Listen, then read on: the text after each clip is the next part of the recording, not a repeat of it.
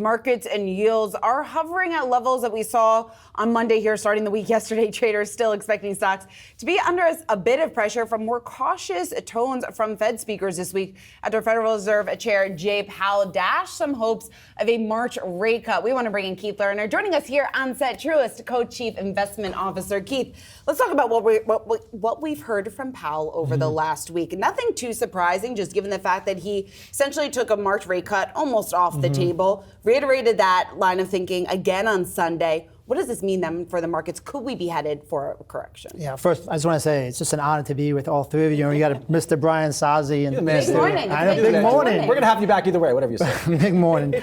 So I think right now, obviously, as you said, Powell pushed back against the narrative of March. We thought that was premature anyway because there's, in our view, the Fed has scar tissue from this inflation that we've seen over the last year and a half or so. So of course their reaction function is going to be a bit slower. But from our vantage point, I would take a more resilient economy with less Fed cuts than a more aggressive rate cuts because the economy is weakening. If you go back to 2008 or 2001, we saw very aggressive rate cuts. Didn't stop a recession. It didn't stop the stock market from going down as well. But I do think there's a little bit of a recalibration for the overall market with this adjustment. The Fed is also keeping a close eye on the housing portion of this economy too, because if we think about the consumer and what's really going to get them ripping and rolling back into the housing market, it is cuts. So how many cuts do we need to see to spur housing, but at the same time for them not to get too ahead of their skis? Well, I think the housing market's going to remain bifurcated because a lot of folks, and the reason why this economy has been so less interest rate sensitive is because a lot of folks are locked in at 3% and they have all that cash flow. So inflation is going up, but their house payments are staying the same. It hurts the new home buyer as well. And we just saw mortgage rates go back above 7%. That's a big number as well. What's notable, though, you just get a little bit of a downtick in rates and you see people come back in the market. So I think to your point, the direction is to reduce rates over time. And I think we'll probably see three or four rate cuts. But what's good, in my view, is that now the market is more aligned with what the Fed is. So I think, again, that recalibration is a good thing. When you talk to clients, how concerned are they about the election? Do you hear a change in their tone when they ask you about this? And are they making changes to their portfolio today? Yeah, as a strategist, my least favorite year is around the election time because people tend to make the wrong decision based on their political views. And we write a paper every 4 years just saying, don't mix portfolio and politics. To your question, it's starting. It will get, as we go further in the year, we'll start having that as one of the main conversation. But I tell clients today, markets have done good and bad under both Democrats and Republicans. More important for this economy and stock market, is the Fed going to be able to stick this soft landing? I remember back in 2020, that was a heated election as well. And we wrote a note back then saying, I know you have a sensitivity around the election, but what happens with COVID? What happens with the vaccinations and so forth? It was notable in November, right after the election, Pfizer came out with their vaccine and the market took off. So again, I'm not saying it's not important and it could certainly drive different industries and so forth, but I think the direction of the economy is more important. Keith, are they raising cash now? Like if they're sitting on Magnificent 7 paper gains, are they selling a little bit now or moving to treasuries or not? No, we're not seeing anything really directly related to the election yet. I think, listen, we haven't really seen all the rhetoric that's coming. We know as we get deeper in the year, that's going to drive more of those conversations. We have seen over the last year, obviously, a lot of money in money markets and treasuries. And I always tell people that everyone loves 5% treasuries until the market's up 20% itself. Okay, well, one thing that we have seen is there's still a lot of excitement surrounding AI. When you take a look at Palantir, the results that we got last night, that's up about 20% here shortly after the open. There's been so much talk of an AI bubble and whether or not that is maybe at risk of popping anytime soon. Is there still an investment opportunity in AI? And I guess, how are you advising clients to identify those more attractive opportunities? Yeah, it's a great question, and I think one we're all wrestling with, as you talked earlier about that Magnificent 7. So I don't think there's an AI bubble yet. There's definitely parts of the market that's speculative, but I think if you think about AI, we're still in the early phases. We've had the infrastructure, the chips and so forth. The next phase of this is going to be the adopters and what businesses are able to amplify this. If you think about, and I got into business in 97.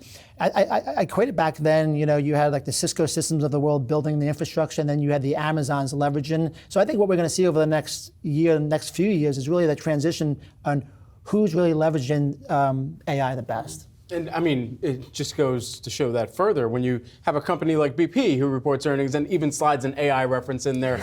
So I'm just sitting here like, okay, so we're talking about an oil and gas energy company that's now also saying, hey, we've got that AI out there too that you've been talking all about. I mean, at the end of the day, for any investor that's kind of looking out to a 2-3 year time horizon, trying to position their portfolio, is AI where they should be perhaps pushing the most chips into right now, or is there another kind of trade at play? Yeah, I still like AI. We still like tech. We're overweight tech. We're still there.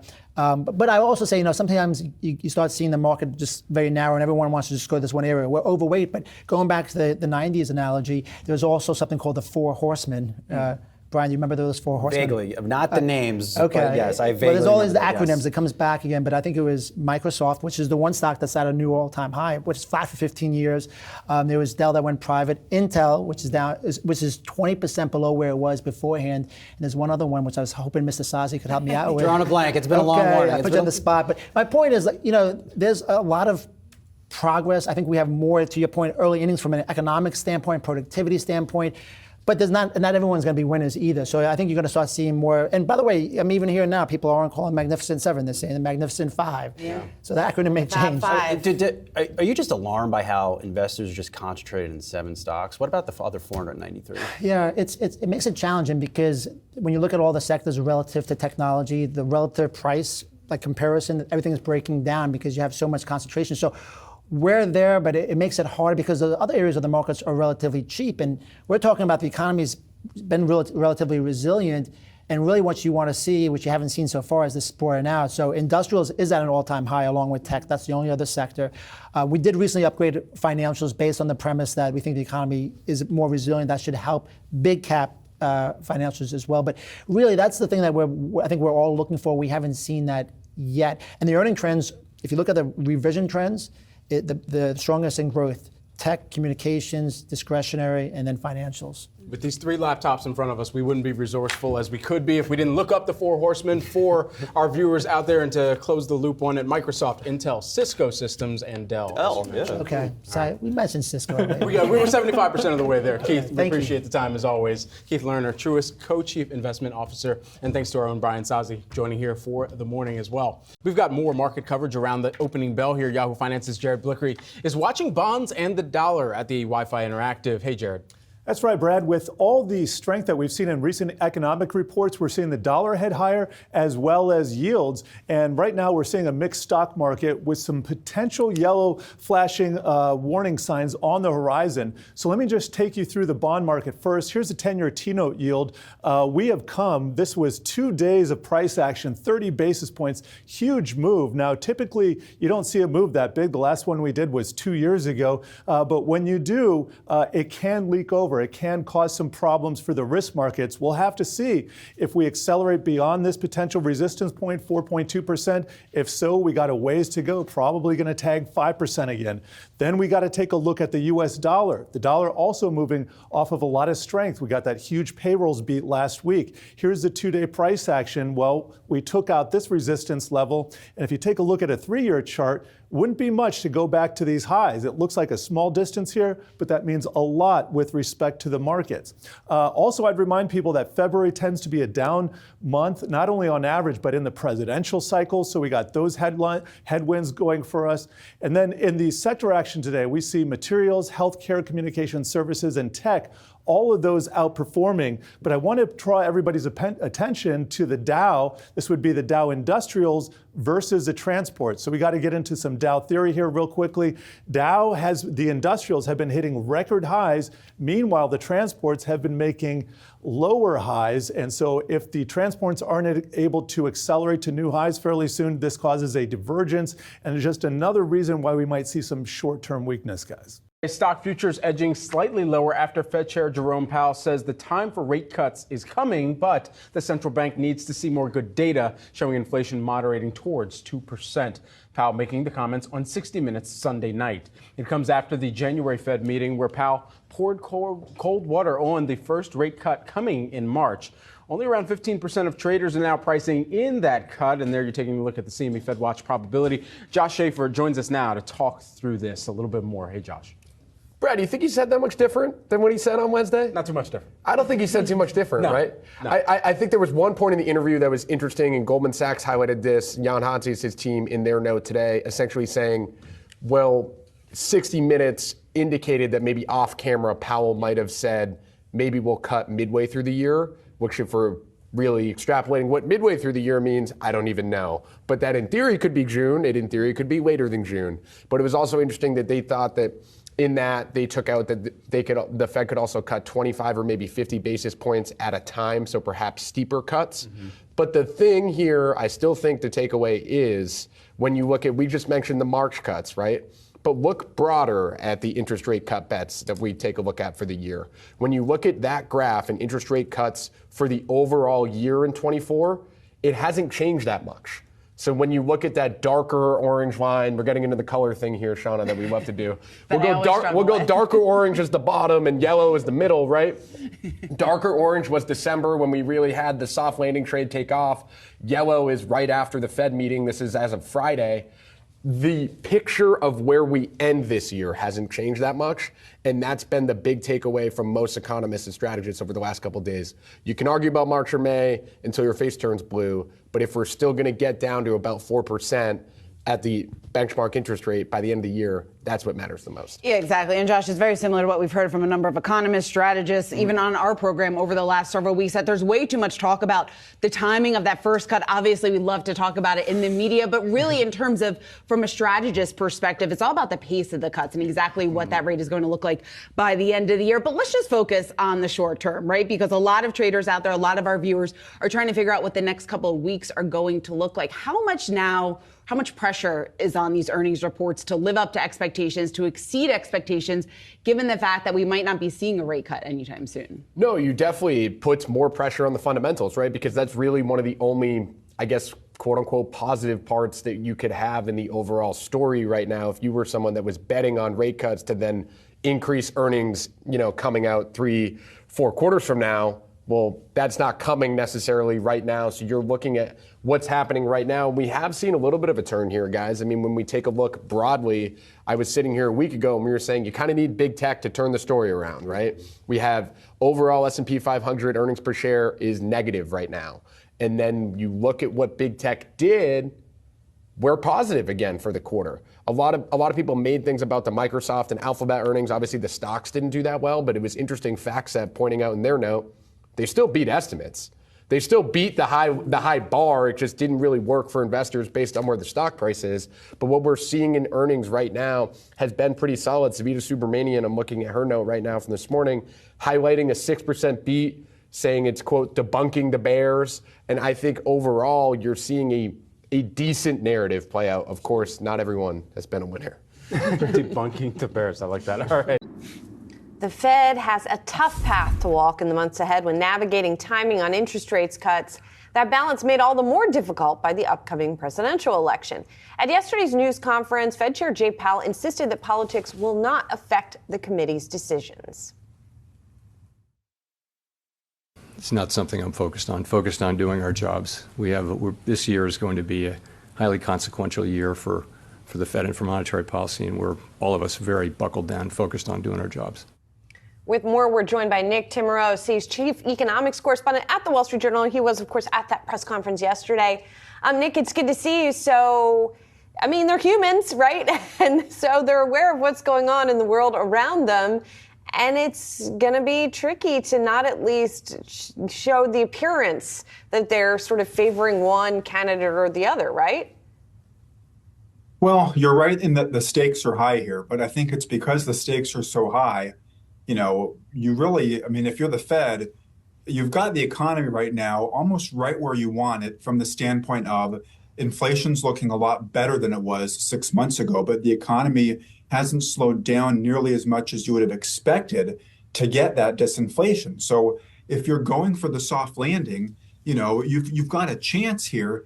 And I think that in some ways makes it easier to kind of tune out the politics because, at the end of the day, pulling off the soft landing is going to be more important and memorable than almost anything else here. Nick, you make a good point in your piece I wanted to go over with you, which is you note that, listen, the Fed can always impact economic and therefore political outcomes. But your point in the piece there, Nick, was that perhaps the potential for that is heightened this year. What did you mean by that? Well, the Fed's interest and the interest of the president are not always aligned, right? Because if the president is running for re-election, and I'm not talking about Biden per se, but any president running for re-election is going to want the economy to be as good as it possibly can be in the next few months.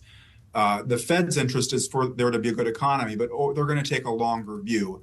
And so I think that's the challenge here for the Fed is how do they tune out some of the political noise? They're going to be under pressure. There's going to be pressure from Democrats when Jay Powell testifies, probably next month on Capitol Hill. Why are you holding rates so high if inflation's low? And there could be pressure if the Fed goes too soon, is seen by Republicans as going too soon and saying, well, wait a minute, what happened to your focus on inflation? I think, key point here is that it's not like there's only risk on one side still. There's risk on both sides. There's risk that inflation stays too high or reaccelerates. There's risk that the economy slows down too soon. And so even if you were trying to be political about this, it's not clear exactly which way you go here. And I think that does help the Fed in some respects because they can just focus on trying to keep inflation down with a solidly growing economy. We did speak to former Dallas Fed president yesterday, Robert Kaplan, about how the Fed, obviously he has experience. So we talked to him about how the Fed sort of thinks during an election year. And this is what he said. So having been there during two elections now, 16 and 20, what you try to do is think what is the right thing to do for the economy? You screen out political considerations or political influence. I think the one thing you would do is as you approach the election, I think I'd be careful not to want to make unnecessary moves or abrupt moves. And Nick, I wonder if that last part sort of implies that if the Fed acts, it will act with sort of a buffer timing-wise before the election, or might be more likely to do so. I think Rob makes a good point. I talked to some other former Fed presidents who made the point that politics won't influence what the Fed does. It won't influence the timing or the strategy, but it could influence, the care that they take in communicating around what they're doing. They always try to communicate what they're doing, right? That's why Jay Powell has a press conference after every FOMC meeting. But I think it puts an onus on the Fed to be extra clear in explaining why you're doing what you're doing. You're not making sudden sort of hyper-discretionary moves. I think that's what Rob Kaplan was talking about. You're explaining what you're doing. You're trying to make it look like you're following a plan. You're not deviating from sort of standard operating procedures. And so I would expect to see the Fed leadership try quite hard. And again, they always do this to some extent, but you're going to be very, open about, well, here's what we're doing. If we're cutting rates when the economy's strong, here's why we're doing that. You sort of have to make the case here for whatever it is that you're doing. And then, the Fed is probably going to hope that something crazy doesn't happen in September and October that requires them to do something that is, unpredictable.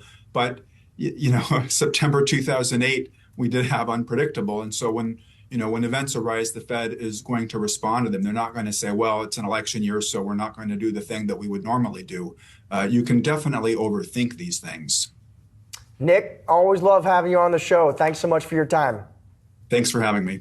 Investors now looking to May or June for the first cut. So how could that higher for longer stance from the Fed impact stocks in the year ahead?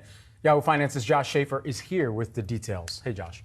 Yeah, Brad. So when you take a look at the market action yesterday, we obviously saw a risk-off sentiment pretty much market-wide, right? And we saw moves specifically in something like IWM or the Russell 2000 small caps, which have been a popular trade in the March cut euphoria that we had over the last 2 weeks. So investors cutting back bets in the short term. But I think in the long term, one of the key things to focus on here is not necessarily what Powell said about rate cuts, but what he said about the economy. He said, we feel like inflation is coming down, growth has been strong, the labor market is strong, and perhaps most importantly, he said those latter two things, that growth is strong and the labor market is strong, isn't as much of a risk to inflation anymore. So let's think about that from a macro perspective and what we're talking about here. the Federal Reserve Chair is saying the economy is doing pretty good and we're not that worried about it anymore. So in essence, economic good news can be good news again. And when the economy is doing well, that means companies are doing well. So in the long run, it's probably good for earnings, I think, is sort of what I'm getting at here. Josh, let's play devil's advocate, right? Because there is certainly a lot of reason to be optimistic, right? The economy holding up much better than expected. We haven't seen the job losses that maybe the Fed had braced much of Wall Street for. But is there some downside risk just in terms of the fact that if we do see a further delay in rate cuts, what that could mean then for investors? Yeah, that's the key question here now, right? Is, okay, we've been doing well. Can we sustain? Yeah. Right? I think a lot of people feel like we're in a good place. When you talk to equity strategists, they've said, the difference between March and May doesn't matter. Ben Schneider over at Goldman Sachs, who I talked to recently about their call on small caps to go up 15% this year, he said, March, May, June, I don't really know how much of a difference it makes. When it makes a difference, Shauna, is sort of the point you're getting at, and this is what former Fed economist Claudia Sahm was worried about when we spoke with her on air the other day, is we have rates at a restrictive level. We are keeping rates at a restrictive level. At what point are we almost more or less gambling with the labor market and waiting for something to break? Because if something does break, then yes, this overall, the economy is doing well thing that's good for stocks, that falls apart if the rates start to take hold. Yeah, exactly. And that's the big question that we've been talking about, right? Just in terms of walking that fine line. They need to be careful not to cut rates too soon. But then on the flip side, like you were just talking about, they don't want to be too restrictive for too long. And then, of course, we could potentially, hopefully not, see something break here in the economy. All right, Josh, great stuff. Thank you. Fed Chair Jerome Powell quieting expectations for a March rate cut on Wednesday, saying he doesn't expect the FOMC to reach, in his words, a level of confidence in the path of inflation by then. That's prompted investors to look to May, with more than 60% pricing in the first rate cut then, according to the CME FedWatch tool. For more on how to position your portfolio ahead of that, let's bring in Adam Hetz, Janice Henderson, Investors Global Head of Multi-Assets. Good to talk to you today. Let's start with what we heard from the Fed chair yesterday, because this issue of him saying we don't feel quite confident just yet in beginning those rate cuts. As you see it, what are the key risks to reacceleration of inflation that you think could really shift the narrative? Good question. It's a busy week, plenty to talk about today, including the comments from Chair Powell. So I think the risk here, it's not so much about reaccelerating in a sense. It's a very least sticky, I think, is a good base case expectation. If investors are going to kind of plan for the best, plan for the worst and hope for the best, I think planning for the worst is maybe reacceleration or at least sticky. But I think this is a really healthy reminder this week for investors that we are dealing with the long and variable lags, that infamous impact of all these interest rate hikes we've just lived through. So I think this is a reminder that going through this year, we're likely going to have a lot of hot and cold, kind of stop and go economic readings and commentary spread throughout from Chair Powell and others.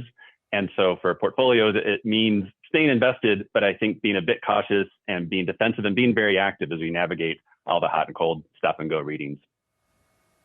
And Adam, Michele here. So then if you're the Fed and you're seeing, continuing to see strong economic data showing, the market, the economy really can deal with this holding pattern right now, what is the incentive to cut?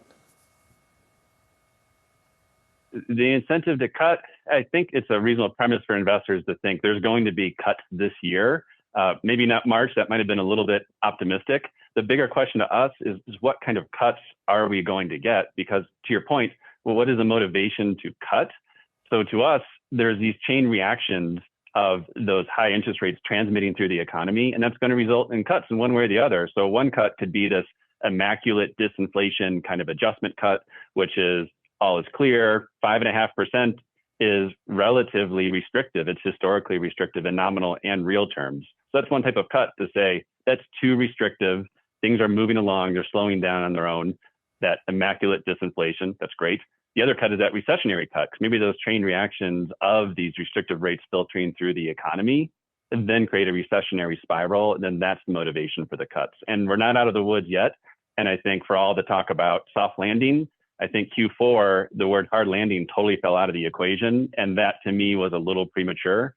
And I think going into this year, we've seen a reversal of that Q4 broadening. And that's that healthy reminder that we're likely still somewhere between soft and hard landing, and investors should be positioned accordingly. No change. The Federal Reserve maintaining its benchmark interest rate in the range of 5.25% to 5.5%, but cautioning markets that they will not cut rates until they have more confidence that inflation is moving back sustainably to their target. Today, the FOMC decided to leave our policy interest rate unchanged and to continue to reduce our securities holdings.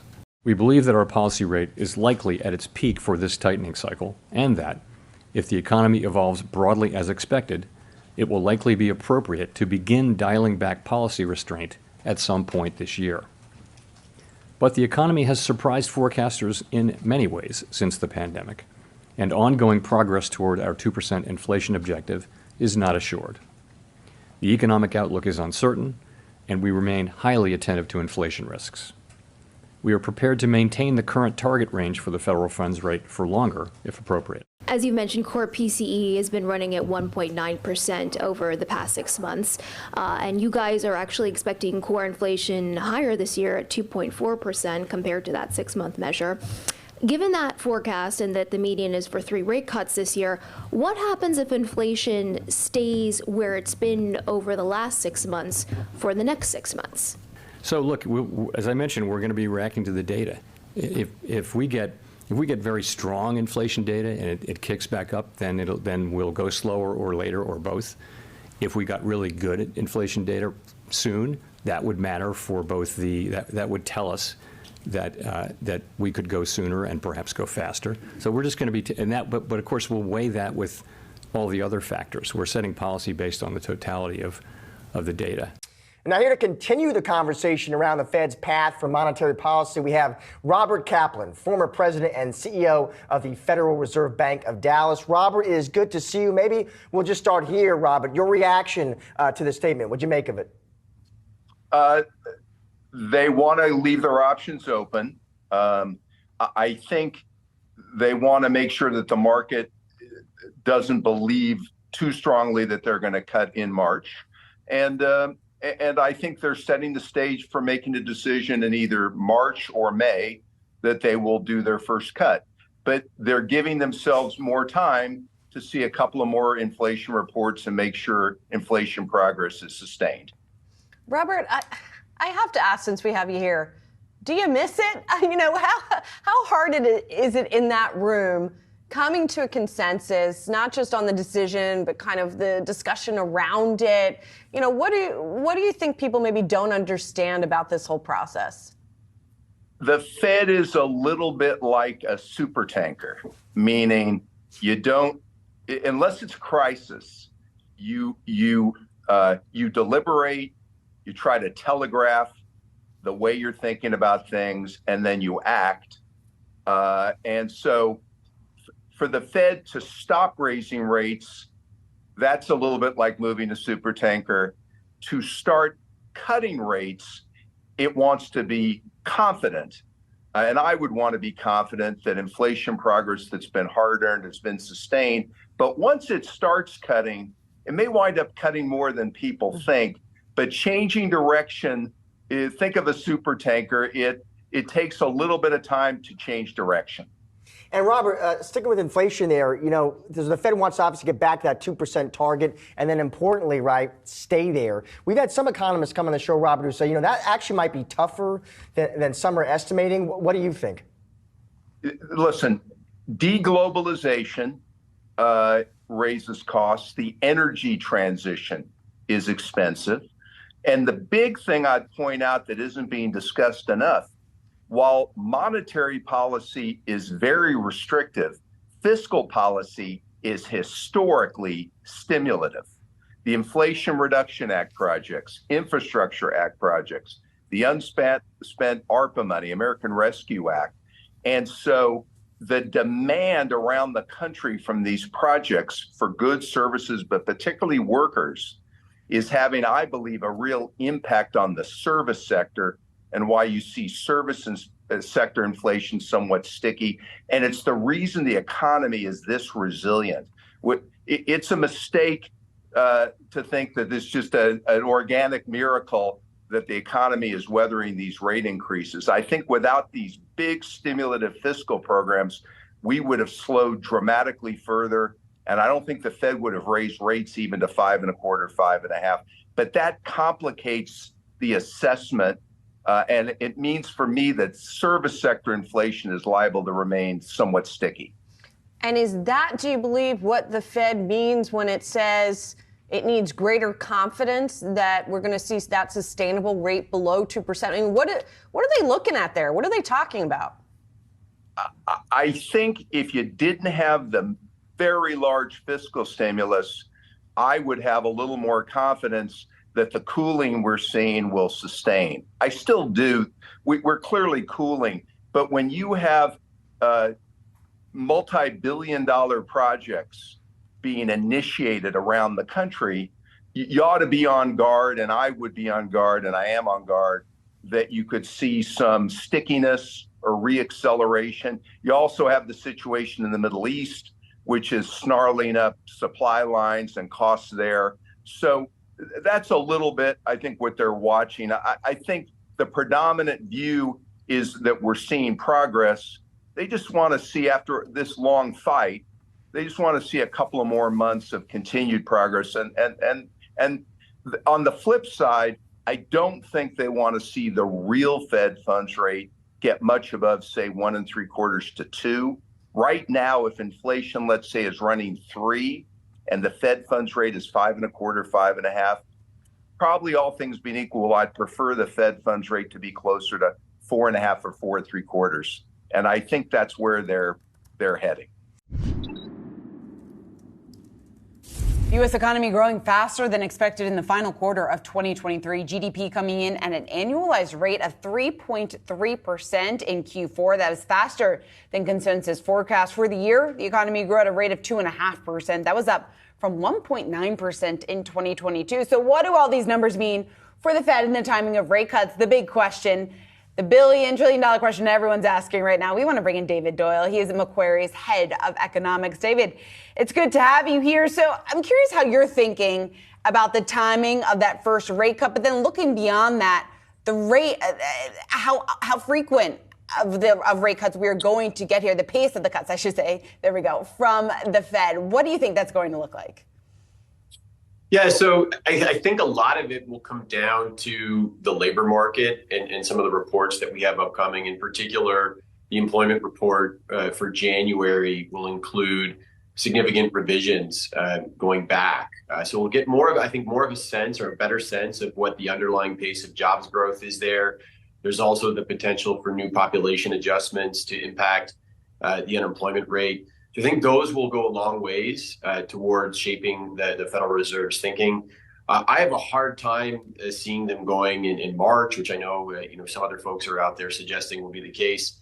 I suspect it could be 1 or 2 meetings following that you would start to see them lowering the policy rate. And I suspect, if the growth holds up, like today's GDP report suggests, that pace of easing would be gradual. Now, if the unemployment rate is rising more significantly, then you could see something more aggressive. And so, David, when we think about what the Fed would have to see in terms of the data that continues to pour through in advance of their next meeting, what most notably is actually going to move the dial towards that first cut? Yeah, so, I think first and foremost, they are focused on inflation and core inflation, core PCE inflation. So that data out in today's report suggested a 2% quarter-on-quarter annualized pace. But I don't know if that will be enough. I don't think that'll be enough to move the needle for them towards a March cut. I think they need to see more evidence that inflation, or core inflation, is heading back towards the 2% target on a year-over-year basis. I think also they'd have to be confident that there is some slack building up in the labor market. We have seen some softening in the labor data.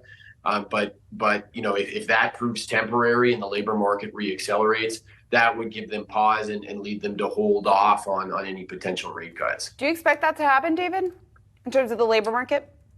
Yeah, I don't believe that the labor market will reaccelerate. Mm-hmm. I suspect that we will see a further weakening ahead, and that the Fed will eventually move to cut rates. The timing of course, is tricky, but I do think that given where inflation is and where inflation is trending, the Fed will be there if we do start to see that labor market weakness coming about, and you'll see them respond with rate cuts to try and stabilize growth, stabilize the labor market, as long as inflation looks like it's stabilizing at around the 2% level. What is the tone that the Fed must strike in order for the markets to actually believe that there is kind of this pathway of rate cuts that can be expected? I honestly, I think it's, folks will be familiar with the message, but I honestly think they just have to reinforce the fact that they're data dependent and they'll respond to the data, and that they have a dual mandate of price stability and maximum employment, and they'll do what they can to ensure the fulfillment of that dual mandate. It looks like, we're making progress or they've made significant progress on the price stability component, and that is fantastic news, because what it means is that if you start to see any softening on the employment side, that they will now have the flexibility to cut rates as needed. And that removes significant downside risks from the economic backdrop. David, there's not much expected really to come out of the next Fed meeting. I'm curious, though, just about a week out, what are you going to be listening for? What will you be looking for in terms of updating any of your forecasts, or really the timing component of this, going back to where we started the convo? Yeah, I think you're right. I don't know if there's going to be a tremendous amount of news coming out of next week's meeting. What will I be looking for? I think in Chair Powell's press conference, he'll likely be asked several questions, I would anticipate, surrounding the timing of potential rate cuts, or what the economic conditions are that would result in them starting to cut rates.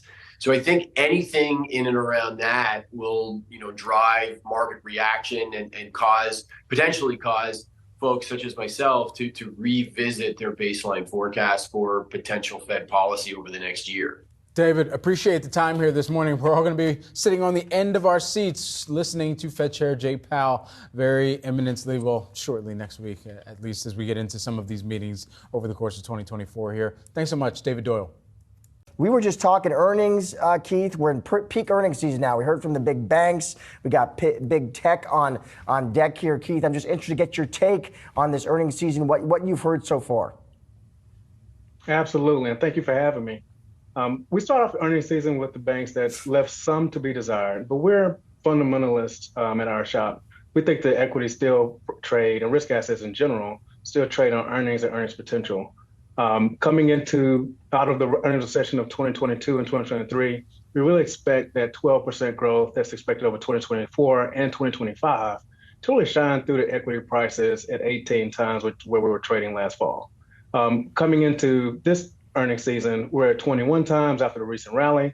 So now the low-hanging fruit has been harvested, and we're looking at what could potentially push the market further.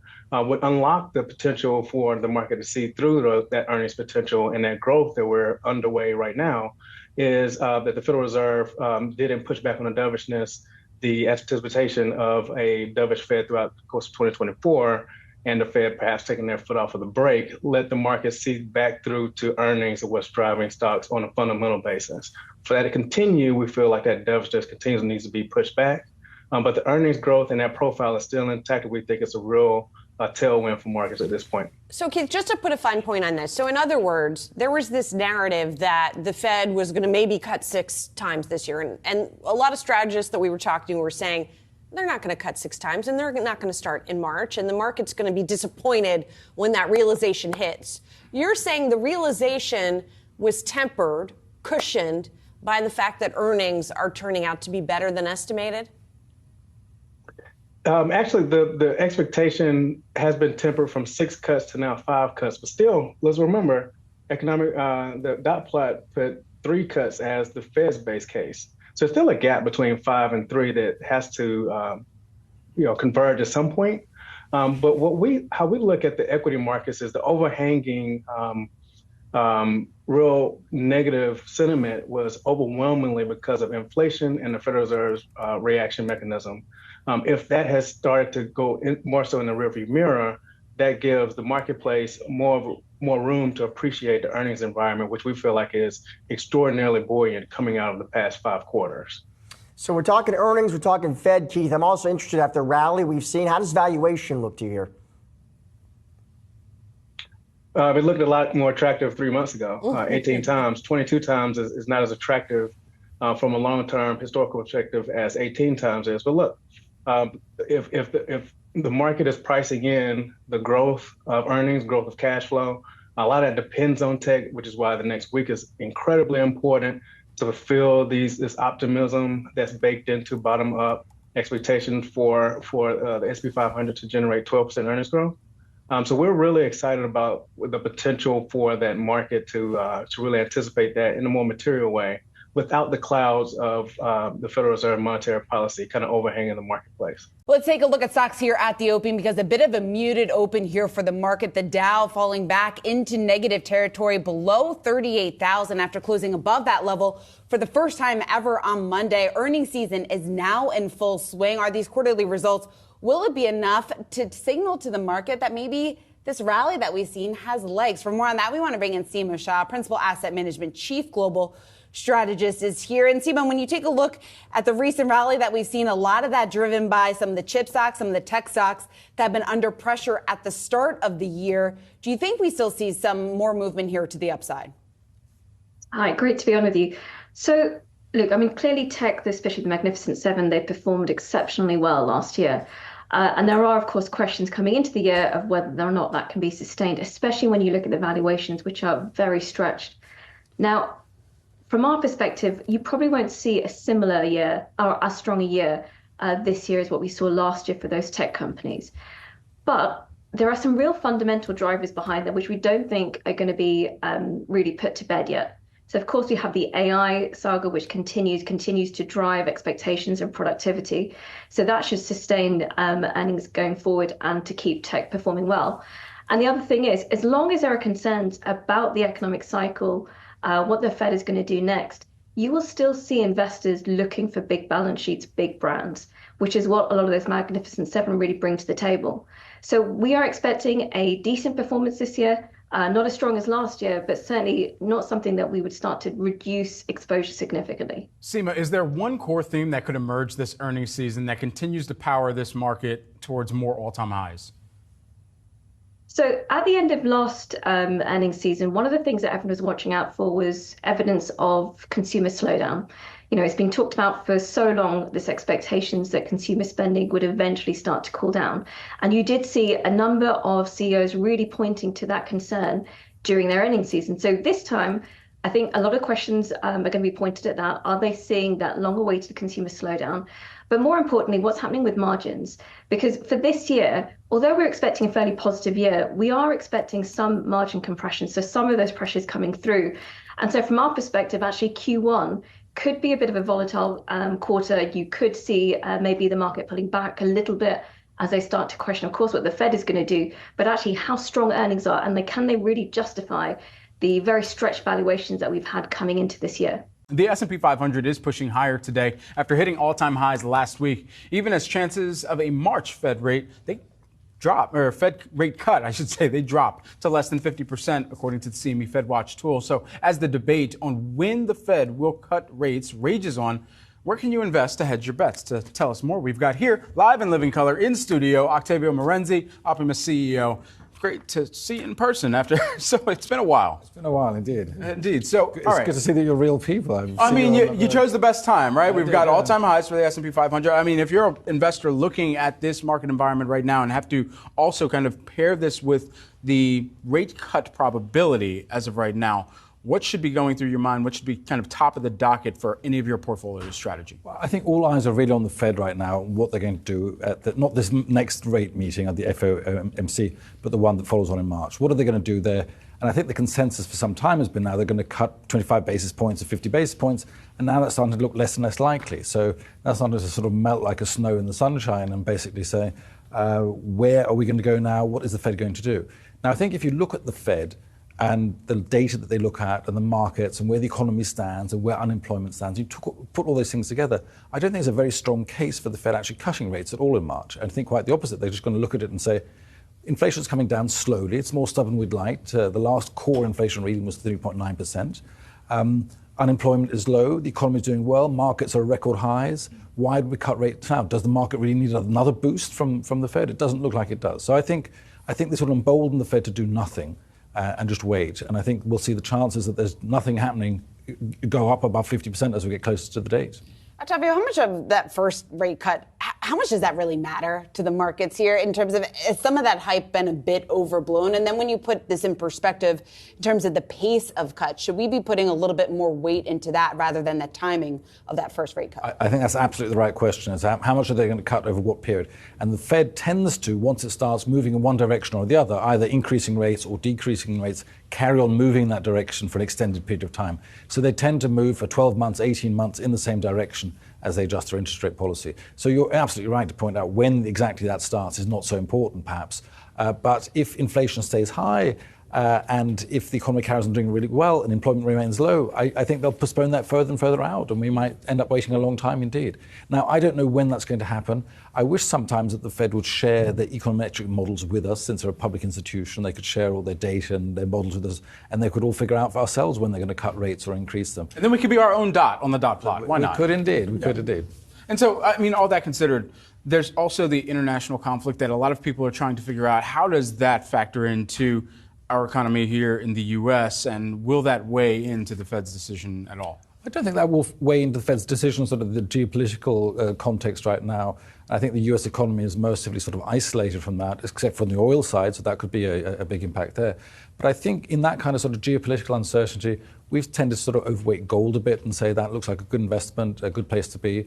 We did see gold have a nice run up over the course of the past few months since late October as a result of these hopes of interest rate cuts as well, I think, more than anything else. But I think given the geopolitical context, it looks like a good investment again, potentially over the course of the next few months. When you think about some of the biggest market risks that investors do need to consider for the rest of 2024, an election year, and not just here in the U.S., record number of people going to polls internationally in different countries and jurisdictions, campaigns that we're going to see move forward. And then additionally, you've got geopolitical tensions that are already rising in different regions here. What are some of those risks that investors need to keep an eye on? Yeah, I think you hit the nail on the head. It's geopolitical risk. I would say that's at the top of mind. What will happen with China, and then not to mention the two major wars that we have going on behind the scenes. And an election years tend to be good for markets when an incumbent is running again. They tend to kind of help the market out before they hopefully win or whatnot. So I think the last 15 elections where the incumbent ran, the markets have been up. But it's also the Fed. If the Fed Chair Powell ends up not cutting in the second, I don't think we're getting 6 cuts, right? But I think if we don't get those 3 or 4 that the market wants, that potentially brings volatility into the market, and that risks the idea that the soft landing that we now have turns into something else. So, Sylvia, always a pleasure to get some of your Thanks insights so and context around all of the undulations we track on a day in, day out. Sylvia Jablonski, who is the Defiance ETF's CEO and CIO. Thanks so much. A lot of conversations being had on AI, on sustainability, on lots of topics, but also a lot of sidelines conversations about the global economy. And we want to have a frontline conversation right now on that topic, amongst others. Steven Schwartzman is joining us, Blackstone co-founder, chairman, and CEO of the firm with about $1 trillion in assets under management. Thank you so much for being here. Well, thanks for inviting me. So what are you hearing on the global economy from the folks who are gathered here? And is it changing what kind of your perceptions are of what growth is going to look like this year? Well, growth is pretty good, surprisingly. Really held up by the consumer. The consumer had lots of extra savings as a result of staying home during COVID and being paid the same, but not having the expenses that they'd have of commuting and buying their lunch out and things of that type, and they've been spending their money. When they started running out, they enjoyed the spending so much they're borrowing money, and then to the extent they have money in the stock market, the last quarter had explosive appreciation, and people tend to spend not a percentage of their income, but they spend a percentage of their wealth. So if you make a killing and you have an extra $10 million that some happens through some circumstance, you always end up spending more money because you feel that you have more. And so we have those three factors that have washed into the economy. Nevertheless, with higher interest rates, we can feel the economy slowing. That doesn't mean it's going down. It means the amount of growth you're having is less every quarter. So we also see that inflation has really been tamed much more than has been reported publicly.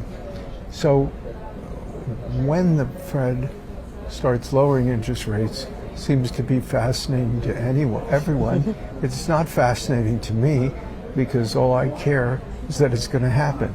And whether it happens in the second half or a little in advance, it doesn't matter. But what matters is that people now expect that to be happening, and they're correct. And that'll create a better market environment and will most probably keep us out of a recession. So when those rates really go down, we hit the 2% inflation, that'll give you a real impetus for another market cycle.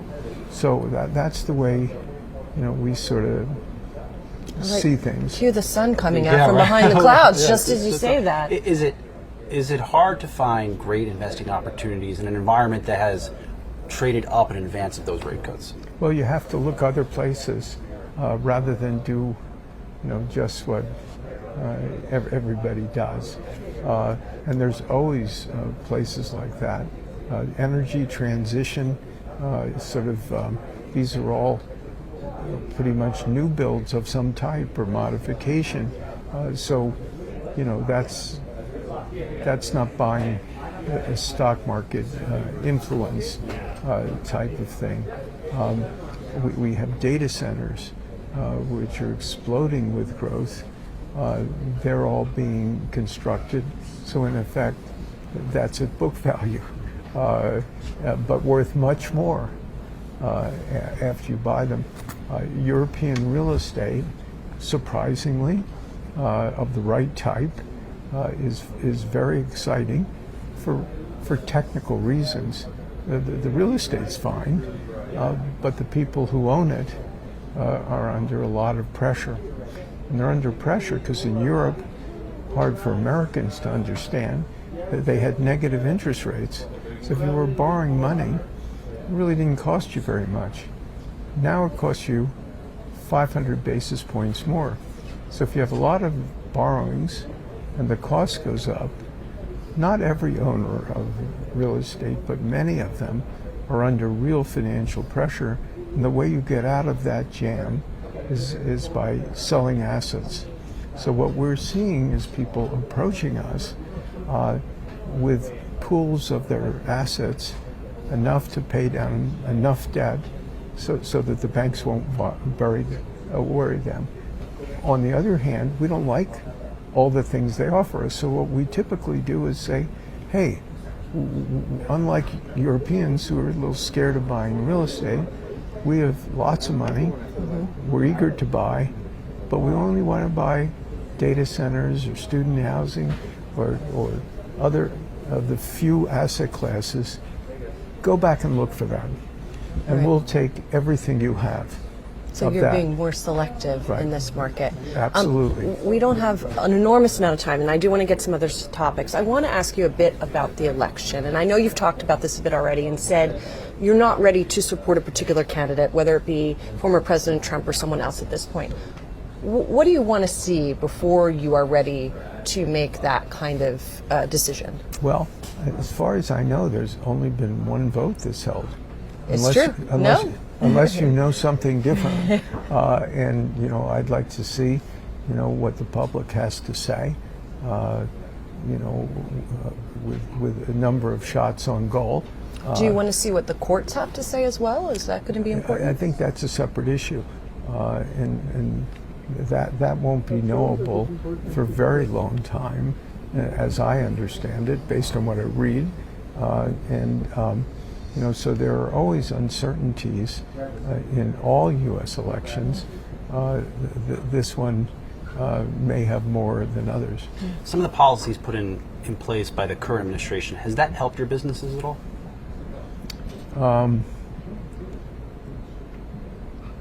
I'm struggling on this one.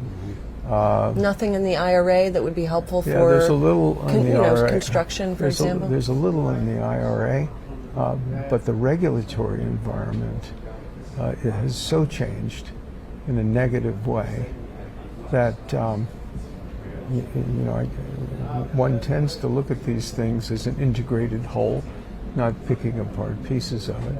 And this is a very accelerated regulatory environment that makes conducting business more complex than it ever was. Lastly, I want to ask you about something that is not as much on the agenda here at WEF. Somewhat it is. We heard from the Israeli president. We heard from some of the families whose loved ones are still being held hostage by Hamas. And I'm just wondering how if you think that there has been enough global discussion of anti-Semitism and about the war in Israel here and globally. Well, I think discrimination against any group of people is un-American. We don't believe that. We believe, certainly at Blackstone, that everyone's equal, and that, it doesn't matter, what ethnic group they're in. It doesn't matter what religion they believe in. It doesn't matter to us what gender they have or what their sexual preferences are. So when you see something, like anti-Semitism, it violates not only our core beliefs, but based on those congressional hearings, it violated the core beliefs of almost everybody, up on the hearing benches and in the country at large. So I think that it's very troubling, and it would be if it was against any group. There's a whole issue on Islamophobia, and that's not fair. That's not the way things should be. So those of us who have what I used to think were American values really are troubled and want the society to address this type of problem. What a soft landing is, you don't go negative in GDP growth on a quarterly basis. And so our team, if we were talking last year, and we did talk last year, they basically said we were going to have a recession later in 23, early 24, and as the year went on, they pushed that out. And so now their basic view is we dropped from the growth rate in the third quarter 4+ down to 1% annualized GDP growth for the first 3 quarters. That is a soft landing. It didn't go negative, but it landed and got near zero. And so that's the prediction. The team does a great job, and that's where they come out. And that's largely due to the consumer and the consumer strength and the resiliency and the spending and the capitalism and the entrepreneurism and innovation in the U.S. That's what's the U.S. is different. We've seen the yield curve being inverted for 300+ days. Is a precursor to recession historically, and our view is that we are going to see a mild recession. We're not going to see the big pandemic or global financial crisis kind of recession, just a good old-fashioned slowdown in business. We're just a little bit more concerned that the economy will slow down more than that soft landing view. I think of the economy as almost 2 economies now. It's very bifurcated. There's the big companies, the big market participants. They all seem to be doing pretty well. They're coming into this slowdown cycle with a tailwind, and the tailwind is they've been able to pass along their higher costs, their margins have been protected, and they have access to capital. However, the small and mid-sized businesses in the U.S., which make up about 50% of the GDP, I think that's a different story. They're going to be having to refinance as a refinancing wall is coming with commercial and industrial loans, particularly in small and mid-sized banks. And they're going to be refinancing at much higher rates, particularly relative to what the big participants can borrow at. They're still borrowing at prime. 8.5% to 10% or more for those small and mid-sized businesses, if they can access the capital at all. Otherwise, particularly for small businesses, they may be forced into credit card borrowing. The Fed will cut less than the market thinks, and not as soon as the market thinks. The definition of a soft landing would be that the Fed could cut while the economy's strong. But the reason I tapped those expectations down a little bit is that the Fed really was concerned about inflation, witnessed the 500 basis point increase. It was every other month we were raising rates. And I don't see the Fed just saying, oh, we've solved the problem by March. Hard landing starts with a soft landing, so you can think about that. And the answer is that, yes, everything is set up, but there's so many variables that we don't know, and mostly geopolitical, that can unravel the best laid plans of mice and men. If you look at the forecasts, they're probably a recession's more likely than a boom. So maybe that's partly built into what those predictions are. But I think if we have a soft landing, maybe we'll get 3 cuts, something like that. I think the Fed just doesn't know what it's looking for. It wants to find a path of interest rates so that inflation's stable. They don't know what it is, and they're going to feel it out.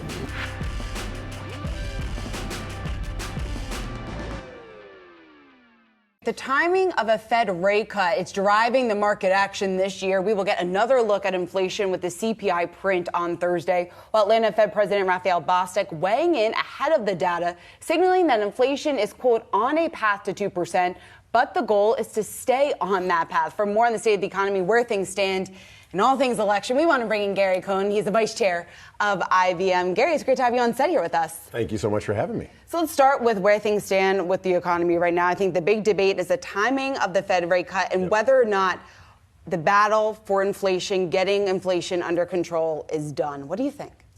Well, look, I think the Fed is continually fighting inflation because their risk right now is that they haven't done too much. Like if they sit there and they look at the risk reward scenarios in that Fed meeting, they say, look, our biggest risk at this point, having been a little bit late to trying to tame inflation, is that we back off too early. So I think that, in my opinion, people misread the last news conference and they said, okay, the Fed is completely done. They're done fighting inflation. I don't think they're completely done fighting inflation. I think the Fed believes that they've done enough, but they've left themselves optionality to stay this course longer if they need to stay. And I don't mean staying the course as raising rates. Staying the course may be staying at these restrictive rates for a longer period of time than I think the market has priced in at this point. And the market right now at the March meeting, it sounds like, is looking for a cut. The first of the year, the first that we have seen since the Fed really began and had moved off of the transitory word even. So all of this considered, what grade would you give the Fed and FOMC Chair Jay Powell in how they were even able to tame and perhaps even get to that 2% target? Look, I think the Fed, once they started getting involved in fighting inflation and they got off the transitory stance, and look, it was hard. We came out of a very unique circumstance of COVID and a supply chain that didn't work. And there was a potential thought that it was very transitory. And once the Fed moved off the transitory position into realizing, look, we've got a real problem here with inflation, they did move very quickly. You saw them go from 25 basis point increases to 50 basis point increases very quickly. So they did do a good job trying to catch up with the inflationary pressures in the economy. Now they've got themselves to a restrictive rate. The question is now, how long do we need to stay at a restrictive rate? Will this continue to be a restrictive rate? I think most of us believe this is a restrictive rate, but the economy continues to grow. Most people believe that the only way to stop inflation is to tamp down employment and create more unemployment. So far, we've not seen that. We've sort of had a de-inflationary economy, but strong employment, which those historically have not gone together. Now, that said, we've seen a lot of things historically that have not gone together. Is that going to continue, though, to be the case, I think is the big question right now, if we are going to be able to avoid a recession, if, like you said, maybe the Fed needs to keep rates at a more restrictive level than maybe the market is at least pricing in right now? The employment picture is softening. But remember, it's softening from very, very, very strong levels. So if you look at the JOLTS data, or even if you look at the unemployment data, and then you have to look at the revisions to unemployment, there's some softening in there. You know, we see in the JOLTS data, and the thing that I look at in the JOLTS data is you look at quits. Quits to me is a very important number. People quit their job when they know they can get a better job that pays them more. The quit rate has come down quite dramatically in the JOLTS data. So people are no longer confident that I can leave my job and get a higher paying job. We've seen the amount of job openings come down in the United States. That said, there are still more job openings in the United States than there are unemployed people. So we're still in a quite accommodative situation from a labor market. So I do think that we have tamed inflation. I do think that we are heading towards a more normal economic trend, something that we haven't seen in over 15 years. And I think we all forget what normal looks like in an economic trend. But employment continues to remain strong. And I think it's going to remain strong throughout the remainder of the year. You've, of course, had a storied history across Goldman Sachs as well. I mean, you think about the bank earnings that we're set to get later on this week, and you combine that with the rate cuts that we're talking about and considering here. How well positioned are the banks for the potential fleet of rate cuts that we could see over the course of this year, if some have projected? Well, look, if you're running a traditional bank, and the vast majority of the thousands of banks in the United States are traditional banks, the most favorable environment for a bank is a positively shaped yield curve. We have been operating in an inverted yield curve, which is again, this not traditional economic cycle, this not traditional environment that we have. Traditionally, banks borrow overnight or borrow from depositors at the front end of the curve at a much lower rate than they can lend out to consumers and mortgages or fixed rate instruments at a much higher rate in a positively shaped curve. Right now, we have an inverted curve where, ironically, the cheapest mortgage a home buyer can get today is a 30-year fixed rate mortgage, because the long data maturities are cheaper than short-term floating rate mortgages because the curve's inverted. If we go to a more normalized environment and the Fed starts cutting, I think the front end of the curve comes down. I'm not sure the back end comes down. And we go to a much more favorable environment for the banking community because the cost of funding goes down dramatically. But I don't think the cost of the money they receive on lending money goes down.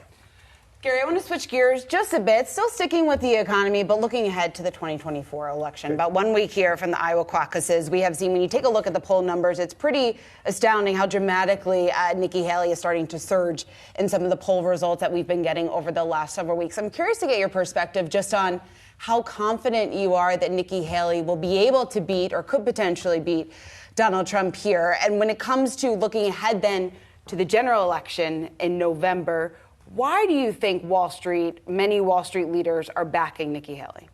Look, I think what Wall Street is saying is, like, we like elections. Mm-hmm. We like to hear people's point of views.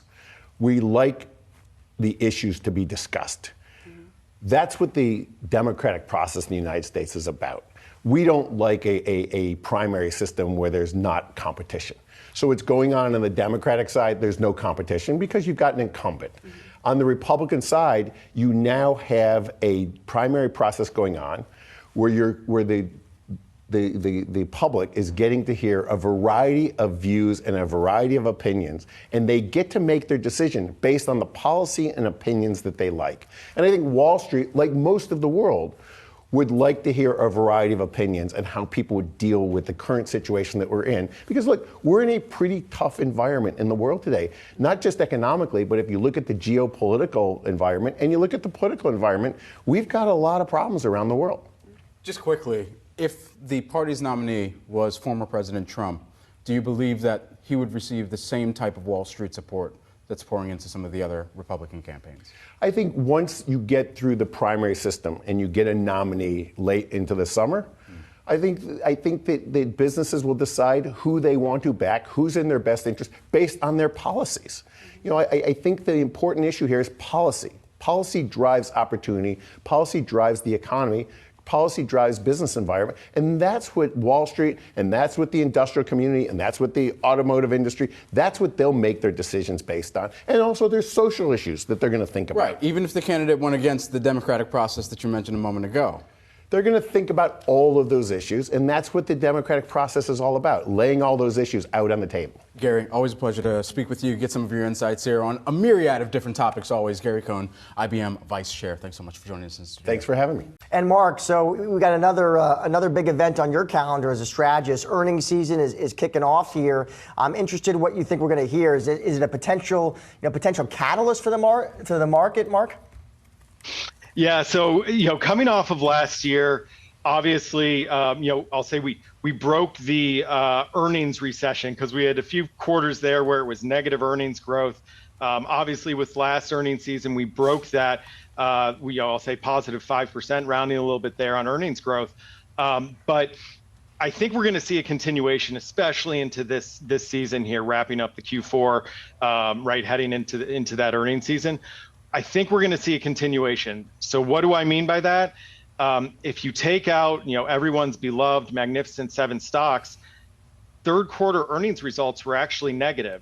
I think we're going to see some of that same masking into this earnings season here. So expectations coming into it from a market perspective, it's going to be positive. So overall, we'll see that positive earnings growth. But again, I think if we strip out just those 7 names, we're going to see actually negative earnings growth. So we're going to be in that same kind of state where you have a few bellwethers that are really carrying sentiment, carrying the market, covering up, I'll say, in some ways, maybe some weak points. Really, as I think of the entire 2024, if we are going to see the market rally higher, if we're going to see a continuation of, what we enjoyed in November, December, we're going to have to see it broaden out. I'll say to the other 493 names, it's going to have to be a broader earnings recovery, not just covered up by just a few names, turning everything to look positive on the headline. Well, Mark, you sound a little cautious here. So if you're looking at whether that's going to happen or not, do you position yourself defensively or at least hedge when it comes to your equity positioning? Yeah, I wouldn't say hedge, but we are running, I'll say, a slightly defensive playbook. So when I think of, how to allocate portfolios right now, this isn't the moment in time that we're thinking that cash is a huge investment. We want to remain fully invested, but we do like diversified portfolios. We with the uncertainties, whether it be the Fed, inflation, labor, U.S. consumer, when rate cuts and why rate cuts are going to happen. When we look at that mix of uncertain data, right now, it just doesn't seem like asymmetric risks are the ones that are going to pay off. So we want to remain fully invested. We want to remain diversified. When we think of the earnings for the entire year, right now, the market expectation is about 11.5% earnings growth. They're expecting 6 rate cuts, possibly in 2024. That all sounds a little optimistic, especially when we're pushing around 20 times price to earnings multiples. So it is a little bit cautious, I'll say slightly defensive. To us, that looks like large cap over small cap. That means having quality exposures built in, being very valuation minded. So that means maybe not chasing just the things that have done well, but paying attention to the underlying earnings and seeing what is recovering and maybe catching some of that momentum as things kind of catch up to everything else that ran last year. Well, members of the Federal Reserve continue to temper the market's expectations around rate cuts. In an interview over the weekend with 60 Minutes, Chair Powell reiterated a March cut is unlikely. And in separate speeches today, Chicago Fed President Austin Goolsbee and Atlanta Fed President Raphael Bostic both declined to comment on timing for future cuts, but Goolsbee emphasized the need for more good data before rates could be brought down. The week ahead is full of scheduled speeches from Fed members as investors eagerly await any further indication of the policy path ahead. With us now is Brett Ryan, Deutsche Bank senior U.S. economist. Hey, Brett, good to see you. So, I mean, it feels like at this point there's not really a heck of a lot of suspense around further Fed speak. The message is pretty much loud and clear at this point. It's not going to be March, and we're not really sure when it's going to be. Yeah, thank you for having me on the program, Julian. And that's a good point. In a data-dependent sort of forward guidance mode, they don't really know exactly what the right time is going to be. And they probably have a few things that they'd like to get out of the way on the agenda beforehand. As Powell talked about at the last meeting and the last press conference, they did intend to discuss balance sheet strategy at the upcoming March meeting. So that's an important one, I think, that they want to get out of the way first. And as you noted, this is a Fed that wants to be absolutely sure that inflation is on the right path for them to begin cutting rates. The most important thing for them is not to get in a situation where they begin to cut rates and then inflation reaccelerates and they have to reverse that process. So they definitely want to see more data to be sure of that timing. And so, for them, they don't want to get stuck into pre-committing to a certain meeting or date with respect to the beginning of rate cuts. And as long as the economy is, performing as well as it has been, that makes a lot of sense in terms of a strategy. In terms of how the economy is performing, Brett, I want to get your take. Powell on 60 Minutes said, listen, I'm not, when asked whether they have achieved a soft landing, he kind of said, listen, I'm not ready to go there yet. But what do you think, Brett? Yeah, I mean, so far you can't really, ding the Fed too much, really. I mean, you've had one of the sharpest rises in interest rates, and yet at the same time, we had 3.1% real GDP growth last year, with core PCE coming down close to target. I mean, on a 3 and 6 month annualized basis, you're essentially back at target. So, it's been a great outcome up until to date, really, with respect to the Fed and being able to, not experience any, significant labor market pain, despite a disinflation, campaign that, historically, when the Fed has had to, push back against inflation to this degree, it's resulted in recession. And thus far, that's not been the case. Brett, what do you think the Fed is really waiting for when it says we want more good data? Is it just further confirmation that the robust labor market is not going to cause a resurgence in inflation? I mean, what's really going on here? Yeah, I think it's going to be the realized inflation data, most importantly. And you've seen that with their forecast at the December meeting, how important that of an input that was into their forward outlook. So it's the next 2 to 3 months of core PCE and core CPI data that the Fed's going to be paying very close attention to. And the short-term trends, the 3-month annualized and 6-month annualized, to see if they're still on the right track in terms of making progress towards their 2% goal. I mean, other factors, obviously the labor market is great. I think that the near term doesn't seem to, to show much slowing, even though, the January jobs number is probably a little large, and there might be some factors that have boosted it. But at this point, I think it's really comes down to the inflation data. And Brett, switching gears, I want to get your take on the commercial real estate market as well, because it was interesting. Powell on 60 Minutes talking about that issue, saying, listen, he thinks small banks are going to close or merge because of that weakness, but ultimately said, listen, I think it's a manageable issue. How are you thinking about it? Yeah, it's definitely a risk that's out there to the regional banking sector, but it's also been a well-known risk for a significant, a long period of time. So, I think it's one where the Fed has been watching this sector really since 2016, and the valuations. It has asymmetric information when it comes to the regulatory side of things, and is probably keeping a close eye on the regional banks with the most exposure. There's likely to be some pain to be felt. Will it be systemic in nature is the key question. And, we would agree at this point with the Fed that it doesn't seem to be a systemic risk to the banking sector as a whole. Think about we removed in the last meeting statement, they removed the paragraph about the resilience of the banking sector. And that's an important, almost sign of continued health.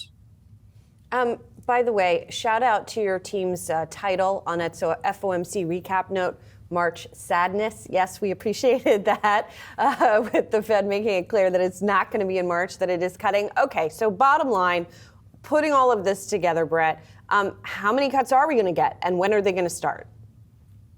Yeah, so our previous forecast had been for about 175 basis points of cuts, but that forecast also assumes a weakness in the first half of the year. It increasingly looks unlikely that we're going to get as weak of a first half of the year as our forecast. So I would say I think relative to our current published forecast, we're likely to see something on the order of 100 basis points of cuts this year, as opposed to what we've had published previously. So there's scope for, as we saw recently, for market disappointment, just specifically with March, as you mentioned, March sadness, and I think that the Fed's tried to push back a little bit in terms of the markets front running easing, Fed easing, because they're just not there in terms of the data they still need to see ahead. And Brett, I want to get you out of here on this. It seems like, Brett, this is going to be a very politically interesting period for the Fed, because you have Trump out there saying recently, listen, if I'm reelected, I'm not reappointing Powell. And then Senator Elizabeth Warren, she's out there too saying, listen, the Fed should be cutting. She's saying to kind of help out home buyers. Powell at that presser, and then again on 60 Minutes, kind of reiterating, listen, politics is not a factor here. But how do you think Powell and the Fed kind of navigate all this, the politics here? Well, I think the Fed's going to ignore it. The best way for the Fed to maintain its independence and to do its job is to ignore the politics and stick to the data and what the data imply for the appropriate level of monetary policy. And we think they will do that. It is the final trading day of 2023, and as we prepare to end the year with a bang, we also have to set ourselves up for what could be a wild 2024, with geopolitical tensions showing no signs of cooling, a potentially contentious election on the horizon, and inflation remaining sticky. Our next guest has his eyes on the risks. We have Bob Elliott, Unlimited co-founder, CEO, and CIO with us. Now, Bob, one of the risks you cited is markets pricing in up to 7 rate cuts in 2024. So let's get your perspective on this. What are you expecting from the Fed? Are you in the 7 camp? Well, I think the odds that we see that magnitude of cuts from the Fed are pretty low. And the reason why that is central banks move quickly to respond to growth slowdowns. They don't necessarily respond swiftly to inflation moderating to around their target. And so a lot of the short rate market is expecting the Fed to see that lower inflation, that stabilizing inflation around 2%, and quickly cut in response when there really is no urgency. From the Fed's perspective, what they see is an unemployment rate at secular lows. They see growth above potential, and they see inflation that's around their mandate. And you put that all together, there's no urgency to make any moves, let alone cut 7 times. So, Bob, make it make sense for us here, because you would think if the Fed does end up having to cut, albeit I don't believe it'll be 7 times, but if they do, what does that mean about what's happening in the economy that would have led them to cut 7 times that the markets are not factoring in? Well, I think anytime the Fed quickly cuts interest rates is a time you don't want to be holding stocks. And so I think there's a real disconnect between what we see priced in the stock market and what we see priced into the bond market right now. Stocks are pushing new highs, reflecting the fact that there's a strong set of liquidity conditions, and the fall in long end rates is actually on the margin stimulative to the U.S. economy. And then on the flip side, when you look at the bond market, and particularly the short rate market, there's a greater than 30% chance that short rates will be below 3% by the end of 2024, currently priced in. Those two things are totally out of whack. The only way in which we're going to see interest rates get cut that rapidly is if we have a meaningful growth slowdown, and a meaningful growth slowdown like that would be terrible for stocks. And so I think when you look at that mispricing, the imbalance of pricing looks more incorrect on the bond market side than it does on the equity market side. We've seen a few swings of this over the course of the last couple of years, where there's continually this expectation that the Fed's going to cut, the Fed's going to cut, the Fed's going to cut, but it never actually transpires because the economy ends up being meaningfully stronger than what people have expected. Bob, before we came to you, we were kind of talking ahead of you about the things that strategists, analysts got wrong for this year. One of those things was recession prediction. So how do you think, from what you're saying, basically, it looks like the bond market is, or the fixed income side of things is predicting incorrectly what the Fed will do. So what's your expectation for what the economic backdrop will look like in 2024? Well, if you think about where we were before the last 8 weeks, we were seeing above potential growth. Some moderation from the relatively strong growth earlier in the year, but still doing pretty well when it came to the growth figures. Consumer demand was holding up. Employment conditions continue to be relatively strong. And then in the last 8 weeks, we've basically gotten an effective 100 basis points of interest rate cuts on the long end, and we've got stocks up, in double digits, both of which are highly stimulative to the economy. So if you look at that picture, coming into that, a pretty good growth trajectory combined with additional stimulation, much more stimulation than was probably necessary for the economy. The odds that we go into a recessionary dynamic, say in the first half of 2024, are very low given that setup. So, Bob, given what the markets are telling us, the bond market and the Fed clearly saying, don't get ahead of yourselves, how do you play this sort of market? How do you play the opportunities in this environment? Well, I think we're going back to an environment that looks a lot more like where we were at the beginning of 2023, when there were a lot of expectations of very weak economic conditions, which obviously didn't play out as was expected, and where the bond market today basically looks like where we were back then. And with expectations of a relatively swift move to cuts, I think we're going to see a replay in the beginning of this year, similar to what we saw in the beginning of 2023, where stocks outperform bonds and where the strength of the economy continues to get priced back in. And those interest rate cuts that are priced into December 2024, those are going to come out. Bond yields are going to move higher, and stocks are going to hold up in that environment given the strength that we're seeing. So it's a good time to be long stocks relative to bonds, and in particular, short rates in the December 24 period. As deal flow works to recover from the lack of activity by private equity firms, a new wrinkle is added into the mix. The Federal Trade Commission and Justice Department have set new merger guidelines, and our next guest says it's set to usher in the biggest changes to the way regulators review M&A in the U.S. in 40 years. And here to discuss, we have Mitch Berlin, EY America's Vice Chair of Strategies and Transactions. And thank you for joining us here, Mitch. This does indeed seem like a big deal. It might fly over the head of a lot of people. M&A, so what? But we're talking trillions of dollars over the year in potential transactions, and not the least of which we see all the antitrust regulations going on with big tech.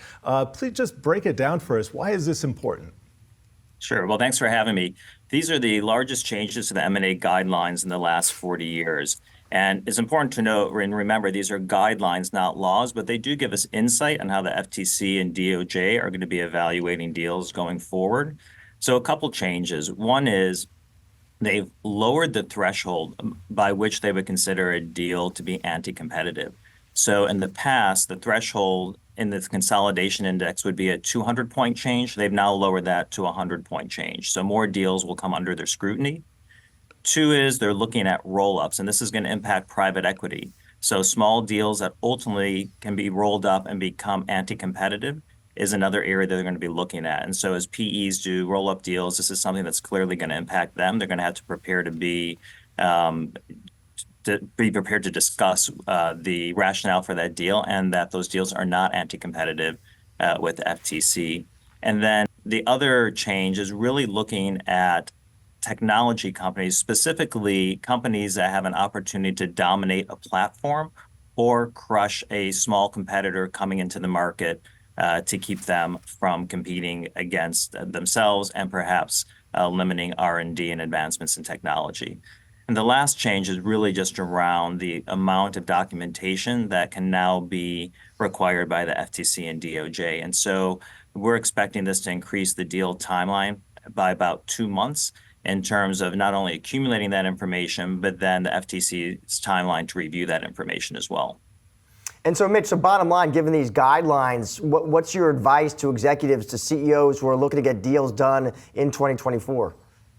So a few things. We're telling them to plan early. It's going to take longer to accumulate the documentation, start earlier, gather that information, and then come up with different scenarios. If you have to divest of assets and businesses yourself or through the target, how does that change your valuation model? How does that change what you're willing to ultimately pay for that transaction? And what are different scenarios that you can play with if you continue to get pushback from the FTC? So plan early and be flexible in what you're willing to do in terms of structuring that deal. The United States is a little bit different than a lot of countries in the way antitrust and mergers and acquisitions are regulated. We have both the FTC, the Federal Trade Commission, and the DOJ, the Department of Justice. As I understand, one of them will take the lead in a really big high-profile case, and they just kind of switch off. I'm wondering if these new regulations do anything to kind of delineate, maybe increase the number of black lines instead of the gray area where you have just this regulatory overlap and it seems a little messy. Yes, I don't have an opinion on if that's going to change, but what we do expect is that there'll be greater sharing of information, not just with FTC and DOJ, but with other government organizations to understand what the impacts are on the labor market and other parts of the economy. And Mitch, spinning ahead to 2024, when you look at deal making, are there certain sectors, Mitch, you'd be looking to see more activity in others, technology or energy?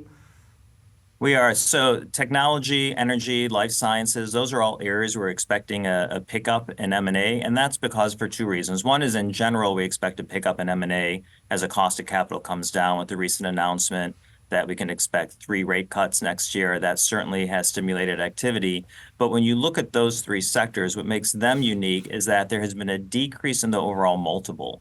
And so you have a narrowing of the bid-ask gap with a lower multiple and a lower cost of capital combined. That would suggest that those 3 sectors are going to continue to do deals and probably be the most active in the market. And in addition to that, life sciences companies have strong balance sheets. And we just saw a deal announced earlier today that would be an all-cash deal for life sciences companies, which further supports that these companies with strong balance sheets are continuing to do deals. You know, when we think about tech and the government, it's arguably pretty difficult for the government to come in and regulate the artificial intelligence algorithms that companies are developing as part of their business. And we talk about takeovers. It seems like the government has been stuck behind the 8 ball a couple of times in the past. You could argue that with the benefit of hindsight, that Facebook's acquisition of, for instance, Instagram for $1 billion, that was an example of a way where the regulators kind of fell back and didn't anticipate the dominance by Facebook as it would eventually. I'm just wondering if there's anything nebulous like that in the artificial intelligence region or arena where people are worried about the government being able to regulate a lot of this new technology that's infiltrating our lives.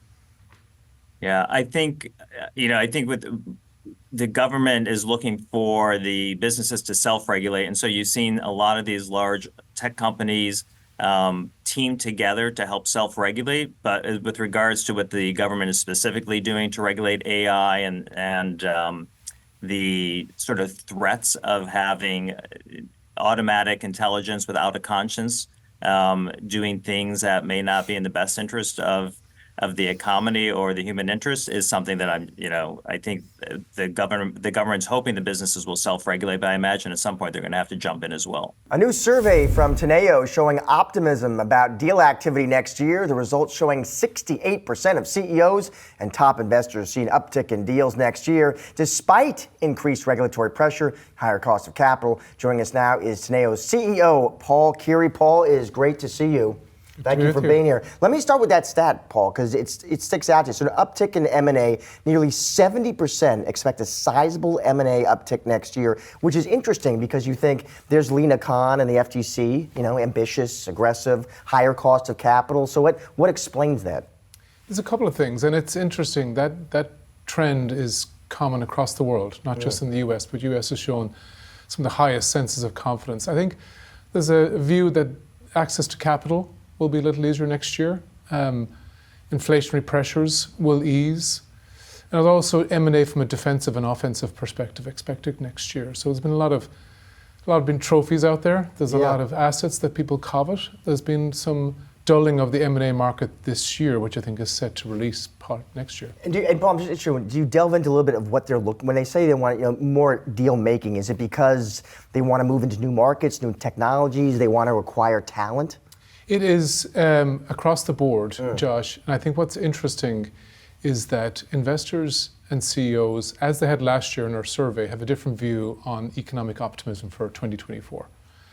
Last year, you could argue investors were right if you look at the data on the markets, S&P, year-over-year basis. But this year, it feels like there is a sense of caution by CEOs on next year from a macroeconomic perspective. But there is a lot of dry powder, there is confidence and access to capital, and there is a need to make some strategic moves in the market next year.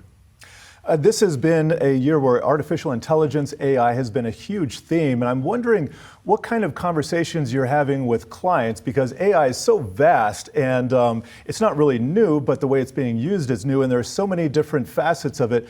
What are your clients coming to you and talking about? This year, Jared, there's a 20-point increase year over year on AI investing, putting new AI line items into the spreadsheet for business planning into 2024 versus 22 to 23. And US is an even higher number in terms of AI investing. So the allocation of capital to future opportunities there. CEOs, however, anecdotally feel that they're being sold to a lot. The what, why they need AI, but not yet confident that it's been addressed by the market in terms of the why and the how. How is it going to deliver consumer outcomes? How is it going to improve efficacy? How is it going to improve outcomes from a P&L perspective? So they're building reserves on the cost side. They're going to invest next year, but I think it's unclear yet as to whether they're happy that they offer and the spread of technologies that they're clear that's going to deliver value for their customers. Also, switching gears, I want to get your take, Paul, on another issue. What are you hearing from the CEOs about these efforts to diversify their supply chains next year? Is that still a pretty powerful trend? It is, yeah. Deglobalization and supply chain tend to be, in our survey year over year, inextricably linked. And China has emerged this year as being more important than last year as a key customer and a key access market, which is suggesting to us that the preparations that have been made on understanding, protecting, and including resiliency in supply chain for a deglobalized world, there's a bit more confidence that they're ready for whatever the deglobalized world will throw at them next year. And did you have line of sight, Paul, when they were talking about diversifying their supply chains, about where? Is it onshoring? Is it in Vietnam? Is it India? It's onshoring, it's friendshoring, it's understanding where the political divide may be in a geopolitical tumult in the future as a consequence with the West, how it faces China. And you see multiple markets that have a strong alignment with China. They leverage the Huawei network. They're firm sellers of their bond offers to the Chinese market. Chinese are big investors in those markets. So friendshoring is obviously those markets that are very definitively Western aligned. But the confidence year over year, Josh, is interesting. China was more of a bogeyman market for political, geopolitical, macroeconomic reasons. They've invested significantly in protecting supply chain resilience, but there's an increased confidence that China as a market is not a market that they should step away from. Are there any other markets around the globe that are perhaps up and coming or might be dealing with some conflict, might not be on the surface the best bet seemingly, but under the hood, you like the opportunities there? I think you mentioned AI, Jared, earlier. So there's a little bit of an AI digital divide creeping into the global system. The level of investment on similar sized companies in developing versus developed world is stark contrast. So I think the opportunity perhaps suggests is what is going to be the second mover advantage opportunity for developing markets on AI. Paul, I'll get you out of here on this. Teneo, you've got clients all over the world. Are the concerns you hear, Paul, are they different regionally? Meaning, are your clients in Europe, when they express concerns about next year to you, are they much different than, let's say, the CEOs you're talking to here in the States? A couple of points that's interesting. So, as you may have seen, UK-based CEOs have significant angst over their UK listing. About 30% of them are considering a listing in a new market, with US being the largest beneficiary of those considerations. And that's a couple of reasons. Pension funds not investing as much historically in the markets, a view that the regulatory and enforcement market is a little bit constrictive. And as a consequence, I think there's a big divide between the UK and the US. But second point is there's the level of bullishness in the US market from an investor perspective is significant year over year. And I was listening to your piece earlier today, Jared. The last year of a democratic term always represents value and opportunity in the equity side. And so I think there's a bullishness on the investor side as they look into the US market, particularly in 2024. But not surprisingly, if you're a CEO, you might not share the same bullishness, because you're not looking at the spreadsheet of history. You're looking at change in administration, whether it's a new Biden administration or a new Republican candidate. You're looking at expansion or contraction of industrial policy. You're looking at a soft landing or otherwise of the economy.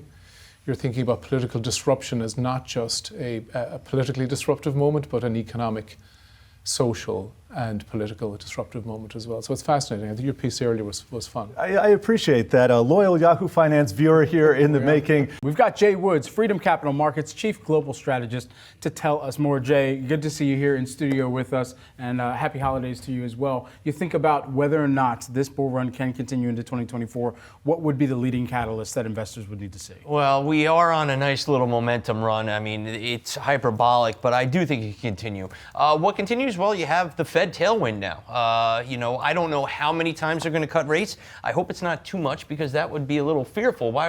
Did we make a mistake? But I love the setups. And then when you back it out and you think where we were just 2 years ago, the S&P 500 still hasn't eclipsed the January 4th, 2022 high. We've almost made that full roundabout. But as a technician, the setups that I see, they're phenomenal. We saw the leaders, and we can talk about NVIDIA, Microsoft, Apple, Meta, but now you're seeing other stocks start to break out, and the trends have been phenomenal, and then the bases that we can break from, I really like how we're looking. Jay, we certainly are seeing broadening out here in terms of the breadth. But when it comes to some of those leaders this year, you mentioned some of those Magnificent Seven plays. How does that setup look like going into 2024? Yeah, I still like a lot of the stocks in the Magnificent Seven. I think NVIDIA, you break above 500, close above there, it's got room to run. Is it going to go up 250%? That's an insane call to make. But NVIDIA historically has had 50% rallies on top of 50% rallies. So it wouldn't be surprising to see NVIDIA go up another 100 points. But the ones I like are the Amazons and the Googles that finally made that full roundabout and are now just breaking out. Amazon above 145 looks great. The old high is 185. So these are realistic targets from a technical point of view. And then fundamentally, the economy has been strong. Look at industrials, materials, and now financials coming back. It's going to be, and I hate this cliche, a stock picker's market, but the leaders of these sectors are really starting to look good. You know, when we think about some of the YOLO trade that could reemerge if you see cutting start to commence, that typically will prevail and well, not prevail, but that typically will lead to some of the riskier plays within the market as well. And we had a guest on earlier that was talking to us about some of perhaps the cautious yet calculated YOLO plays. What are those from your perspective? Well, those are always risky. When you get a momentum like we're seeing now, the tide does tend to lift all boats, and some of these old beaten down names will catch bids. We've seen it with the meme craze. The thing that I do like are some of these beaten down IPOs from a year ago, 2 years ago, like Affirm, Coinbase. They're starting to come back. Watch a SoFi. They are real companies, and they have good balance sheets now. We're starting to see them pick up. And so I look for that. And then speaking of IPOs, we had 5 solid IPOs, and they're starting to trend towards their year-end highs. That's good momentum. And now the IPO market itself should pick up. If people are waiting for conditions to get better, What's better than all-time new highs and a Fed easing? So look for a lot of interesting companies, and the one I really want to watch, Kim Kardashian, Skims. I mean, it's a $4 billion company. She does no wrong in the business world. Imagine the hype and the euphoria from the retail investor if they see her ringing that New York Stock Exchange opening bell and getting a chance to invest in her. And then you have companies like Shein that have announced, Panera coming back, and then everyone's hoping Stripe and a Databricks come to market. I think the conditions are there, and given the low bar the last 2 years in the IPO market, it should be cleared. It's incredible to think about all the consumer-facing names that could be going public in the first half of next year. Jay, the number 4 point on that full screen that we just had on the screen was what you're seeing in terms of the opportunity with housing. We certainly have seen a rally here in a number of the home builder stocks. What does that setup look like in 2024? Yeah, the home builders are another sector that have kind of gone full circle. And if you told me in the beginning of this year, when everyone was calling for a recession, that the mortgage rates would go to 8%, and the housing markets would be at all-time highs, I think you're crazy. But now there's a recency bias. There's a built-in bias. People that have been waiting and complaining that rates have gone up so far, so fast, when they were at 8%, they threw in the towel, and you saw just things fall apart. And that happened August through the beginning of November. Now we're making 52-week highs in the sector itself, and it should cool off. Mortgage rates 7% lower and trending lower. People will go out and they'll forget that they were complaining about it a year ago, and that recency bias will kick in because now it's on sale. So I think the housing market, the demand is still there. With mortgage rates coming in, I think it's a sector that will have legs going forward into the new year. Just lastly, we want to take a look at that final bullet that you are looking at going into 2024, and it's trends. Follow trends, not headlines. I mean, look, this is a buy the rumor, sell the news type of market. I mean, that's the old adage at least. Yeah, well, 2024 is an election year. And as you know, covering 2016, 2020, the rhetoric can get heated. The conversations around the rhetoric at the dinner table are anything but civil at times. You got to block out the noise. I always say put on earmuffs when you're listening to the political headlines, because what we saw at the end of 2016 is a controversial election. Market rallied. 2020, controversial election. Market rallied. Presidential cycles, we tend to do well at the end of the year. I suspect we'll do well to kick off this year. I like the Russell still above 2,000. 20% below its all-time highs, 13% below its 2022 highs. So we have room to go. And and it's just when we get that presidential cycle, follow your trend lines, not your headlines, and I think we'll be okay. As investors look to a potential Santa Claus rally to close out the year, attention is shifting to 2024. So to tell us more on what she's expecting, we've got Michele Schneider, MarketGauge.com partner and director of trading, research, and education here with us, and good friend of the show as well. Michele, great to see you here. So Mish, as we think about what the technicals are telling us going into and perhaps to kick off a potential Santa Claus rally, how strong is the technical case here? Well, how could you argue when we've gotten close to or taken out all-time highs in certain indices and made the spectacular rally that we've seen in small caps now holding at a very key level?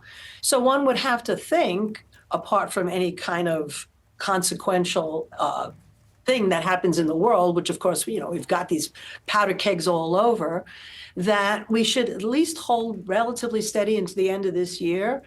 And in January, start out well. Of course, the Fed has a lot to do with it, and today's numbers really support that. So at this point, we're saying that I think the real growth for next year will be more in the small caps and in the manufacturing industrials. Obviously, the Dow has been the champion so far the last couple of months.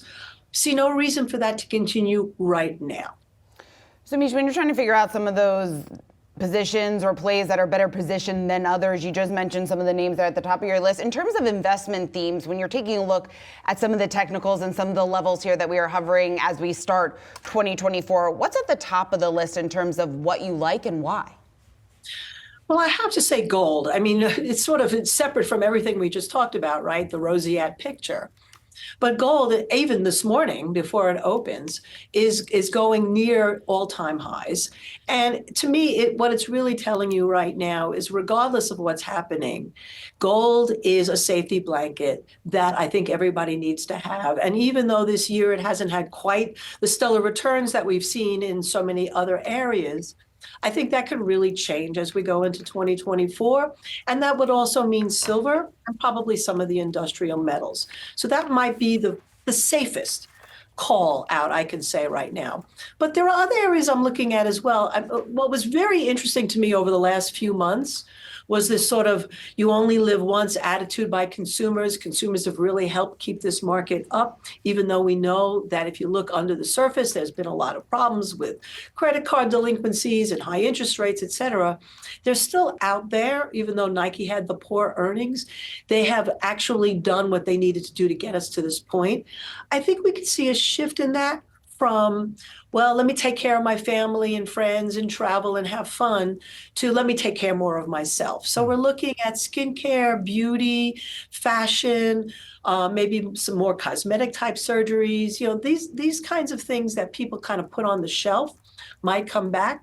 So we like certain names like Coty and Elf and Ralph Lauren and, you know, areas like that that will have more personal reflection of people's attitude. We're going to kind of encapsulate that as the calculated YOLO trade, if you will, Mish. I love the way that you put that together, and a lot of little luxuries all the way into luxuries in there as well here. What about some of the media stocks? You've been looking at these closely as well. Well, yes, I also think, well, this is a very interesting year we're going into. And, you know, I know this may sound a little bit woo-woo, but I've been a big fan of following the Chinese astrology in terms of what not only the animal representation is, but what the elements are. And we're going into a wood dragon year. So when I do some research, and it's been very accurate. I mean, last year, the rabbit, right? And so essentially we had a market that was very much like a rabbit, in that the rabbit flitted away while the people that were hunting with the hounds kind of were left behind. This year with the dragon and the wood, we've got areas that can really prosper. Obviously, fashion is one of the things that comes up. But also, you know, in terms of this whole wood thing, the media and people going out and enjoying themselves is another possibility. I think that people have still really held themselves back post-COVID, and the optimism is going to continue, and that will extend into media as well. So we're looking at Roku, Spotify, maybe Live Nation, you know, that type of stuff. Mitch, how much of this hinges on what the Fed does? And when it comes to what we have seen historically, when we have seen time periods of peak inflation or increased inflation, what are some of the lessons that you learned from that in terms of how that then applies to your investment strategy today? Well, Shauna, that's such a great question, because with everything so optimistic I just said, there's another chart in my head that just keeps sticking. And of course, that goes along with the gold price. And that is the overlay from 1966 to 1982 CPI with what's happened over the last 20 some odd years here in the 21st century. And this is following it to a T. We had the peak in 1975 CPI, then it came all the way down to about 2% down in 1977. And then, you know, everybody got complacent and we had a recession, which some people think we are in, some people don't. It doesn't really matter. What matters to me is that if we follow that same graph, and we are starting to get close to a trough in terms of CPI, which certainly could be the case right now. It could be because the Fed is a little bit too dovish as we go into 2024, and we start to see those inflation numbers come back up. That could really change a lot of what happens over the course of 2024. So I would not exactly say inflation is dead.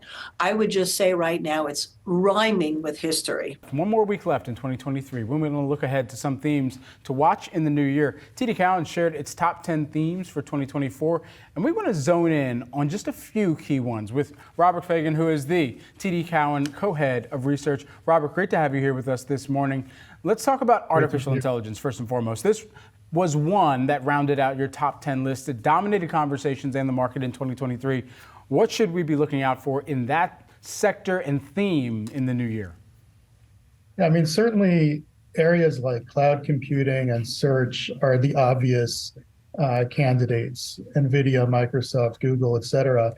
But we've also looked at data center capacity, done a ton of work around that, as well as power consumption. Keep in mind that even the old generation of ChatGPT, which was GPT-3, took about 8 times the amount of carbon footprint as the lifetime of a car. So an enormous amount of power consumption. We're also looking at other areas in AI around the periphery, like drug discovery. It takes on average about 10 years and $2.5 billion to bring a new drug to market. So imagine if you could do that more accurately, more quickly, and help a whole lot more people. We take a look at some of your other themes. Another one that stuck out to us was geopolitical risk. We have certainly seen a rise in tensions around the world, too many to name at this point. In terms of the greatest risk or what investors need to keep in mind for how it could impact their portfolios, what's top of mind for you? Sure. I mean, certainly the flashpoints are Ukraine, the Middle East, Taiwan, et cetera. So the most obvious impact of the theme is a rise in defense spending. In fact, we think that we could see an over 50% increase in defense spending in Europe over the next few years.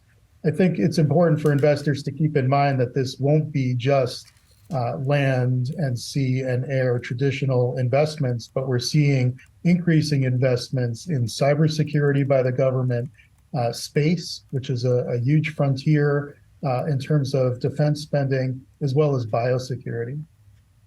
And then we got to talk about financials. I mean, we come across and come after this year that has been where you think about the banking crisis for some of the regional banks and then the consolidation that took place thereafter. And now more recently, some of the considerations that large banks have had to make and appearances on Capitol Hill around Basel III endgame. Where does this theme perhaps round out your list and what are some of the key catalysts that investors should be watching for? Yes, well, we certainly expect heavier liquidity and capital requirements for banks. That seems almost certain. And an area that we're watching carefully is commercial real estate, which is about 25% of bank loans and where a lot of the regionals are more exposed. If you look at CMBS delinquencies, for example, they rose to about 5.85% recently, which is up from 1.6% last year. So not an insignificant increase in terms of CMBS delinquencies. And so commercial real estate, particularly office space, is an area that we're watching carefully. When you take into account the 2024 election, the outcome, what that could mean more specifically for financials and some of these mega banks, what does that look like in terms of the regulatory landscape and the impact that that could then have on some of these fundamentals, on some of their returns? So the biggest wild card is of course, President Trump. Trump is traditionally a low regulation, viewed as a low regulation president, but at the same time, you've got all of the potential tariff issues that we ran into during his term as president. And so those are really the two major factors that investors will be balancing. And then the final issue rounding things out is the implementation of the Inflation Reduction Act, which was an extraordinarily impactful piece of legislation passed in 2022 that impacts everything from semiconductor spending, battery factory building, pharmaceutical manufacturing, et cetera. So the next president will really have a significant hand in how all of those dollars will be spent. We want to stick with the 2024 presidential election. The race looking tight. Early polls showing that we could see, though, a rematch between President Joe Biden and former President Donald Trump. Now, here with a look at what this election means for investors and the three biggest issues to keep in mind, we want to bring in Rick Newman. He is joining us now as part of our Yahoo Finance's 2024 Investor Guide. Hey there, Rick. So lots to get into here. Three big issues that investors need to keep in mind. Your first one is in regards to the Trump tax cuts. Talk to us just about the significance of this and the impact that it could have on investors. So there are two components to the Trump tax cuts from 2017. Corporate tax cuts, which are permanent, but then individual tax cuts, which are not permanent. They expire at the end of 2025. Now, that's 2 years away. That might seem like a long time from now. But whoever is the next president is going to be the one who is signing whatever law Congress passes to figure out what to do about that. And I think it will be quite a stark difference between whether it's a Republican or a Democrat. Let's say Joe Biden wins re-election. I think that that he has a Democratic Congress, I think there's a good chance that tax cuts for everybody making more than $400,000 are going to go back to where they were before 2017. So the top rate, as one example, got cut from 39.6 to 37%. I think that would go back up. But if a Republican, Donald Trump, or another president, another Republican, then maybe a larger chance that those tax cuts remain in place. I mean, there are a lot of different ways it could go. But that is a big one coming up. And there's also the chance that if we have a Democrat, corporate tax rates could go back up. Rick, one other area that you're looking at is federal debt. You say federal debt is a key issue for investors. Why is that? Because it's now a problem. The debt crisis is arriving, and it's not a tidal wave. I mean, we're not seeing panic in the markets. It's more like water is leaking through the foundation. But we saw this over the summer and the fall with 10-year Treasury rates going up by about a percentage point after the Federal Reserve finished raising interest rates. So that was some other reason. I mean, it's very hard to suss out exactly why interest rates would be going up, but many investors think it's just because there is so much debt coming out of the U.S. federal government, and borrowing costs are going up. That debt is going to, the deficits are going to stay over $1 trillion.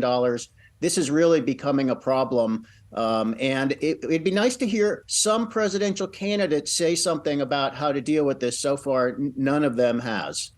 And Rick, the outcome in the 2024 election could be pretty pivotal when you take into account the country's fight against, or fight for, maybe in some instances, green energy, fight against climate change. What does the potential outcome tell us about some of those initiatives?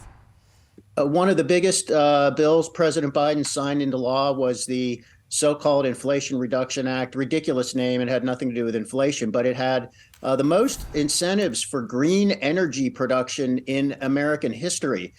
So Republicans don't love that, and they've actually been trying to vilify electric vehicles as some kind of less leftist publicity stunt. I think that's ridiculous.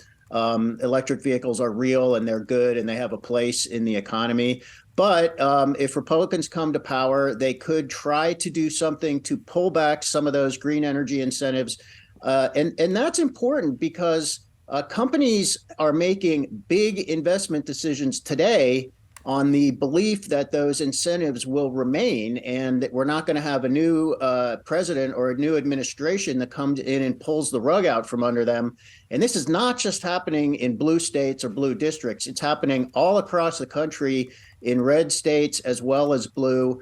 So companies are making big long-term decisions based on those tax incentives being there for a long time. So if we get a Republican who comes in and says, drill, drill, drill, we're going back to fossil fuels, I want to repeal all those incentives, that would be a big problem for companies that are getting into this space. In the third quarter, stock buybacks across S&P 500 companies totaled more than $185 billion, up on a quarter-over-quarter basis, but far below 2022 levels this time last year.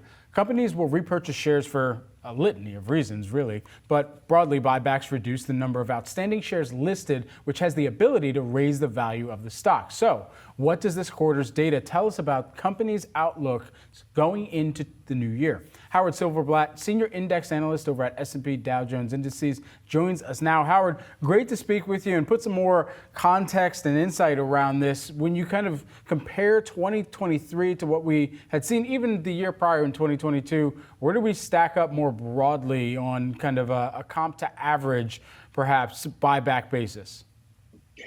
Well, the buybacks have decreased from last year. Companies are more concerned about their expenditures, as well as the shares themselves have gone up in price a lot this year as compared to last year when they saw more bargain pricing, shall we say, with the market down so much. The net result here is that all buybacks are supporting stock. More buying coming in increases the bids going up, so it helps it. However, fewer companies are actually doing buybacks. We're seeing it top heavy. So the top 20 companies, the Apple, Microsoft, they are accounting for a little bit over 50% of the buybacks. The other companies are kind of pulling back a little, more concerned about their cash flow. They are buying enough shares to cover their option expense from employees, but they're not buying what's called discretionary shares. Those are more expensive. Those are ones that the company goes out, buys, puts in their treasury, reduces their EPS, and if they do enough of them, it increases their EPS that quarter. That's the main item that shareholders are now looking at, and that EPS impact to increase the EPS because you're reducing share count has declined for the fourth quarter in a row. And that's concerning at this point because you're not getting as much EPS support as you did in the prior years. So Howard, taking a look at the buyback activity that we saw during 2023 and looking ahead to 2024, how we are set up going into the new year, taking into account where we saw the majority of some of that activity with some of those larger cap, specifically within tech, larger cap tech names, what does that then tell us about expectations for the new year? I'm looking for about a 9.5% to 10% increase in buybacks next year. This year, we actually declined almost 15%. But given that prices are high, they're not getting as many shares for their dollar out there. So they're not reducing the EPS, the share count for EPS. The bottom line here is that the impact of EPS is not as great. Easy example is for the third quarter, the full quarter, 13.5% of the companies increased their earnings by at least 4%, a number we consider significant, just by reducing their share count. Their dollar income didn't change, but 13.5% of them increased EPS by at least 4%. That compares to a year ago when it was 21%.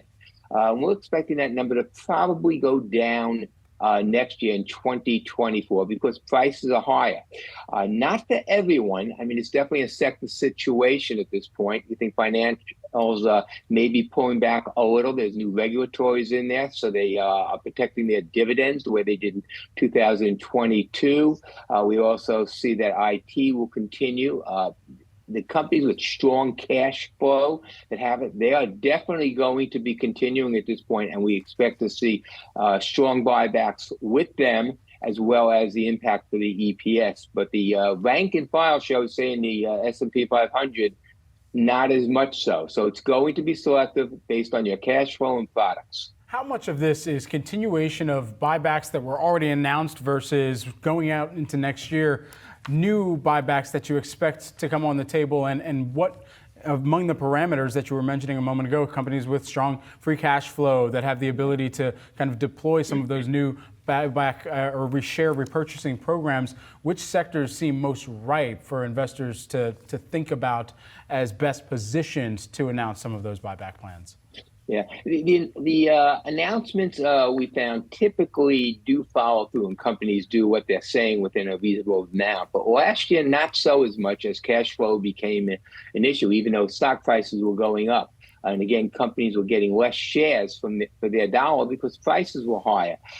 So at this point in time, cash flow does remain the main item for selecting companies that you think are going to do the buybacks. The authorization is there, and we're seeing companies also use the shares that they bought back.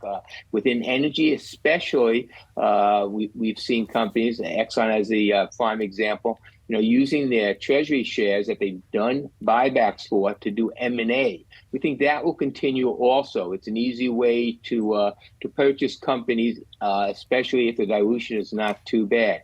But if you want to look for companies that are going to get the support, you need to look for the cash flow companies. And those are going to be crowded because there's a lot of funds out there and a lot of analysts now that are looking more at cash flow to support the stock. That means that stock is going to be higher, and you're going to be paying a premium for it. Howard, as we get ready to wrap up 2023, you have been involved in the market now for decades. I'm curious what your one piece of advice would be for investors as we look ahead to 2024, given the fact that there is so much uncertainty, whether or not we're talking about the fight against inflation, whether or not we're talking about Fed policy, the 2024 election. What should investors keep in mind? Well, on an individual basis, we find that the most important item is to know your own tolerance, what you have, what you need your money for. It's things you look inward for.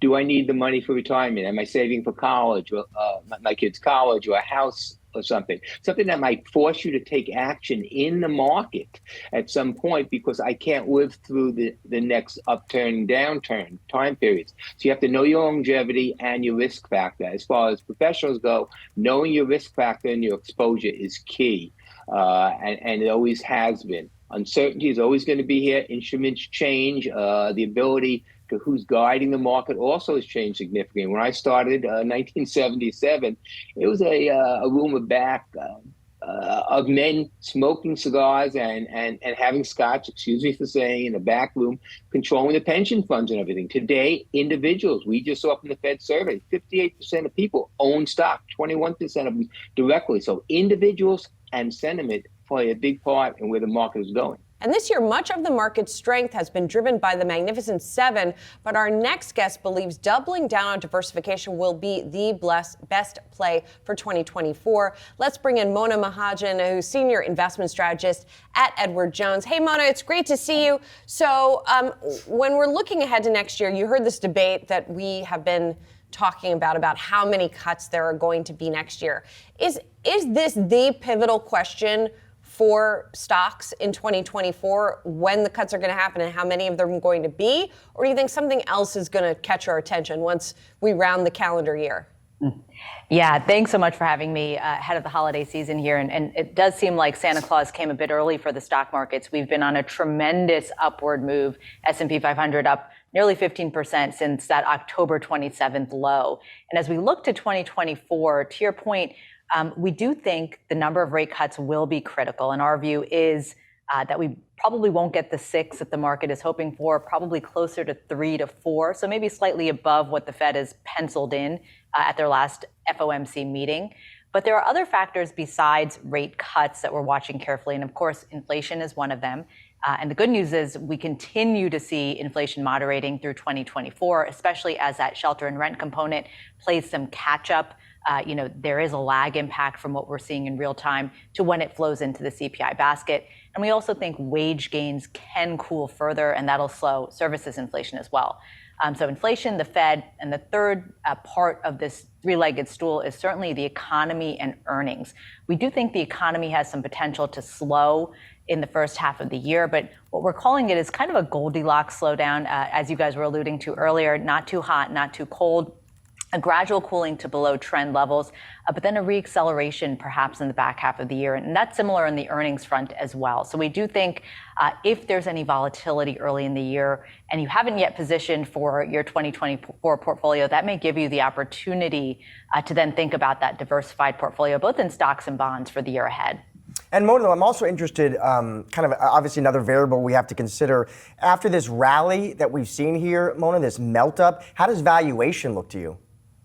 Yeah, it's a great point. And look, throughout the year, we have seen valuations being stretched in a certain segment of the market. And that segment was really that Magnificent Seven, large cap technology part of the market, which, by the way, did play some catch up on the earnings front as well. So the E and the PE did hold up nicely, but we did see a lot of valuation expansion for much of the year. Now, where we didn't see much expansion was in that S&P 493 or that equal weighted S&P basket. So more recently, over the last few weeks, there has been some valuation expansion in that part of the market as well. But really, we're looking at probably somewhere closer to 15 times 2025 earnings, which is still quite reasonable. So when we think about 2024, where there is that potential for valuation expansion, especially as interest rates come down, it's probably still more so in that lagging segment of the market rather than where the market leadership has been. So, S&P returns or market returns are a combination of earnings growth and valuation expansion. We certainly see earnings growth across the board, but more scope for valuation expansion in the lagging parts or the cyclical value parts of the market as well. And so when we talk about where those parts might be, before we get to where they are, I want to get to where they aren't. Because one of the things that you put in your notes stood out to me, and that is an underweight in financial services, at least for now. What are your concerns there within that group? Yeah, we think this year was a tough year for financials. Now, certainly there was a differential between large cap banks and small cap banks, for example. Small cap banks aren't as well diversified. They, of course, had the exposure to commercial real estate, and they faced some of those troubles back in March when the financial banking crisis hit more broadly. And so as we kind of went through the year, large cap and small cap banks and financials broadly faced some headwinds from a yield curve that remained inverted, from a Fed that was continuing to raise rates and put pressure on the consumer. And we will say, while we were underweight for much of the year, that is an area that we're now considering either moving to neutral or part of a basket for a recovery play in 2024. Now, when we talk about things that can do well, we're certainly looking at cyclical parts of the market, more areas like industrials, discretionary, perhaps even healthcare. And then, of course, when you look at small caps and mid caps, those are areas we think also can recover. So financials can certainly be a part of a portfolio, especially in an environment where the yield curve actually may be steepening, where we may be getting some now tailwinds from yields coming down and the consumer reaccelerating. And so we do think that could be an interesting play as we head into perhaps the back half of 2024. But we see opportunities probably more broadly outside of financials and in broader cyclical and value parts of the market. What about, Mona, there must be investors who are listening to this right now, and they may have piled into that Magnificent Seven in January 2023, and they're feeling pretty smart and pretty good. I think jumped, Mona, I think it's like 70, 75%. And they may be thinking, listen, I'm just going to stick with that trade in 2024. Does that sound like a smart strategy to you? Yeah, and look, those folks that piled in early on were the smart players. Those stocks were down quite a bit in 2022. They were the lagging parts of the market when we are entering the year, and certainly they played a tremendous catch-up. To your point, I think it is about 75% rebound on average in that Mag 7. We do think, when you think about AI and generative AI, this is a secular theme that probably is in very early innings of a multi-year growth phase. So we do think having exposure to that theme is important in your portfolios. Whether or not you want to be adding to that area at this juncture, that actually, if you're underweight and you want to add some exposure to a more neutral or equal weight, we think that's fair. But we think we'll get opportunities probably in the weeks and months ahead at better valuations. Because, as we think about Mag 7, they've moved pretty far, pretty fast. The values are pretty full at this point. But from a long-term perspective, we do see the generative AI theme having legs. And we think the Mag 7 will be one way to play it. But we will see a broader kind of array of stocks and an ecosystem that develops around generative AI over time. And there are ETFs and baskets that you can consider as well that give you that exposure. But certainly we do think part of your portfolio should be exposed to that theme. And then we want to make sure we're complementing that with the cyclical value parts of the market that may play catch up in 2024. Well, it's interesting also that you pinpointed consumer discretionary as a place to be, because there are some concerns, it feels like, around a slowdown in consumer spending on certain things, right? But that hasn't entirely materialized yet. How do you think that's going to play out next year? Yeah, we certainly think that the consumer is under some headwinds. When you think about not only are interest rates still elevated, and mortgage rates, while they're coming down, remain high versus history. We know that excess savings have been worked down, and we know that consumers are spending more on their credit cards. And we're starting to see early signs of some defaults in auto loans and credit card loans. So some signs that the consumer is slowing down, and that's what we would expect, especially as we noted first half of the year when we do expect a slowing from well above potential growth, a 4.9% GDP growth in Q3 to somewhere below 1.5% or so for the next couple quarters or so. So we do think during that period there could be some volatility, and that's really the opportunity, because we do think as we head towards maybe it's the back half of 2024 when inflation continues to moderate, when the Fed starts actually implementing its rate cutting cycle, that's when we see not only positive backdrop for the consumer, but corporate earnings we think can reaccelerate in that environment as well, especially as margins start to expand. So I think there's a catalyst that comes at that time, and we can start to see a really notable pivot. And earnings growth in the consumer discretionary space is expected to remain pretty robust in 2024. So we see some catalysts that could actually provide a really nice opportunity for the year ahead, and especially as we think about those names levered to economic growth start to reaccelerate once more. I take issue, if I'm really honest, with this idea that the Fed has truly pivoted. I don't really think that the Fed has pivoted in the way the market believed up until sort of yesterday, which sort of prompted some of the sell-off. I did not hear Federal Chair Jay Powell saying the rate cut is imminent, and I certainly didn't hear we're getting 3 or 4 rate cuts next year. I think we're still stuck in higher for longer territory. I just think we don't want to hear it. I mean, as always, right? We keep saying this. There's what he says and there's what the market hears. Yes. And he said, we are not declaring victory. Yeah. He was pretty firm on that point. So when we talk about 6 rate cuts being priced in for next year, how is that going to play out as the market, if it doesn't happen, and if market participants start to realize that that's not going to happen? You know, I was thinking about this today, Julie, and I think there are 2 related points that are going to kick in here. So first of all, will there be 6 rate cuts? I think the market is going to be disappointed because we've had a slew of senior Fed officials coming out since the press release effectively saying, market, you've got to rethink your assumptions here. Where I think that there is going to be continued buoyancy in the market is as soon as we get a little bit of a corrective dip, like the one we saw yesterday, I think some of that $5 trillion in change of cash that's sitting around right now in money market funds, where investors know that over the long run you've got to be invested in the stock market, I think they keep trying to find entry points.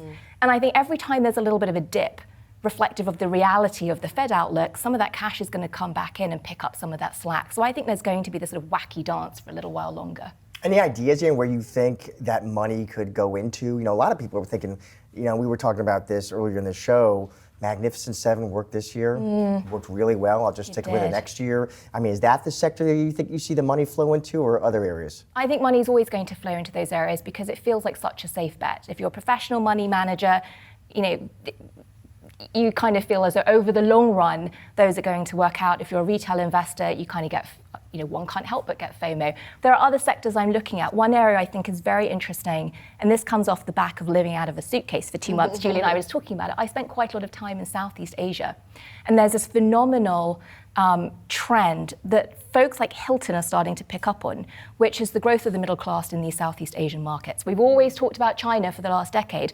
What about Indonesia?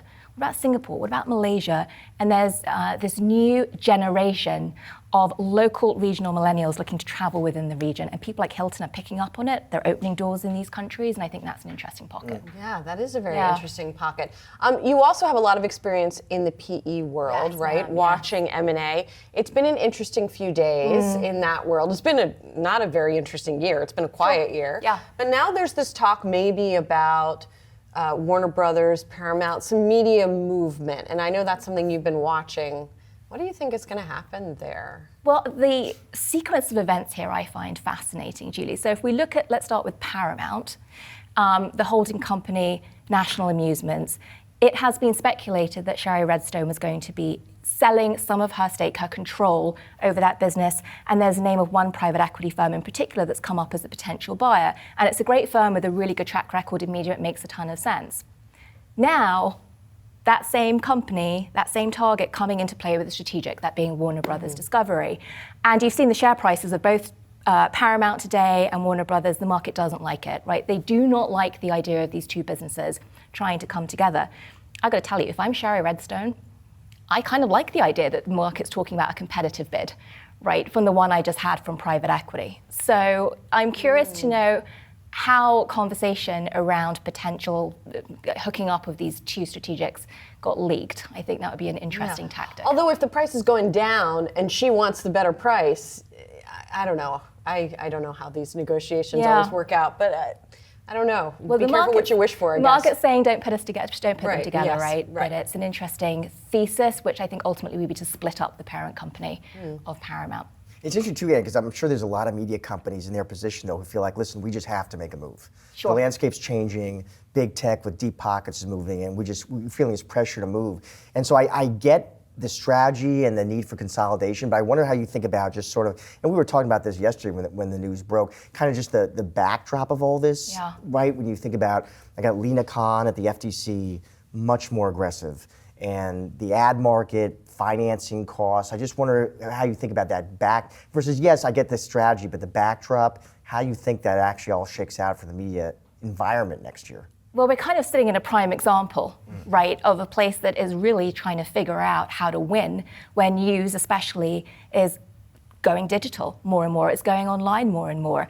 And so as the traditional cable TV and cable TV adjacent businesses try to find a place to play, I do think there are going to be these moments of saying, gosh, do we have to do something as dramatic as merge with a long-time competitor?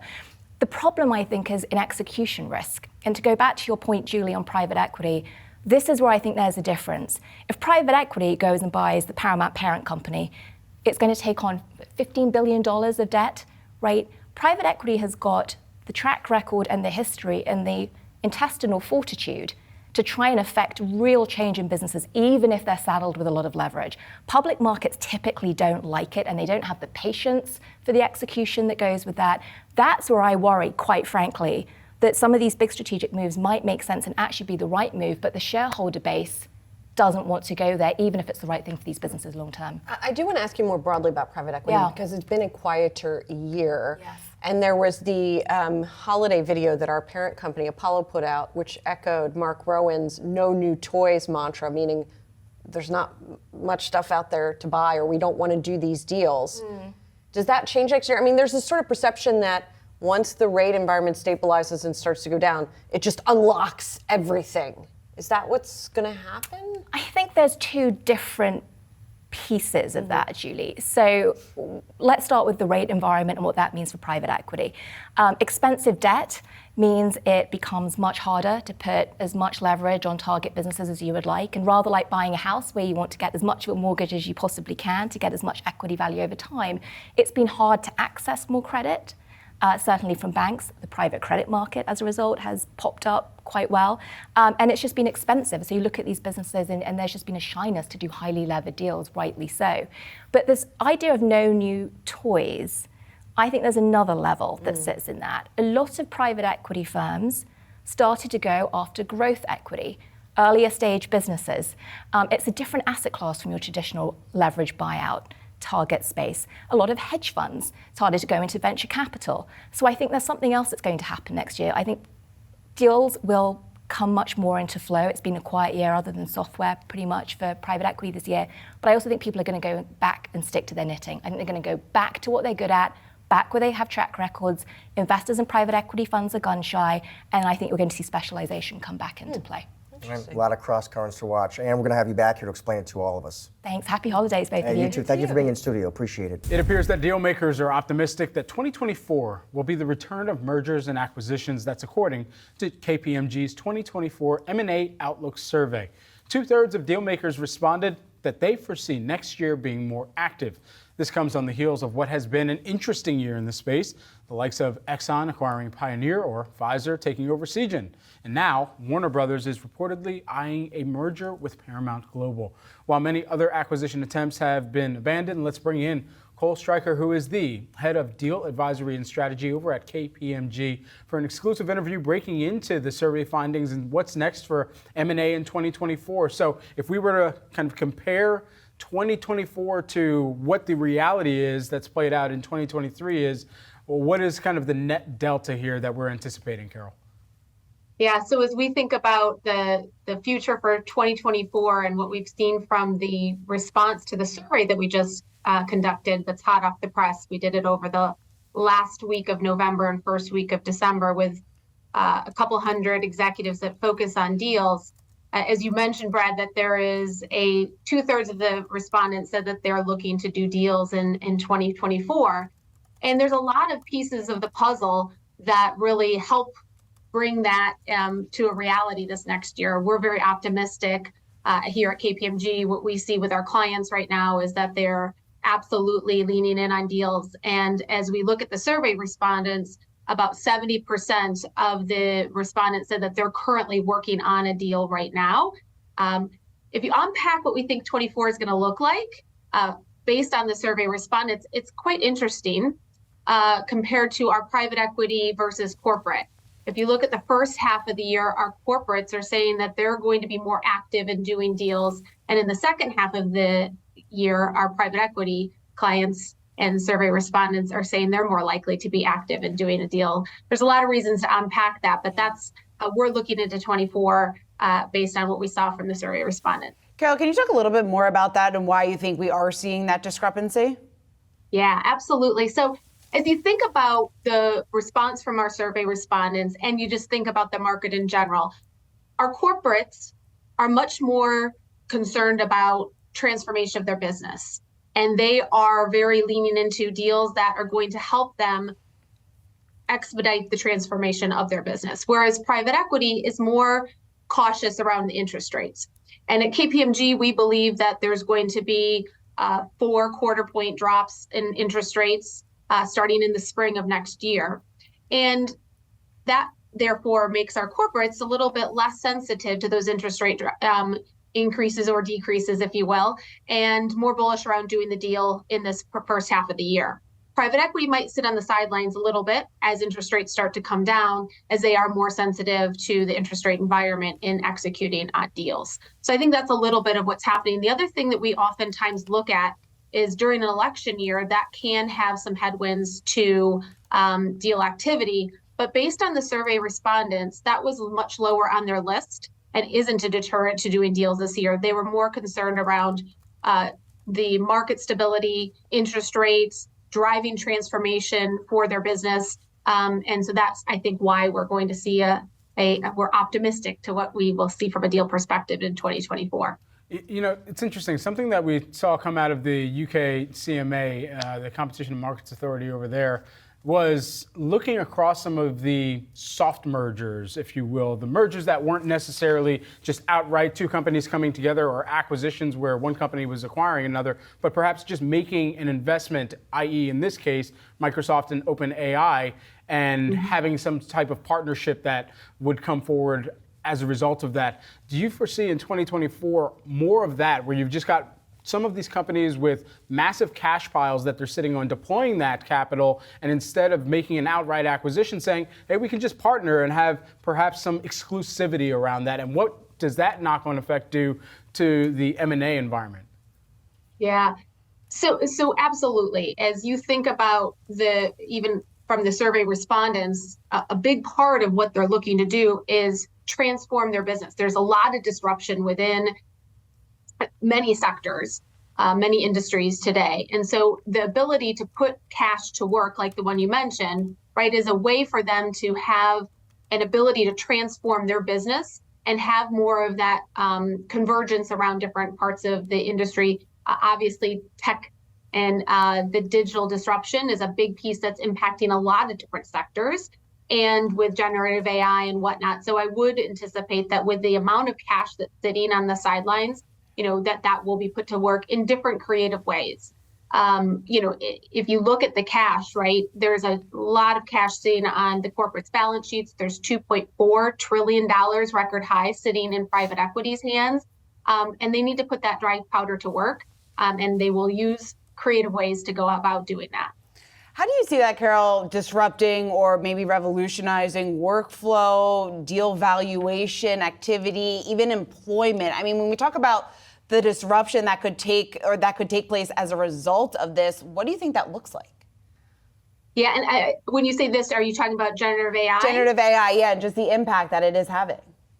Yeah, so I mean, as we think about it at KPMG and how we're utilizing it and have been utilizing AI for, you know, a decade, it's going to continue to change the marketplace. In our survey, we had 53% of the respondents said that they're using Gen AI right now in the deal-making process, and 39% say that they plan to use it in this next coming year. And you can see just the adoption is really happening quickly, and it's accelerating as we think about this next year. And it's going to continue to evolve how we're thinking about doing deals. When you double click into how they're using it, it's more on the front end of the deal process, thinking about how Gen AI can help them with their deal strategy, with deal structuring and whatnot. And as I think about this next year, it's going to continue to evolve, and those pilots that people are using or the value that they're having can also move into the value creation. And that's how we see it here at KPMG, is that those are knowledge workers being augmented by Gen AI and how it's driving different insights into the creation of value from a transaction is just exciting to see what it will bring. And it will continue to evolve over the next, 12, 24 months. The rally sparked by expectations that the Fed will cut interest rates next year. But our next guest says those very expectations pose one of the biggest threats heading into 2024. For more on this, let's bring in Jeffrey Kleintop, Charles Schwab, Chief Global Investment Strategist. Jeffrey, good to talk to you today. What's wrong with great expectations going into 2024? Well, I guess the problem is there's so much priced in, right? We're looking at 6 rate cuts from the Fed, 6 rate cuts from the ECB, and now even maybe 6 rate cuts from the Bank of England. That's a high hurdle. It's helped to drive the stock market up 16% since late October, but it's pricing in a lot of optimism. I'm a little concerned that inflation won't prove as passive as many of these the markets and maybe even some of the central bankers are thinking. Inflation has historically come in waves. We could see that in the 70s. We could see it in the 80s, even in the early 90s when inflation picked up to 5% in countries like the US, the UK, Canada, and Australia. We saw subsequent waves, meaning that inflation goes up, comes back down again. You can see on this chart, the blue line there, the history in the 1970s. The purple line is this experience here for the US, but it's not just the US that looks this way. Most countries, when they see a big wave of inflation, they get a subsequent wave. Now, I don't believe we're headed to new higher levels of inflation, but I think there are a number of reasons why it could prove volatile in the year ahead. First of all, we've got potential supply chain problems, both in the Panama Canal and in the Red Sea. We've got energy issues that may crop up next year. We've got a number of different challenges, I think, in housing and a few other areas that could create some volatility to inflation that would keep central banks from cutting on the aggressive path the market has already priced in.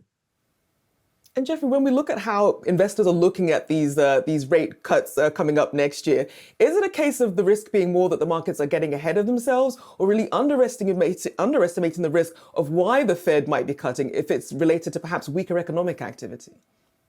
Yeah, well, you're right. It could be a little bit of both. I think we will see some weaker economic activity in services. Taylor Swift saved the economy in 2023, but it'll be hard for her to do that again in 2024, simply because all of the entertainment and travel spending that we've seen boom in the U.S. and, Time Magazine's Person of the Year was certainly the U.S.'s most valuable person of the year as well. But as we look to even beyond the U.S., in Japan, they saw the biggest tourism money coming into the country, most tourist receipts in terms of income they've ever seen in that country. So it was a big boom in travel and entertainment spending.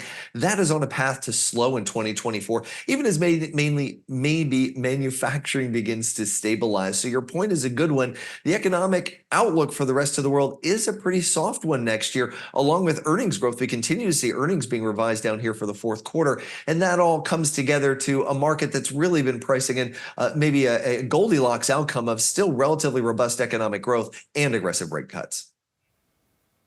Jeffrey, you mentioned Japan there. We should remind viewers, this is the one major central bank that still has negative interest rates in place. You heard the BOJ governor yesterday sort of quiet any expectation of a policy pivot, but it sounds like you think that could be a little different going into next year. What's the risk if we see a tiny hike, maybe back in positive territory here with rates coming out of Japan? Yeah, it wouldn't take much, right? It'd be the first one, though, in 17 years. And that could offset some of the excitement over other major central banks cutting. First of all, Japan has been a major source of investment funding to the rest of the world. Japanese investors hold over $3 trillion of investments net outside of Japan, meaning they've invested $3 trillion more outside than foreigners have invested in Japan. That includes more than $1 trillion in U.S. treasuries. Any rate hike over the next year could prompt Japanese investors to sell foreign assets and bring them home, a move incentivized by a stronger currency, higher interest rates, and what's already a 27% gain in Japanese stocks this year. So there are a number of reasons why you could see a sell-off in foreign assets as all that money, maybe not all of that money, but even a portion of that money comes home on the outlook for better returns domestically. So as we look at some of the different actions that central banks are taking, I know you also note what we see with Canada, Australia, as well as UK with that surprise inflation drop coming again in November then. What should people look at when they're thinking of the risks that could upend the central bank getting to its 2% target? There are a number of them. And I think, a very tight labor market is something that I don't want to set aside here. The fact that we continue to see wage gains, even in a country like Japan, where, inflation has remained so low for so long. You had Nintendo put in a 10% pay increase, Toyota, Honda, 5% pay increases, Uniqlo, its parent Fast Retailing, talking about up to 40% pay increases. These are sticking, and this is something that the government wants to see in Japan. So it's encouraging businesses to increased wage gains, but we've seen it around the world. And I think that is one thing that could remain sticky with regard to inflation. I mentioned the transportation bottlenecks. We haven't seen supply chain problems in a couple of years, but the Panama Canal moves 40% of world cargo traffic. And moving through the Red Sea, the strait there, the Bab el-Mandeb Strait, moves 12% of the world's cargo and oil. So these maybe 50% of the world's cargo traffic being blocked up essentially by February could mean some shortages begin to develop and support prices. So there's a variety of factors out there. I'm not saying they're my base case that inflation shoots back up again, but I think the market completely discounting any possibility of that is going a little too far. To discuss how investors should position themselves going into 2024, let's bring in Cynthia Murphy, ETF think tank director of research. She joins us as part of our ETF report brought to you by Invesco QQQ. Thank you for joining us this morning. So, a lot of people had some of this cash on the sidelines that they had then put into mutual funds, but then seeing them convert it into ETFs. What do people need to know going into the end of this year and heading into 2024 about how to play this smartly? Hi, it's been a crazy month so far this year. I mean, as you pointed out, the amount of money going into a fund like SPY, the S&P 500 ETF, and some of these large cap equity ETFs has been massive. I mean, I think SPY took in something like $35 billion in the last week alone.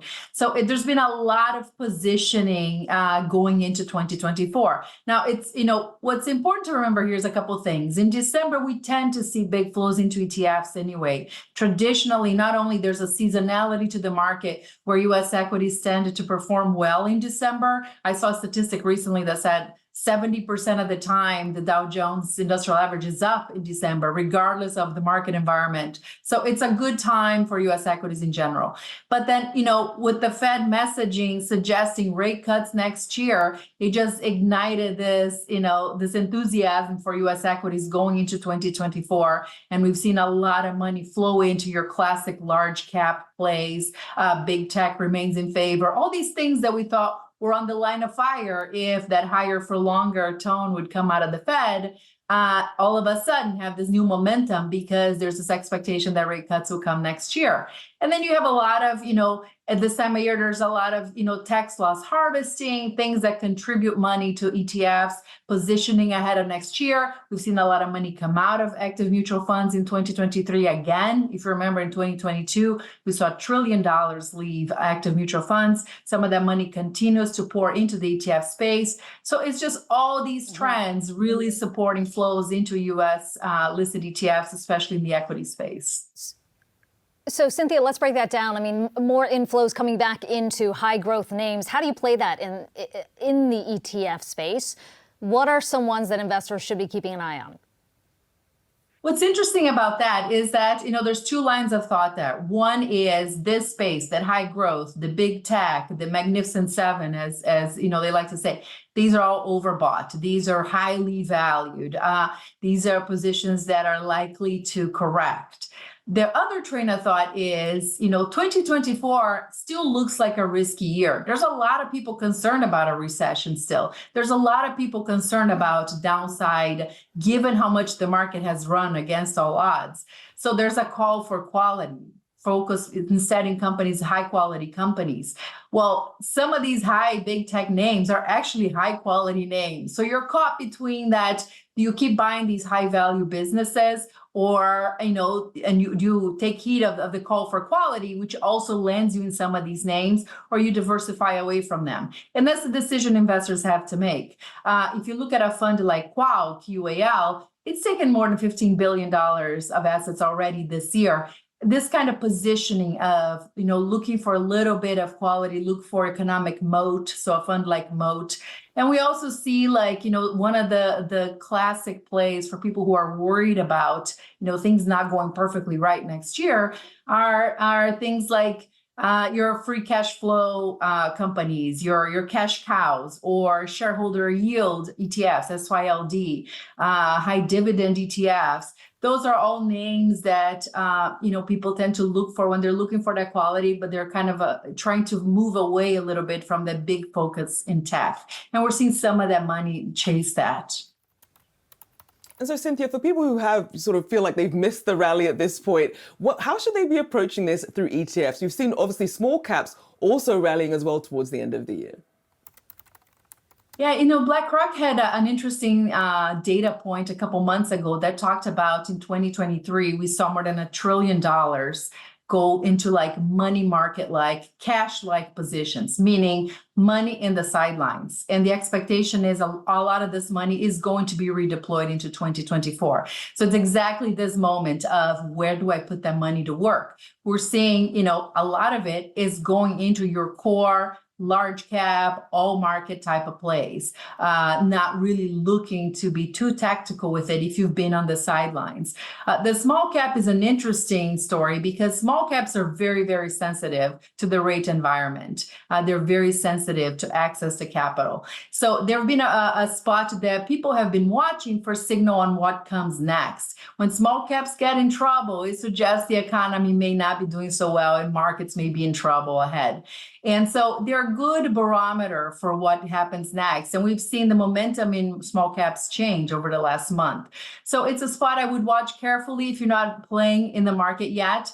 But what we're seeing, the preferred method has been for people to just go into your QQQs, your SPYs, a fund that's been really interesting if you're worried about concentration is equal weighted approaches like RSP has been a phenomenal fund. It's performed really well. And it's your S&P 500 stocks, but they're equally distributed. So you're not so much concentrated on your Mag 7. You're not so much concentration risk at the top of the portfolio. So you can dilute a little bit of that core equity exposure with different approaches to the same type of basket of stocks. We're also tracking hype around generative AI. It allowed tech stocks to surge in 2023, dominating the rest of the market. Can we expect this to continue into 2024, or is there another trend on the horizon? Here with what's next for tech is our very own Dan Howie. Dan, what's next for tech? I'm going to be the tech Kreskin over here, and I think just because the clock strikes midnight on January 1st doesn't mean that AI is going away. It's still going to be a huge presence in 2024. I think one of the things that some of the analysts I spoke to are expecting is a play into what's called the AI PC. So the AI PC is basically a PC or a Mac in this case, where you have chips that are specifically dedicated to running AI services locally. So the idea behind that is, okay, if I want to go through my email using some kind of AI software or my calendar or my notes, I can use an AI PC and everything is going to be done on board my device rather than in the cloud. And so this way it ensures more privacy. It's going to be a little bit faster. So I think that that's something that we're going to see a lot of talk of. We're already seeing it, by the way. AMD, Intel, Qualcomm. Google is now running onboard AI, its new Gemini Nano generative AI model on the Pixel 8 Pro smartphone. So it's coming to everything. You can expect it to go to Apple as well. One of the other things, mixed reality. It's going to get its biggest test yet because Apple is going to launch the Vision Pro. That's its big AR, VR headset, spatial computer. If you're Apple, not a headset, they refuse to refer to it as that.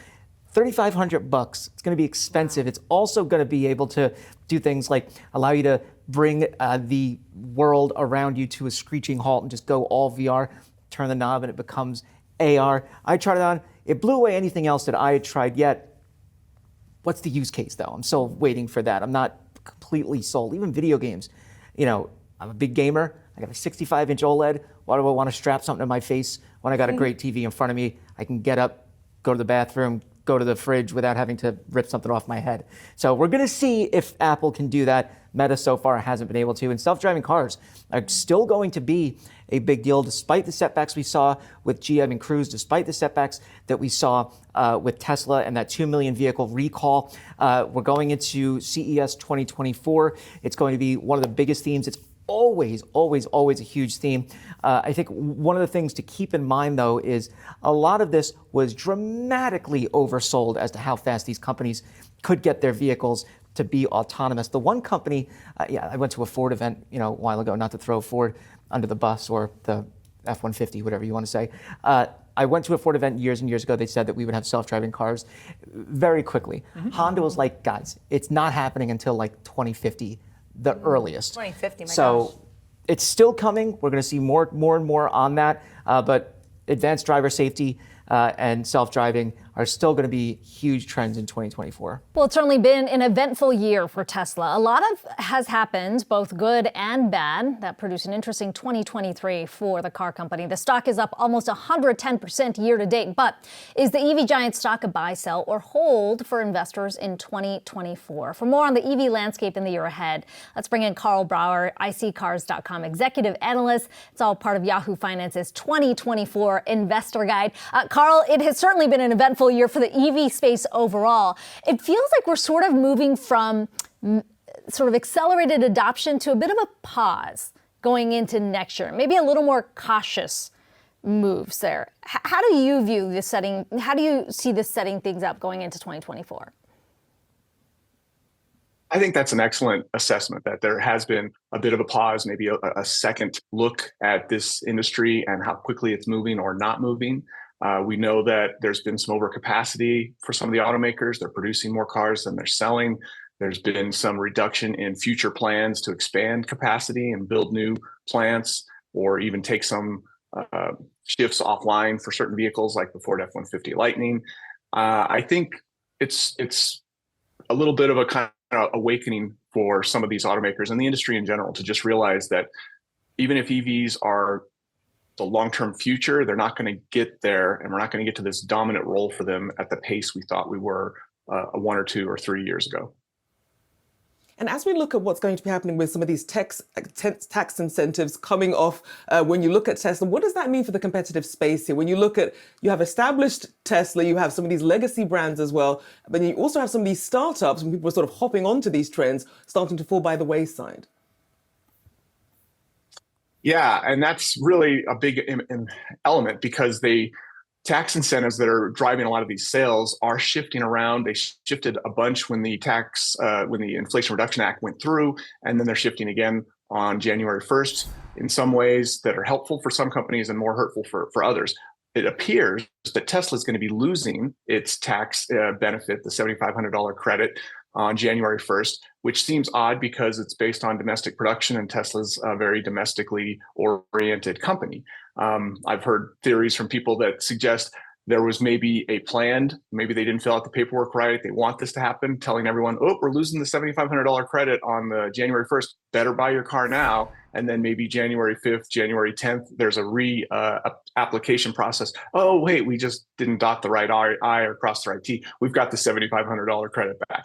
Not that Tesla or Elon would ever, maneuver a stunt like that to sell more cars, but some people are suspecting that could happen. With that said, though, affordability has been a big issue in terms of adoption. Tesla, a lot more affordable with that $7,500 tax credit. We just showed the market share. 56.5% is what Tesla has right now. How does that shift without those incentives? Who do you think is likely to become a bigger player in 2024? I think, Ford is pretty well positioned right now. GM needs to be building more cars. They keep launching cars, but not really building them. And then I feel like the Koreans are building some of the best EVs on the market right now, but they don't get the incentive either unless you lease. So it's actually, I don't really see any obvious benefits for any companies. Every one of them is facing some challenges. You've got incentives issues, you've got market issues, you've got pricing issues, macroeconomic factors that are slowing down the purchase of electric vehicles. I don't know. It's hard for me to think who would jump into any vacuum created by Tesla, but I would argue that we've seen Tesla's share, you're saying it's about 56, they're down to about half the market. And of course, they were the overwhelmingly dominant player just a few years ago. Every day, every month, every year, we see more cars entering this marketplace, making them less dominant. And Carl, as we increasingly look at Tesla, almost more so as a tech company than a car company here, what does that mean in terms of expectations for next year and how it's positioning itself? Well, they've got the Cybertruck coming, which a lot of people would love to think is going to tap into this highly profitable, massive volume truck market that Ford and Chevrolet and Dodge and Ram have been benefiting from for decades. I don't know if that's really going to work because the truck is very expensive and it looks like it's not very profitable for them, and it looks like they're going to take a while to ramp production. So I feel like they're not going to just be this natural. Plus, we've seen a lot of people in the truck market kind of pull back on buying these trucks. When they started using them as real trucks, they didn't seem as attractive. What I would say is kind of Tesla's ace in the hole, or ace in the PowerPoint maybe, is the supercharger network. That was a brilliant move for Elon to invest in that. Now we're seeing all the other car companies transition to the plug type that he's got in that supercharger network, and he's starting to open it up to other companies and other cars. He could end up with quite the subscription model if he becomes the dominant player in the infrastructure and power supply field. Carl, how do you think this recent recall for Tesla affects the brand's reputation? Recalls are interesting. They cause a big, news headlines when they first happen, and they're pretty much forgotten, sometimes between hours or days later. This one particularly, it's going to be done mostly through over-the-air updates while people are sleeping at night. It's a lot of cars, but it's also going to be pretty easy to roll out. And there's been issues with his assisted driving technology, undeniably, but there isn't any massive event that was tied to this one single event that was tied to this issue. So the bottom line is, like so many recalls, it'll cause a lot of news initially, and it'll be forgotten fairly quickly. So what can we expect from the oil industry in the new year? For more on oil markets, we're joined by Rebecca Babin, U.S. Senior Energy Trader for CIBC Private Wealth, as part of Yahoo Finance's 2024 Investor Guide. What is going to be, from your perspective, the major catalyst for oil in 2024, Rebecca? So I think the key for 2024 is going to be, what does U.S. supply do? We saw this year in 2023, the big surprise outside of the geopolitical events that are taking place right now was the production in the U.S. massively outperforming expectations. U.S. performed by 600,000 barrels over what analysts had been expecting. Looking at 2024, the market looks very well balanced, with 1.2 to 1.5 million barrels of demand growth projected, while at the same time, 1.2 to 1.4 million barrels of non-OPEC supply projected. Now, if the U.S. continues to drag out these productivity gains and efficiency gains and continues to outperform, the market will be oversupplied. So I think the key that people are looking at is, can the U.S. continue to outperform? Does Iran, which has been ramping production, and as the U.S. has kind of turned a blind eye to some of their sanctions, continue to ramp? And importantly, what happens in China on the demand side? So those are the keys. And I think that the other thing I would highlight is that expectations for 2024 are very modest. Most analysts say, I see Brent between 80 and 90. I don't see anything extreme. And I think that setup actually gives us some leadway to the upside if things start to perform better, if demand comes in better and U.S. supply is somewhat contained. So I think the negative sentiment is a little bit of a tailwind to a market that's very fearful about oversupply, particularly from the United States. So, Rebecca, where's that leave your base case as far as maybe a price range goes overall, or just where you see things sitting? Because it seems like you feel like you're maybe a little bit more optimistic than the overall market here. Yeah, so I think in the scenario where we have continued kind of geopolitical risk as a backdrop, a more dovish Fed, and avoiding a major recession, I kind of think we will see Brent in that 85 to 90 range, which is where I think the market's very comfortable. I'm a little bit above, I think, the street, because again, I think the estimates and the fear out there is that we get this massive supply growth again, and I'm not sure we really see that. And expectations for demand are fairly moderate. China really does have some room for demand growth next year, particularly in jet fuel. That has not fully recovered as road demand has this year, and that's really the tailwind. So I will be watching that high frequency data out of China very closely as well as what's happening with demand in India, and keeping my eye on US supply. I think those are my three kind of checklists of what I'll be watching most closely. Yeah, certainly. I mean, that caught our attention in the newsroom this morning. What to watch, Gate of Tears, particularly as you had written it, I believe, within that summary here. You know, as we think about where investors might see other kind of secondary or even tertiary impacts from the oil market spilling over elsewhere, where are some of those kind of larger exposures that you would anticipate as well? So obviously, I mean, crude is a huge barometer for an inflationary environment. And I think you noted in a segment prior to this that falling crude prices have really given the disinflationary story some room to run. So if we start to see this reinflation and concerns about inflation through the crude market, we could start to see people talk about how that will crimp demand. I don't think we're near a price point where that starts to happen, but that will be part of the conversation. As it relates to the geopolitical risk, I think one thing where we should be very careful and be watching is on European products, particularly their jet fuel supplies. A lot of that comes through the Red Sea. They don't have a lot of, alternate replacements because Europe can no longer access Russian products due to sanctions. And that economy is already really struggling to come out of its kind of recessionary or very, very contraction environment. So if we see fuel costs in Europe really stay high due to these geopolitical events, that's something to watch. And I think where we could see a significant impact from these events. A couple of months ago, we would say that our call for a mild recession was kind of quasi-consensus, but over the last 2 months, it's kind of moved into the contrarian camp. We haven't changed our view that the ultimate result of one of the fastest tightening cycles in the last 40 years is going to be some mild form of a recession in 2024. A couple of things that we've been watching pretty closely.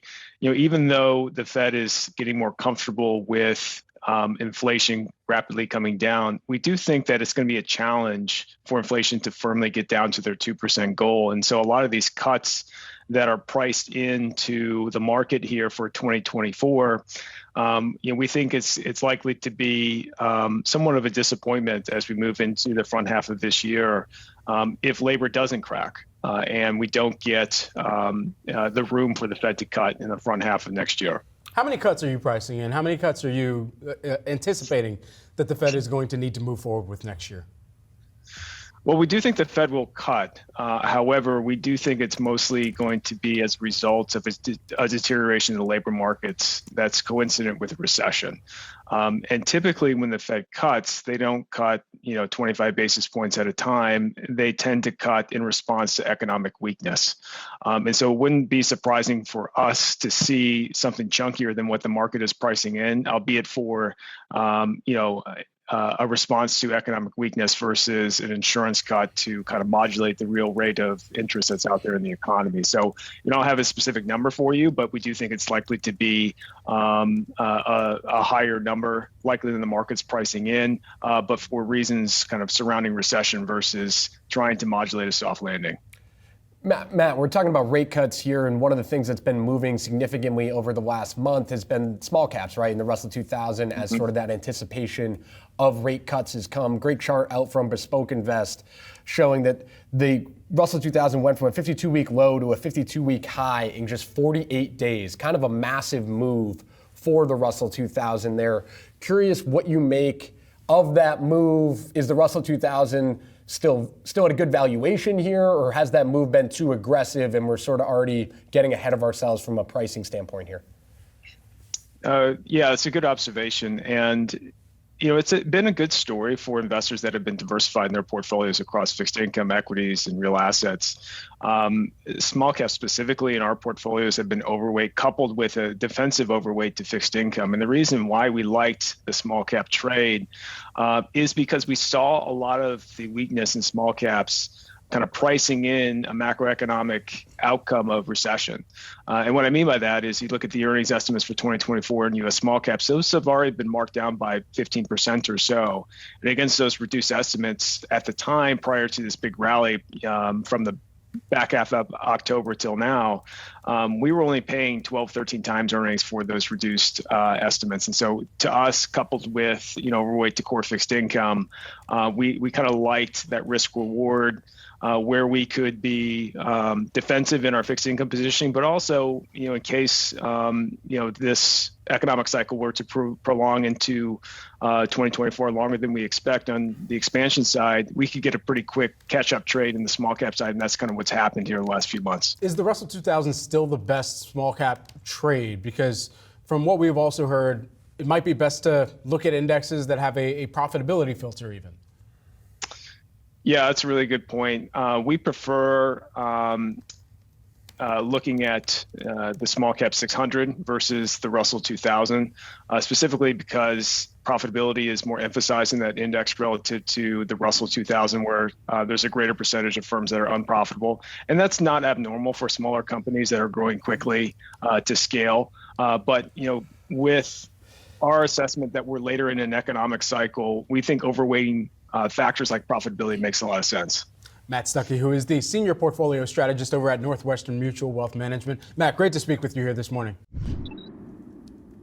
The debate over the trajectory of the bond market rages on. Treasury yields dipped after the Fed's announcement last week, with investors betting on a rate cut next year and perhaps multiple rate cuts. So where does the street see yields heading in 2024? For more on this, we've got Yahoo Finance's reporter Jared Blickery standing by.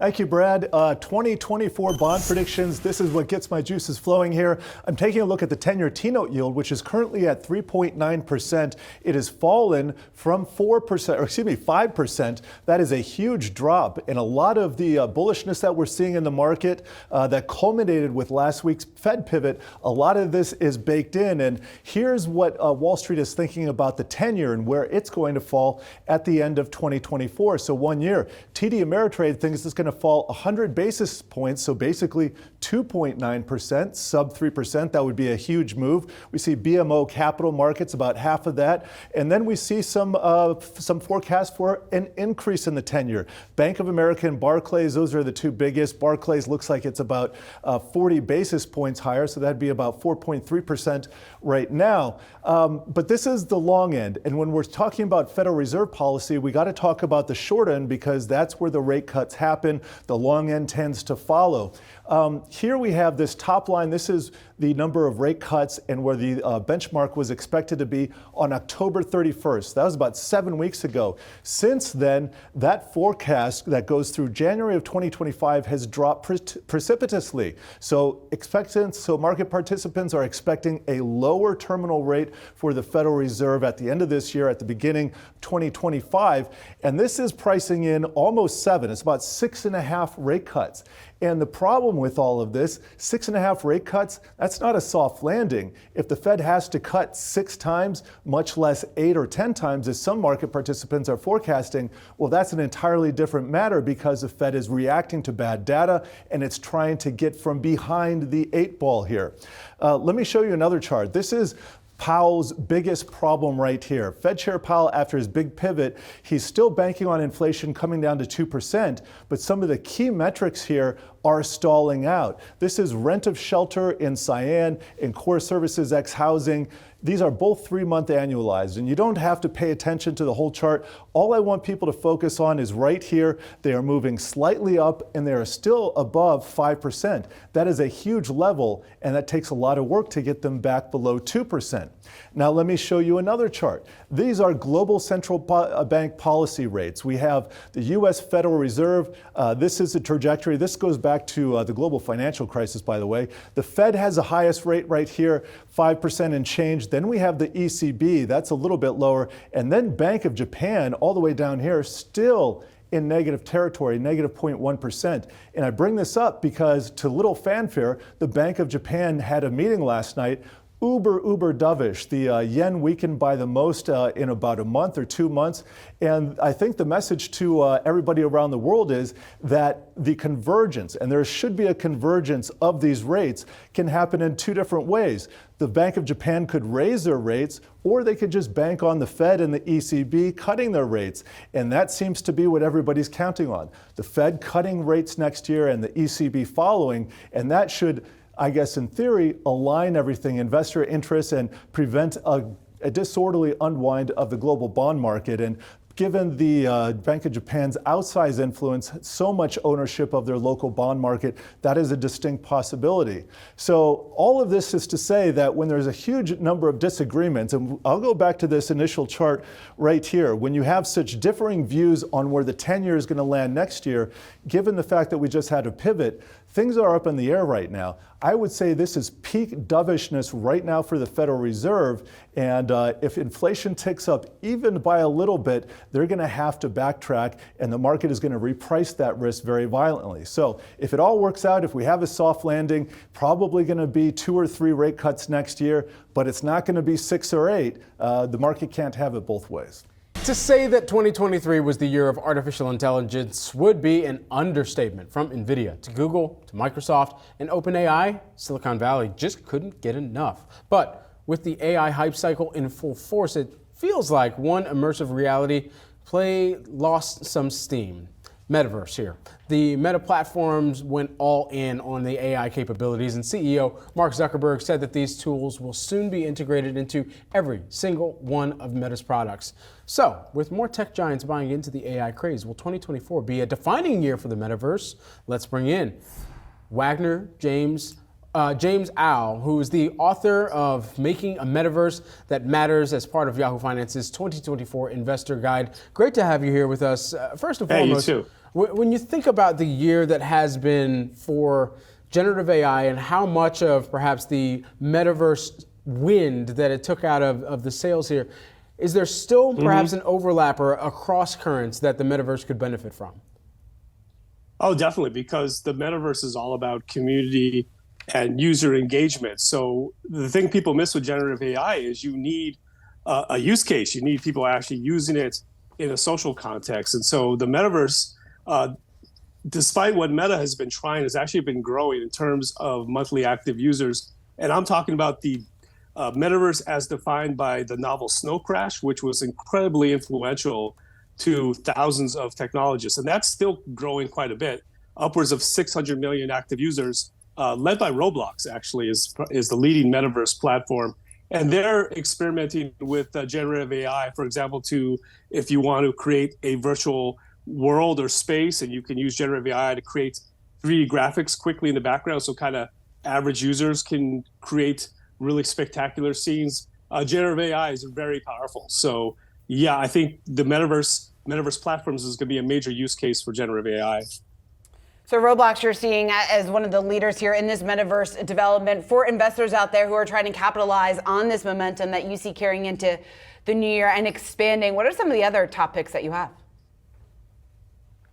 Well, the other big thing to look at was the lawsuit, Epic Games versus Google.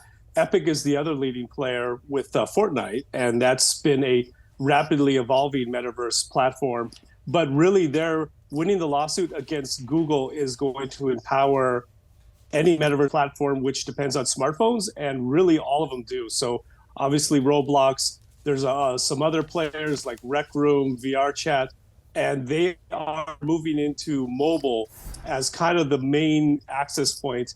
And the fact that they're not going to be under the thumb of Google, hopefully, depending on what the Supreme Court says, is going to be very powerful for all of these other players that, like I said, are continuing to grow in terms of mass active users. James, when you take a look at a lot of the momentum that was in the market this year, obviously NVIDIA by far the winner of this AI craze, and exactly what they're doing using these chips, that their chips are needed here in order to have this AI adoption, the widespread AI adoption that we are starting to see. Do you see any of that momentum slowing down anytime soon? No, it's really hard to see any of it slowing down, really, because the AI is kind of just sort of the whipped cream on top of the massive demand for 3D graphics, which NVIDIA provides. So any metaverse platform, Roblox and so on, is going to provide and depend on 3D graphics that NVIDIA has. And now AI is this whole other demand because all of the AI programs require massive computing power. So that it's just going to accelerate what NVIDIA has. Okay, and so I think there's a few ways that investors are going to want to be thinking about this. And the way that we've kind of been told by Meta platforms even to think about generative AI is thinking about, and Mark Zuckerberg saying this in one of the first earnings calls of this year, saying that it's the applications that are going to live on top of the models that live on top of the chips here. So what is that next leg of this generative AI growth and ultimately the driving catalyst as we get into 2024 from your perspective?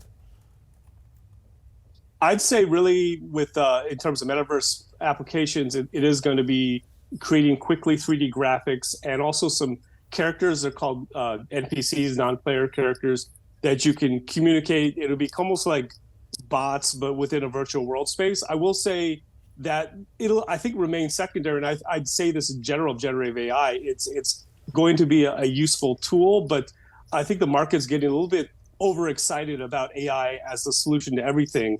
Though when you actually look at it in practical terms, you still have to have a very powerful underlying use case. And so actually, I think metaverse platforms are going to really shake out what's really valuable about generative AI. And we kind of haven't still decided seeing that. And you need really hundreds of millions of users using generative AI to see where it's going to evolve in the future. James, when it comes to Apple launching its very much anticipated new Vision Pro XR headset, how much, I guess, do you think that's really going to move the needle for widespread adoption, or how do you see that kind of advancing this metaverse narrative forward? It's definitely going to advance the metaverse narrative. The Vision Pro is launching at $3,500, so it's not going to create an immediate mass market. It's going to be the hardcore users that will be using the Vision Pro first. But really what the metaverse is all about is creating community and social interaction. So what will happen, I think, is the people using the Vision Pro, they're going to have a advantage as creators because they're going to be able to be more expressive with their avatar and create content. Rec Room, a up-and-coming startup, is working closely with Apple with the Vision Pro. And that's a metaverse platform, probably upwards of 20 million users. So people with the Vision Pro will kind of be kind of treated as a special person, a special avatar, because they will be much more expressive, which actually that's in the novel Snow Crash, that the people with the powerful equipment, they kind of have an advantage. So I think we'll see that kind of on the early edge cases of the early content creators, riding off the power of Vision Pro and the interest in Vision Pro. Well, breakthrough in generative AI fueled investments in the tech sector this year and sparked a big rally in AI-related stocks, at least in the first half of 2023. Our next guest sees the AI revolution bursting with promise, but also riddled with challenges as we look ahead to 2024. So what are some of those risks?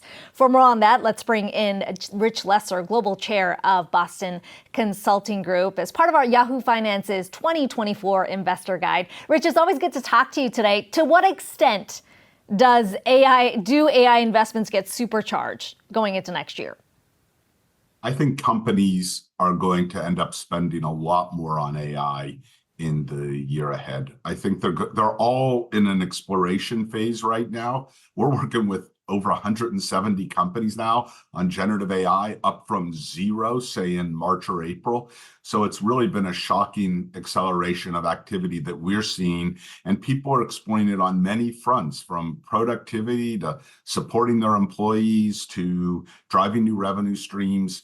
But as we see more of those come to light and more value being captured, I think companies are going to realize there's a lot of value to be created here on different dimensions, and they're going to want to double down to take advantage of it. And Rich, we continue to see companies, cutting costs in different ways. How do you see AI affecting things like labor costs and productivity? How are companies prioritizing that? So I do see particularly this opportunity to combine generative AI with classic forms of predictive AI and proprietary data.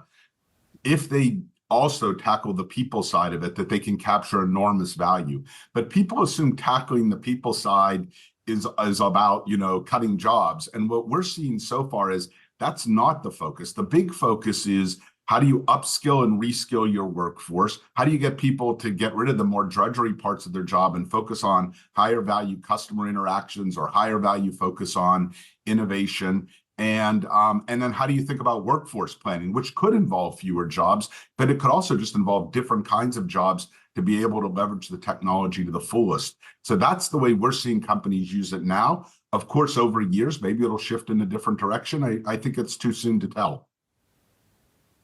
Rich, you talked about the different applications companies are looking at right now. I wonder how the thinking around the technology itself has shifted over this last year, as companies have had the full year to really process how they can integrate this. I couldn't agree more with you. We've seen a big shift as people are learning. I think the early focus was on the kinds of tools that would be available, the personal assistants, the tools in HR or legal or software writing, and really viewed it as an opportunity to deploy much better tools, which are better and which can create 10, 20% productivity improvements. But as the year has gone along and as we see more companies digging in, I think there are two other kinds of opportunities that are really coming to the fore. One is to just reshape entire functions, customer service, IT, marketing, field operations. And in those opportunities, it's not just about handing employees a different tool. It's often combining generative AI with the classic predictive AIs that can help solve specific problems. It's about leveraging all the proprietary data that companies have built. And it's most importantly, taking on the people side of it too, skills, organization, processes. So there's a whole reshaping of functions that companies now see as a much bigger 40, 50% productivity improvement than just handing people tools. And then I'd also say more forward-leaning companies are saying, how do I generate revenue with this? How do I change the way customers interact? How do I create new products and services? And they're seeing meaningful business opportunities. I actually think we're going to see real launches in 2024 in consumer products, in financial services, in other areas that will have big revenue streams associated with them. That's really different, I think, than the way people were just looking at it 8, 10 months ago. And Rich, you spoke about this a little bit, but in terms of predicting things like supply chains, noticing customer trends faster, being more responsive, how much of a game changer do you see that being in 2024? Obviously, with the pandemic, a real wake-up call when it came to supply chain shocks, but seeing that perhaps applied in 2024. I really believe that we're going to see a lot of opportunity in supply chain and a lot of sort of classic operational areas where you can combine the power of predictive AI, which we've had for 7, 10 years now, to make specific estimates that are mathematically and algorithmically driven, and combine that with generative AI, where you can take unstructured data, combine it in different ways, make it more interactive for whether it's the employees using it or whether it's customers or suppliers, and really put the two together to drive value that neither one could quite do on their own. We are seeing a lot of companies looking at just classic operations. Take field operations, use the predictive AI powers to predict when a piece of equipment is likely to go go offline or to have a problem, and then use generative AI to support the engineer in the field to real time look at the equipment together, give them real access to all the policies and all the things they need to do to fix that equipment. That combined power is really quite impressive if you reskill the employees to take advantage of it. Finally, Rich, away from AI, you've always got a pretty good pulse on sentiment, bigger picture here. If you look at where investors have been, it certainly feels like sentiment has improved going into 2024, given how the Fed has moved. What's the conversation you're having within the C-suite? Where's the sentiment within executives? Have you seen an improvement looking ahead? Yes, but I think we're going to see more in the quarters ahead. I think that, just the fact that interest rates have plateaued, it was going up, right, for the first 2/3 of this year, and now it's plateaued. I think that has helped a bit. And I think people realize that the country is growing, the economy is growing. And despite the year ago, the predictions were either big recession or big inflation, and a soft landing was just naive. And that's in fact what we have gotten. But I do think that companies are still confronted with much higher interest rates. Different consumer segments, different parts of the market can still be quite challenged right now. And so I would say right now we're in a transition period. It's not as negative as it was, say, 6 or 12 months ago. It is not yet, I'd say, full steam ahead. But my hypothesis is, as we start to see a closer move towards declining interest rates, as people realize the power in generative AI, as we internalize what just came out of all that's happened on climate this year and how much between IRA, what's happening in Europe, COP28, the investment opportunities, the new businesses to be created, I'm actually expecting more optimism, with the exception of obviously the political and geopolitical backdrop. The US political environment, election years are tough. And so I think that part will be a bit of a damper. But on pure economics, I would lean to the optimistic side. And I think CEOs are getting there, but not quite there yet, I would say. Influence that the so-called Magnificent Seven has over the rest of the market is only getting bigger. These 7 big tech stocks have surged over 75% this year. Now, according to Goldman Sachs, these stocks make up almost 30% of the S&P 500's market value. Can this market domination continue into the new year? We want to bring in Jeff Ashulzi. He's a ClearBridge investment strategist. Jeff, it's great to see you. So we have seen this massive run up in stocks. You have the NASDAQ coming off of 8 straight days of gains. What do you think about this rally? Can it last into the new year? Well, first off, thanks for having me on the program. And I do think that this rally will continue. You don't have any major economic release that can change the momentum until we get December's payroll print. So at least over the next 3 weeks, I think the path of least resistance is higher. But what more importantly, I think there could be sustainability in this rally in 2024, because over the last month, you've seen a lot of movement away from the Magnificent Seven and into the more neglected areas of the market, like small cap, like lower quality. And the equally weighted version of the S&P 500 has outperformed the cap weighted version by 4% because of this dynamic. And when you have really strong participation, strong breadth, and the percent of companies over the 200-day moving average for the S&P 500 is at the cycle highs right now at close to 80%, that is a really good sign that momentum can continue into the new year. So this rotation away from the Magnificent Seven is actually a good thing for longer term returns. It had seemed like, Jeff, so much of the driving catalyst for the Magnificent Seven was around generative AI, what that could do for margins for these businesses. How much of that continues into 2024 from your perspective as a primary catalyst versus other parts of the business that need to show investors that they're able to still continue to grow? Well, I think that the catalysts are still there, but there's just a lot of there's a lot of optimism that is priced into these stocks at the moment. And I think that although they may move up in an absolute basis, on a relative basis, if we do have a soft landing, I think that money is going to move into those areas that have seen the relative performance that we've seen out from outperformance perspective over the last month. So I think the catalysts are still there, but I think it's going to be more of a stock picker's market in 2024 than what we've seen this year. Jeff, how much of this hinges on the Fed cutting? Because we heard from Mester, we heard from Daly of the Fed, both saying that the market is betting on rate cuts happening still too early. Well, I think a lot of it is contingent on the Fed cutting. Now, importantly, I think that first rate cut will come in March. So we're not going to get that first rate cut for a while. But importantly, I think it comes back to the fact on whether or not the economy can have a soft landing or whether recession risk is still out there. Now, even if the Fed does cut in March, it doesn't preclude a recession from materializing, because when you went into the 2007 recession, the Fed had cut 100 basis points by the time that recession had started. When you went into the 1990 recession, the Fed had cut by 175 basis points. So while this does increase the odds of a potential soft landing, that the Fed is looking at both sides of their dual mandate, price stability and full employment, I think that the real driver of whether or not this momentum can continue is the economy. Will recession materialize, or will it just be below trend growth? And so for that growth kind of multiple, or the expectation that you're foreseeing, if we were to see an aggressive rate cutting strategy, perhaps back half of next year, that's what a lot of economists have been telling us at least, at what point will we start to see that get priced in? Because the market is going to look, and perhaps to the best of its ability, try to get 6 months ahead of it. Yeah, well, if you look at forward pricing and the Fed funds futures, they're expecting 6 rate cuts next year.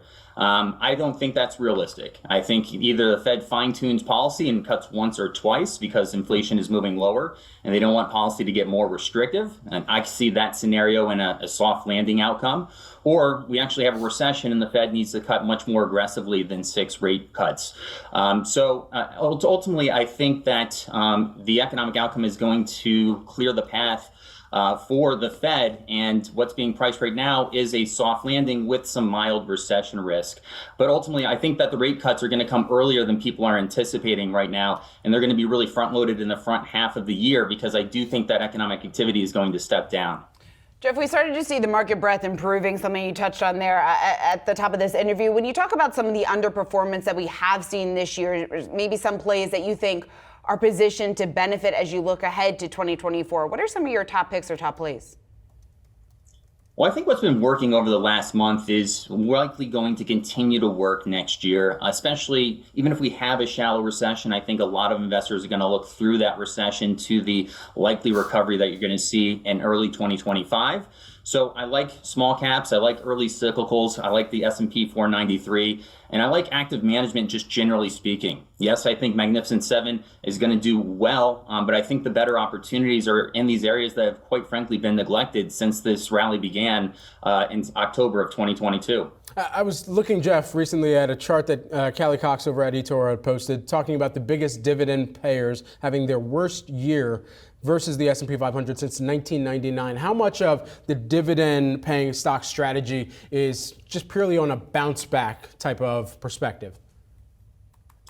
Well, I think those dividend payers are going to get a nice bounce back. That you've seen that. I think it will continue. But also, if the Fed's going to be cutting rates more dramatically, that dividend is going to be worth more than what we currently have with a Fed funds rate north of 5%. But also, again, if you have some economic weakness, those high dividend payers are areas that tend to attract capital and outperform on a relative basis when the economy tends to slow.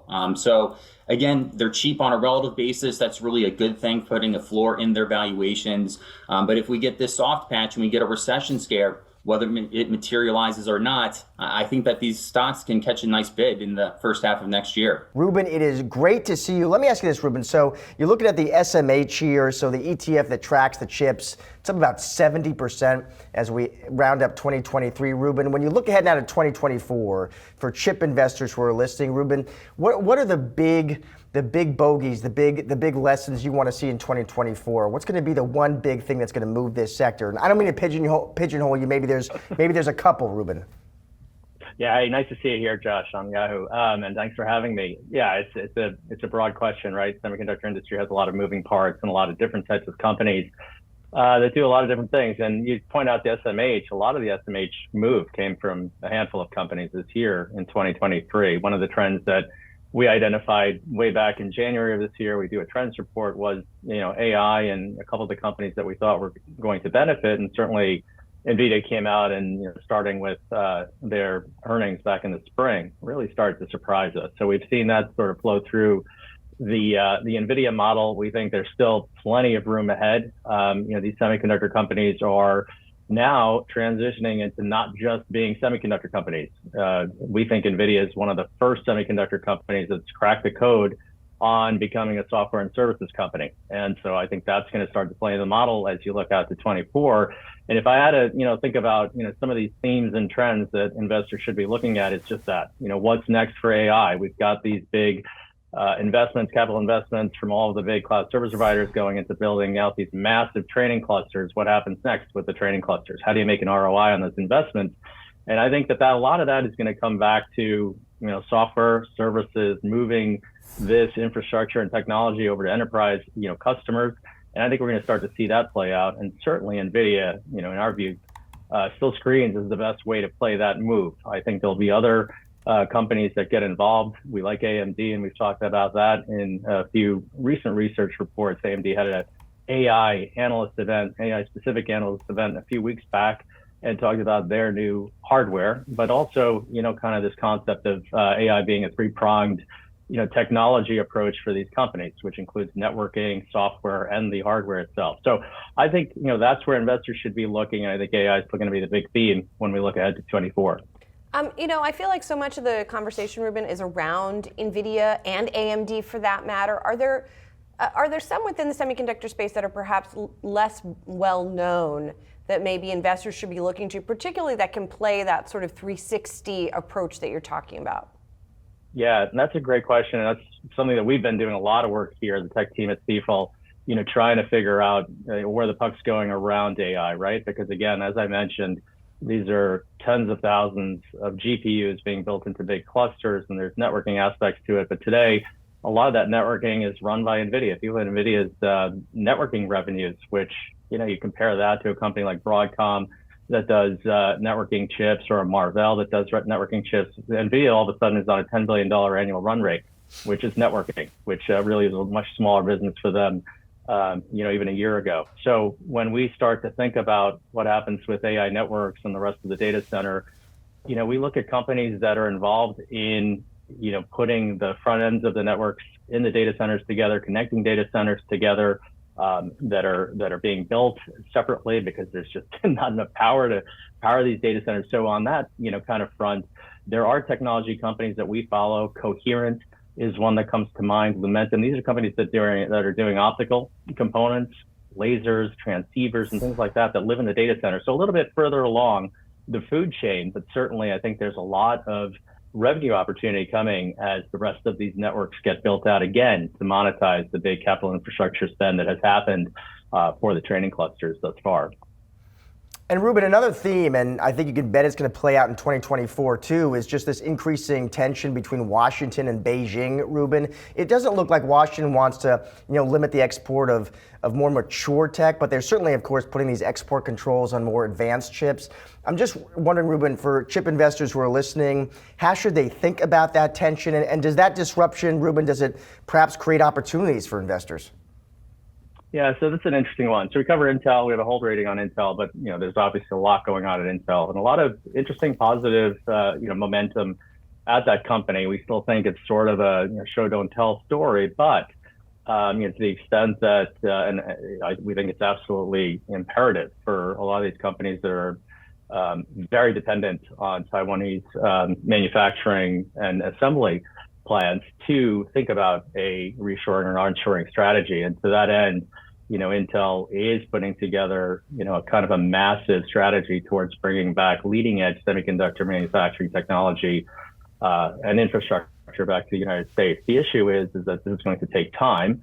And, these are very complicated technologies. There's a lot of moving parts in bringing in equipment and actually executing to these plans. And so a little bit longer term in nature, but investors should be, watching that as well. If this were to go well, 2, 3, 4 years down the road, Intel is certainly one of the companies that stands to benefit if they are able to execute on their strategy. For our fabless design companies, we think it's absolutely going to be something that they'll have to consider. Again, will take some time. You flashed up a few of the design companies that we follow, Cadence and Synopsys. Our view is that those types of companies that are creating software and a lot of the tools at the front end of the design process are going to benefit because they're sort of like arms dealers into sort of this overall manufacturing supply chain. And to the extent that we do have more manufacturers here in the United States, they are absolutely going to partner with those companies like an Intel or others. And so we think there are different ways to play it and something that investors should keep an eye on. Again, it's going to take a little bit of, longer term to play out on that front. With only a few weeks left in 2023, it's time to start thinking about your portfolio in 2024. And here at Yahoo Finance, we'll be answering some of the biggest questions heading into next year with our 2024 Investor Guide. And today we are talking Fed. Despite some mixed messages, it seems consensus is that it's done raising rates after the fastest increases in 4 decades. And it's now a case of not if, but when we will see cuts. Our very own Jennifer Schonberger has been on the Fed beat all year. She joins us now to break down what to look for in 2024. Jen.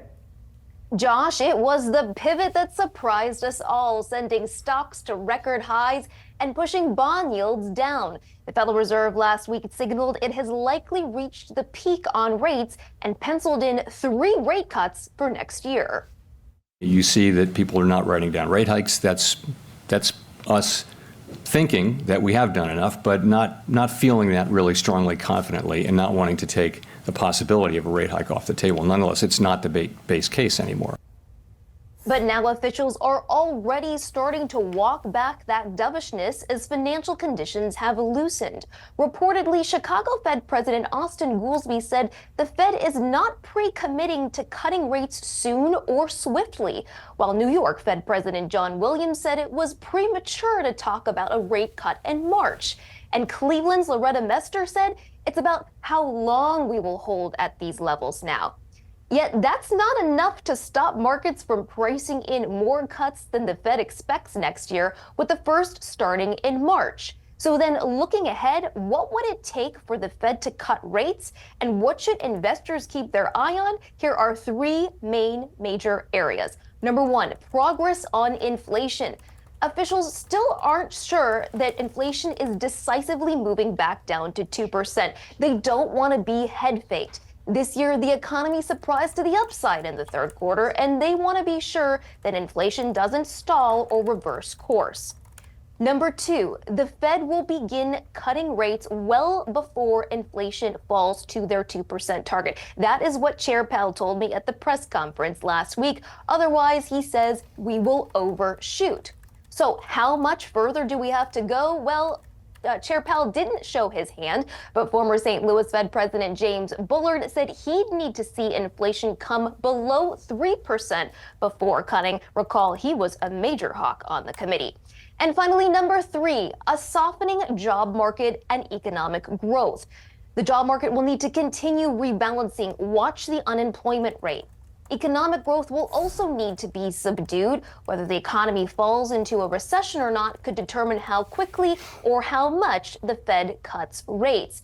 Now, looking at the trajectory of inflation and how fast it has been falling, it would probably put the Fed on course for a rate cut sometime in the second half of next year, June at the earliest, but more likely sometime in the third quarter. Well, just a few weeks left to go in 2023. The street's feeling pretty optimistic about the market's direction in the new year, but there's still a lot of uncertainty on the horizon. The timing of interest rate cuts and whether that long predicted recession may finally materialize. Two key big issues that investors are looking at. So what should the average investor keep in mind as they prepare their finances for the year ahead? Let's bring in Anthony Saccaro, Providence Financial and Insurance Services President. Anthony, it's good to talk to you.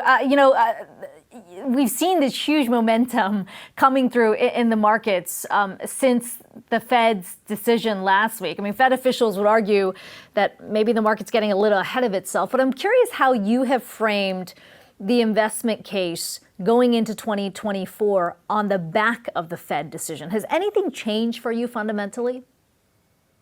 No, fundamentally, everything is still the same. I think investors, the average investor would be smart to stay with the tried and true method of dollar cost averaging over time. I'm glad to hear Jared's report that the stock market investors are up at this point. I think he said something like 60%. I think that's where you want to be if you still have another decade and a half or 2 decades until retirement. Dollar cost averaging drives the average purchase price down. You're buying over and over and over. It's the same dollar amount, buying the same investments, regardless of the price of the investment. And what that has done mathematically is it lowers the average purchase price. And that's what you want to do, is you want to buy low. The fear that I could have at this point is the fact that people are feeling somewhat confident with what's happened in the market this year and what's happened in December. There was a lot of green on Jared's board. And I also don't want people to stray. This is crypto spring, as Jared talked about, right? Crypto market's done well. I don't want people to think, okay, well, maybe that's where I need to be. Let's quit dollar cost averaging. Let's quit doing the tried and true methods. Let's go put some money into crypto. No, I think that would be a mistake. You can put a small amount there, an amount that you could afford to lose, but stay with the tried and true. That, I think, is going to be the most important way to build wealth in the long run.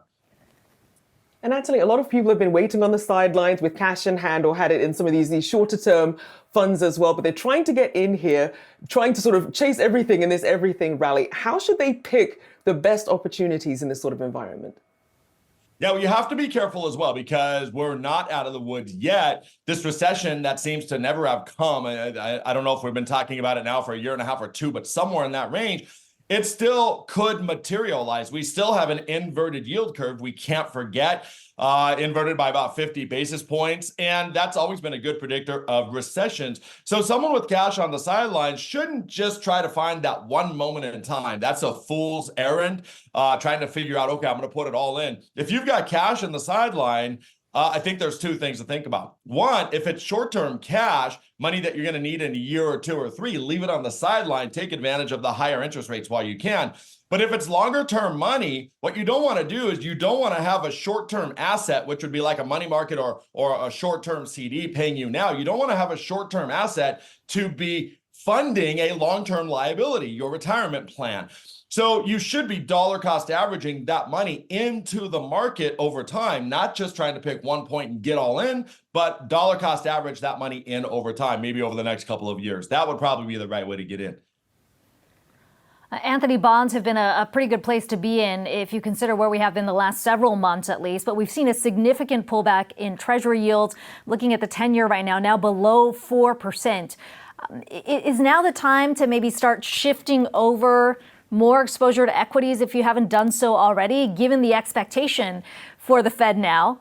Some are expecting 3 rate cuts.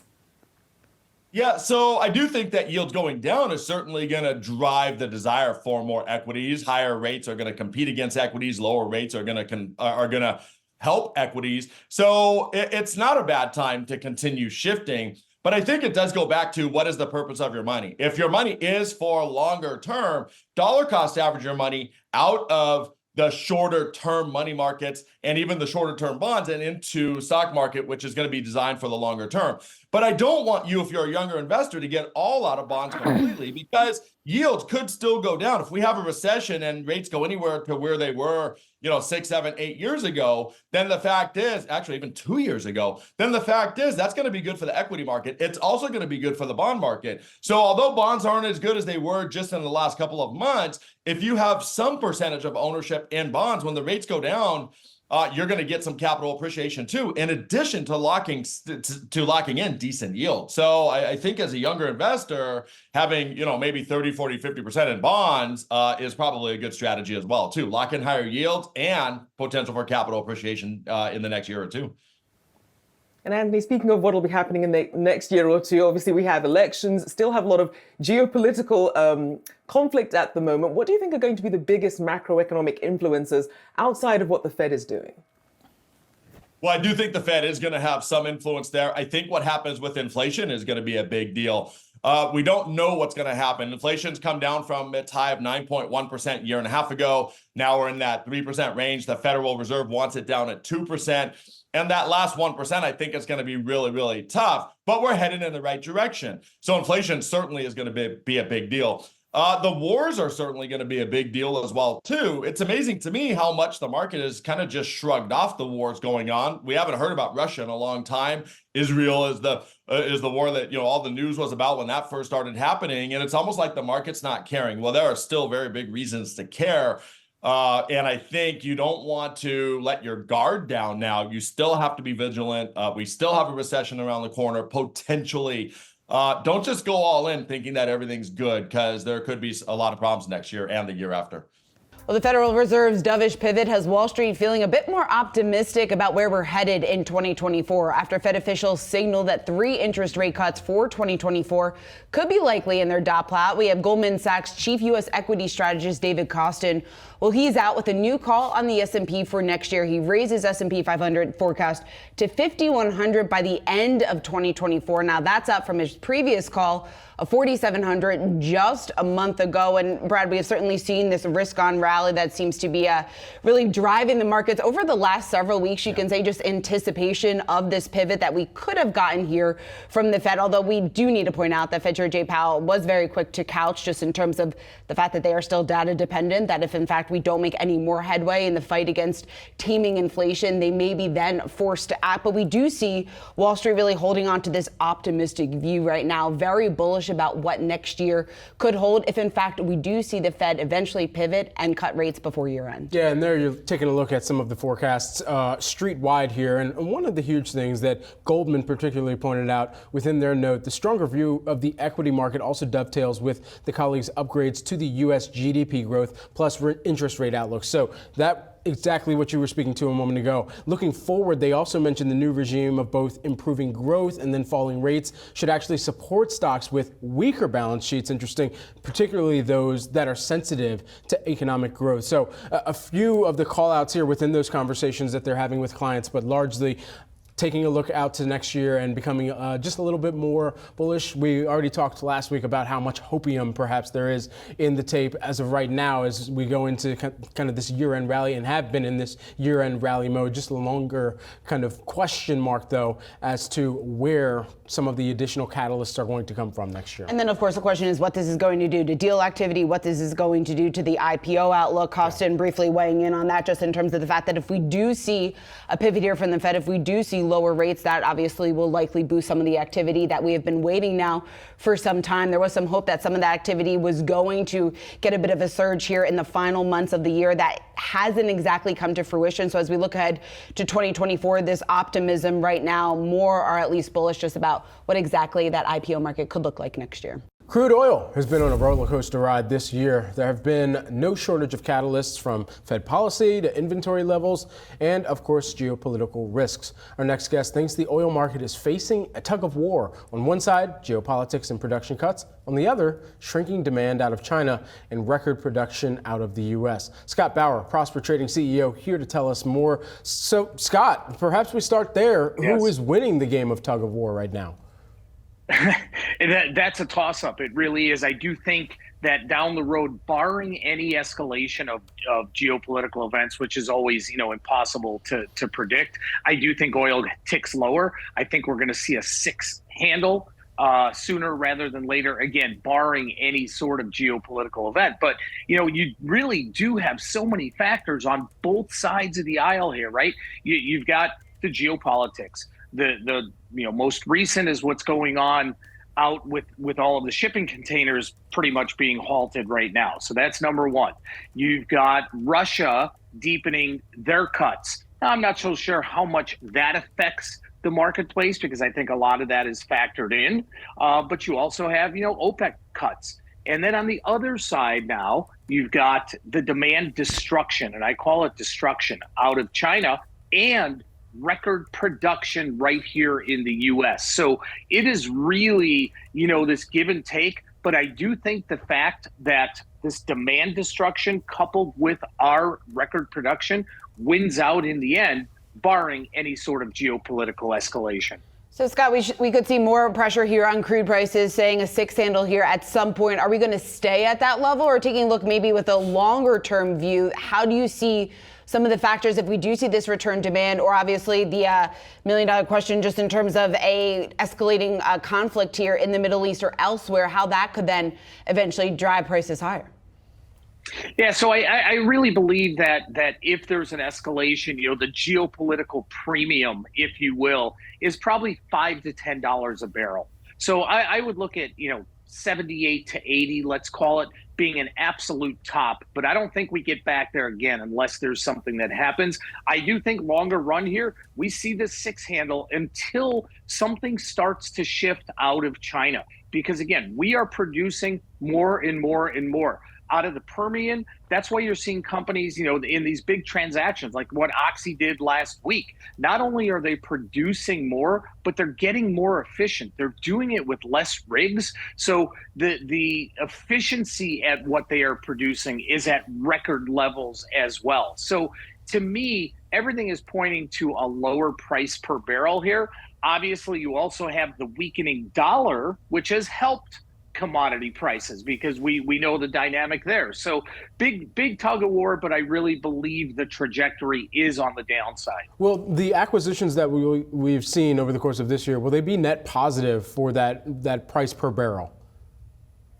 I think they will actually wind up being net negative because of the efficiencies. But as I was reading through and really understanding the Oxy transaction, they look at longer term a sustained profitability around $50 a barrel. That's kind of their benchmark. That's a long way down from where we are right now. So I actually think that this is going to be net negative for the price of oil, but they're going to be able to produce more efficiently. Their margins may actually get better. Scott, we certainly have seen an uptick in M&A when it comes to the energy sector here over the last several weeks. Looking ahead, though, to what that future consolidation will look like and ultimately how that's going to impact the price of crude down the line. What do you see there? I think we're going to continue. The big players in the marketplace, the Chevrons, the Exxons, Oxy, they're doing this because they know that the competition is getting smaller and smaller and smaller, and they need a piece of it. And they really see that the Permian and production here in the U.S., they see the efficiency of it. Now, are they getting to a top perhaps? Are we at maximum capacity in terms of production? We're probably getting there. But I think we're going to see more and more consolidation because some of the smaller players in the marketplace look at this also and say, boy, if we don't get ourselves out there, if we don't make a move and maybe get acquired by some of the bigger guys in the marketplace here, we may be left out in the cold. Are the days of oil having a profound impact on the inflationary picture behind us?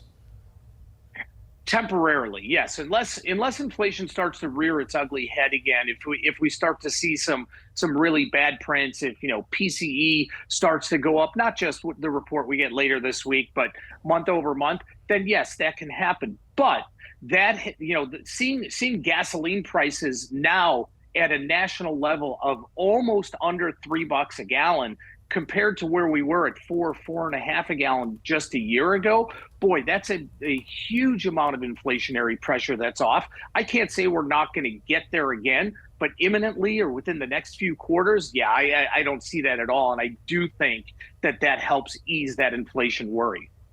All right, Scott Bauer, always great to get your insight. Thanks so much for joining us here this morning. Prosper Trading Academy CEO. Thank you guys Thanks very so much.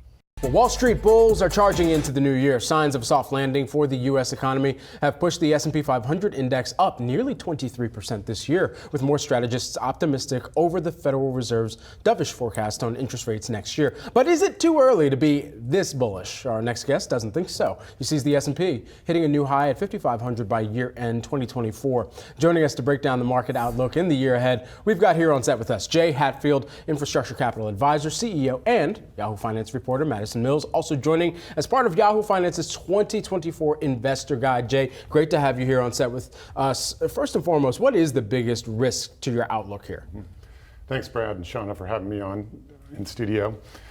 Well, if you really track back to what our non-consensus call was, we had a 4,500 target, which is actually more bold than our 5,500 relative to what all the other strategies are at, and really focuses on Europe. Most U.S. investors, rightly so for equities, don't focus on Europe, but we're fixed income investors primarily. And Europe is in a recession. They have a GDP now, which you can access on the web. They're tracking negative 1.6%. This quarter, they were negative 0.4 really, if you annualize it last quarter. And so we think the ECB is going to be forced to cut first, which will give the U.S. Federal Reserve cover. And in fact, if you look at the futures market globally, every OECD country is projected by the futures market, not us, to cut rates by an average of over 150 basis points. So it's really more of a global focus, because I am nervous. You saw some Fed officials about the Fed. They are still in their Phillips curve mentality that we have to have a recession to eliminate inflation. But that's really the heart. So I would urge your viewers to focus on Europe and see when the ECB cuts, because they're probably going to be first. Yeah, Jay, I wanted to bring up the whole aspect of rate cuts and how much of your call really hinges on that, because like you just alluded to, we heard from Austin Goolsbee, who was out making comments over the weekend, just saying that it is still too early to really call a victory here in the fight to tame inflation just a little bit. What are you forecasting in terms of that more aggressive outlook that you have for next year? I know a lot of it depends on what we see internationally, but how much of that, I guess, is factored in terms of Fed rate cuts and what exactly that looks like? Well, that's a spectacular question, because you should never quote multiples without talking about interest rates. So we have a discounted cash flow multiple. And so roughly every 25 basis points is a full S&P multiple. So we're forecasting 3.5% on the US 10-year. So what's great about our simple model is you could say, oh, well, I don't believe that. I think it's going to be 4. Well, then you take 2 multiple points out, which is roughly 500 points. So you could get down below actually those targets you just put up there. So it is really based on an optimistic view on interest rates. But that has been unfolding. And like I said, now it's actually consensus we're going to have cuts. It's not 2 months ago, we were saying Europe was going in recession and there were no expectations. Now it's really globally. So if that unfolds, then our case is likely. And I would say the risk is to the upside on our case because of a potential AI overvaluation. So you could get 21, 22, 23 times, assuming rates are, or in fact, rates could go to 3 even if we do have global rate cuts. Can you talk about that a little bit more, AI overvaluations? How is that playing into the outlook that investors should have this year? Well, you know what's something strange that I learned from being an investment banker is it's actually efficient to have massive overvaluation. And the reason for that is when you have new technologies, the time to market is more important than efficiency to market. So if you create a Google in 2001, even though you had a web van, you're ahead of the rest of the world. So that's why the US always beats other countries to the market, because we have a more efficient capital market. And strangely, to be efficient, you need overvaluation with regard to brand new technologies. You know, as we think about so many different areas that investors are going to have to consider and think about next year, there's so much of the demand environment, especially within housing, that's also going to be catching attention, because there's all of the trickle through from what people are paying in shelter and how much that has been the stickiest form of inflation as well. What's your outlook there? Well, that's another great focus, because really, if you want to predict the economy, both inflation and GDP, housing is the most important. It's the most cyclical. It always cracks in a recession. Average recession, you have 870,000 starts. We now have 1.4 million. So that's the key to stay out of recession, because some bears are predicting recession, which doesn't seem to be the case because we have a shortage, but it's also a key driver of inflation. Actually, housing prices are rising, but thankfully rents are cooling. We have 440,000 new apartments coming online this year. So that's why we don't think inflation is going to accelerate and the housing market will be okay. But if we are wrong, it would be centered around housing, a crash, or inflation rocketing higher. I don't want to let you go without talking about the China elephant in the room. You say that we're mispricing the growth story to come from China. Where am I missing that in my understanding? Well, you know, of course, being negative makes everybody popular on press, and so we're typically not very popular. Don't be popular. Yeah. Just say what's right. Yeah. But if you really look at China, there's a dynamic that people don't appreciate. They save 45% of their GDP every year. We save about 20. So they have built-in growth, because if they invest just adequately, they will grow. Right. And if you really look at the projections, they're really going to grow about 5 or 5.5, which kind of makes sense. That's sort of not that great return on 45%. But everybody focuses on the housing market because that blew up in the US and it makes great headlines. And it is terrible, but it's an advantage of a communist country is they can go bail it out at a moment's notice. They don't have to pass it through Congress. And also, they already have loose monetary policy. They're already expanding their monetary base and lowering rates because those are linked. So that's why we're not super bullish on China, but we're bullish that they'll continue to consume oil and prop up our market. And we think today's weakness is really just seasonal. It's raining, but it's super warm in New York, and that's why oil prices are depressed. There were a number of headline-making deals this year. Exxon acquiring Pioneer and Pfizer acquiring Seagen, just to name a couple. U.S. M&A totaling over $1 trillion in 2023. As we look ahead now to 2024, here with us to talk more about the 2024 M&A landscape, Ephraim Kaplan, Brown, Gibbons, Lang & Company Managing Director. Ephraim, it's great to see you on set. Maybe just start big picture. Get your take on the M&A landscape in 2023, and now looking ahead in 2024. You have a lot of different cross currents: financing, election, geopolitical risk. How do you think it's going to shake out next year? Yeah. Josh, Julie, thanks for having me. Pleasure to be here. Listen, 2024, from a firm perspective, we are quite bullish on the year. Now, granted, we're coming from a point of, I'd say, pretty significant weakness in 2022 and 2023. But make no mistake, we're really looking forward to 24 and moving beyond 23. There are a few risk factors that we're still keeping in mind. Make no mistake, there is increasing geopolitical risk, which enters the equation. Regardless of what the Fed's recent statements are, Wednesday of this week, monetary policy definitely can improve the market, but we are not out of the woods from a recession perspective. So whether it is a hard landing, a soft landing, there is still risk of recession. So these components give some level of conservatism to the market. But when we factor in those and take a look back to 21 and 22, the tailwinds significantly outweigh the headwinds from a 2024 M&A market point of view. It's going to be a strong year. Something that caught our eye today, the report in the Wall Street Journal that DocuSign was potentially putting itself up for sale, and specifically talking to private equity about a leveraged buyout. It's an $11 billion company. We have not seen that much activity of size on that front this year, in part probably because of the rate environment. So specifically, talk to me about private equity and potential LBOs next year. And so there's a lot in there. Yeah. So I'll try to boil that down to a couple components. One, which if we want to talk in a little bit about, is just the health and foundation of just investing, regardless again of what the Fed did from a cost of capital point of view.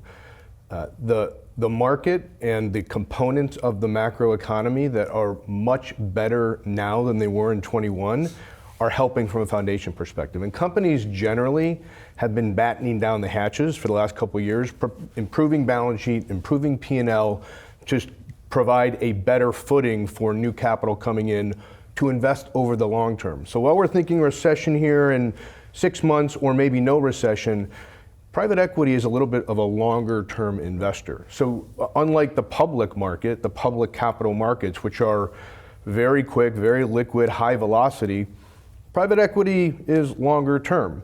And I think earlier this week or late last week, Bloomingdale's there was an announcement on Bloomingdale's or Macy's about another leveraged buyout by a large private equity firm. Yes. So I've been in this business for 25 years, and the amount of publicly listed companies has decreased in the past 20 years by 50%.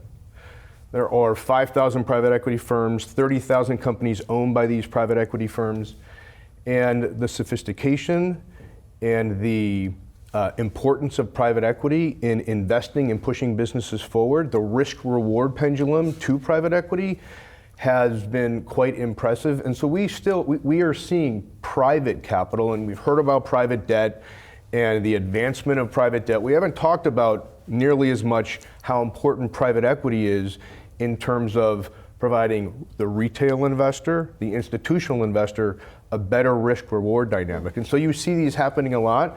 And when you look at the data and you look at the stats, you wonder, where is the merit to invest in public equities versus private equity? And let me ask you another variable to consider. If you think about next year, we talked about financing costs and geopolitical risk. Another one is the regulatory backdrop. Lena Khan over at the FTC, much more aggressive than predecessors. How does that sort of factor into your outlook for next year? So if we think about the 2024, you would typically expect large cap M&A to lead. We looked at there was potentially the Cigna Humana deal that obviously got derailed. That deal could have opened up, who knows if it would have got through DOJ, but it could have opened up a lot of payer activity. Large cap M&A pushes small cap M&A. It pushes more M&A generally. We've seen one of the sectors very key to our firm is essential services and infrastructure. We have seen large companies question whether or not to do large cap M&A versus moving towards much more cottage industries, smaller deals, can move through DOJ a little bit quicker because they just don't want to deal with the antitrust dynamic. So there is absolutely a component in the calculus in 2024 whether or not those deals will happen. Now, what I will say is, with the prospect of a recession, which is again why we're bullish on M&A, if you're going to hit your earnings targets and you got this pressure to perform, and you see recession ahead of you, and so your ability to continue to grow top line is somewhat limited, there's M&A to push that forward. So from an antitrust point of view, you're probably going to be more selective in terms of which deals you do, and who knows if private equity will really take that share from other large corporates doing larger deals, but it is an issue. And finally, in the last 30 seconds, if we're looking at the public company landscape, what sectors where do you think we're going to see most activity? tough to answer that in 30 seconds, but I will say, so just a few deals to mention. You have CVC buying Diff Partners out of the Netherlands.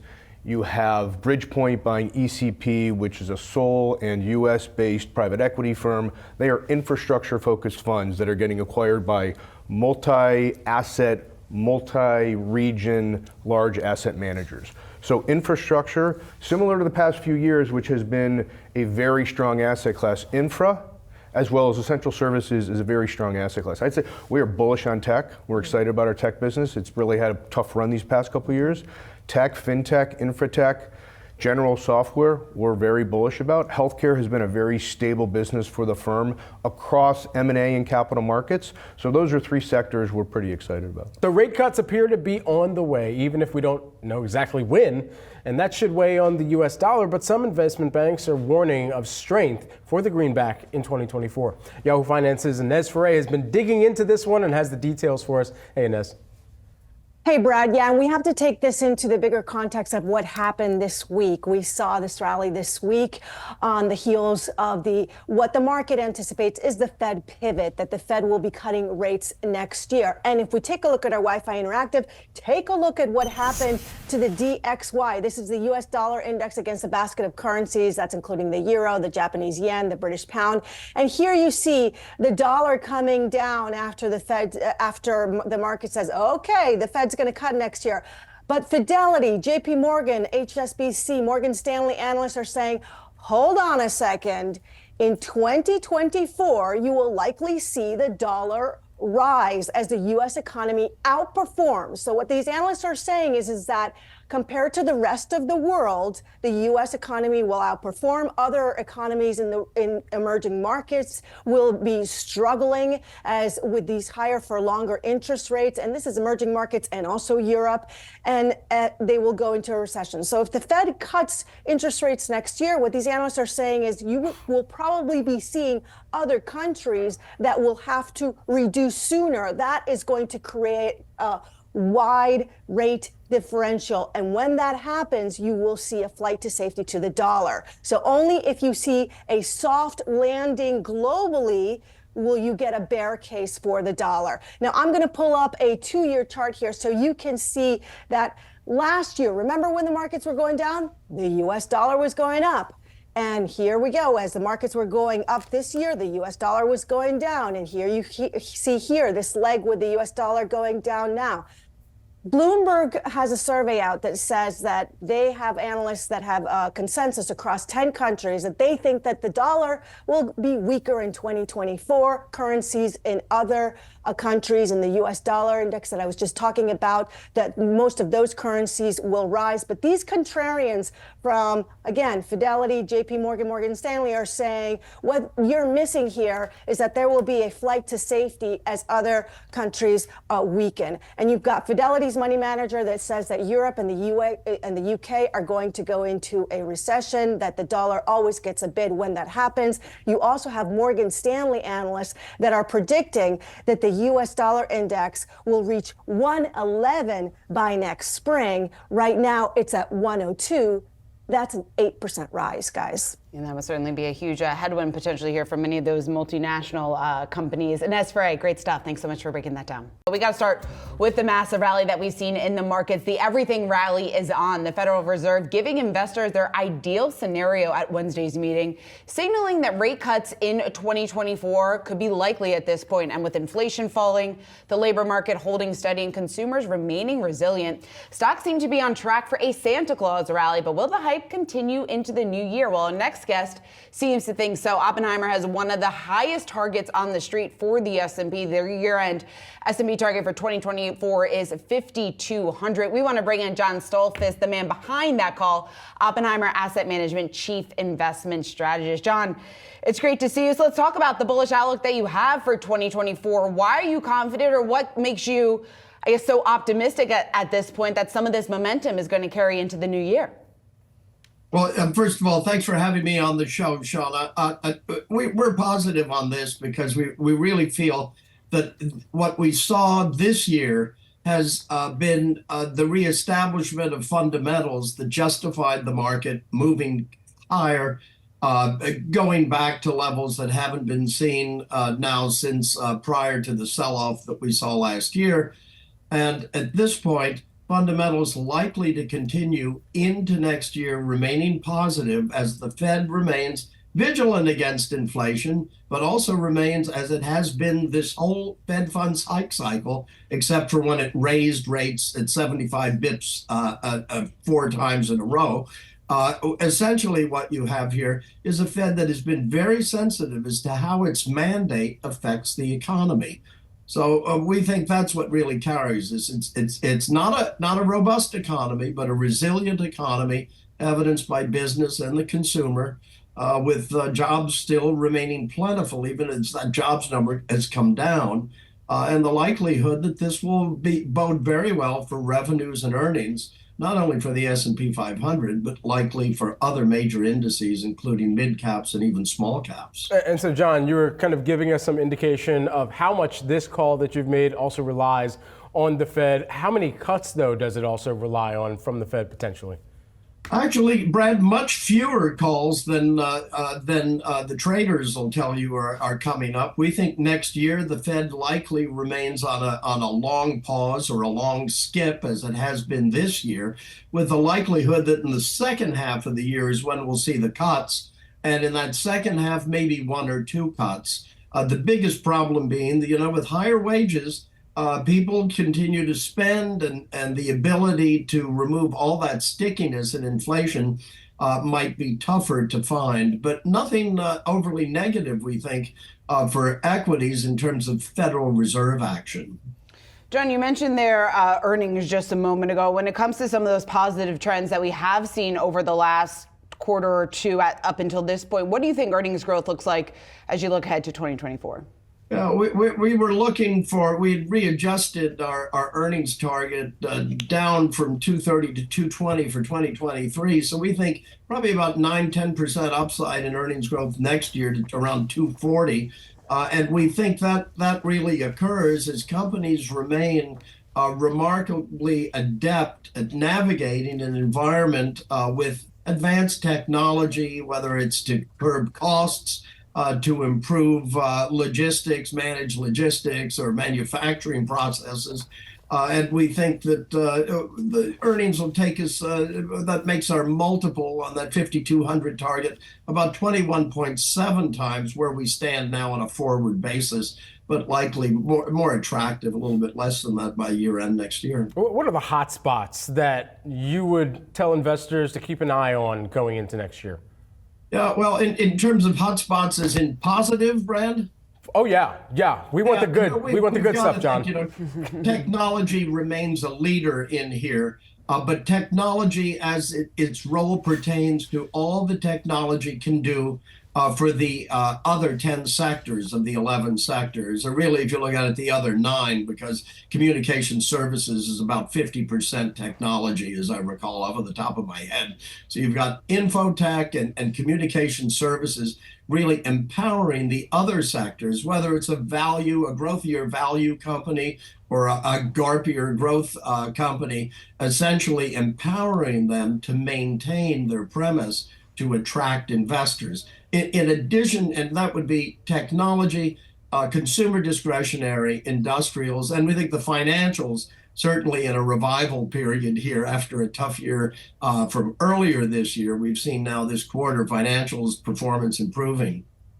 John, when you take a look at the outperformance that we've seen lately of small caps, some optimism there creeping back into the market. We have talked to a number of strategists saying that small caps really have room to run as you look ahead to the new year. What do you think that upside looks like? Well, we think the upside for small caps really at this point would be probably a little bit more modest than the large caps here.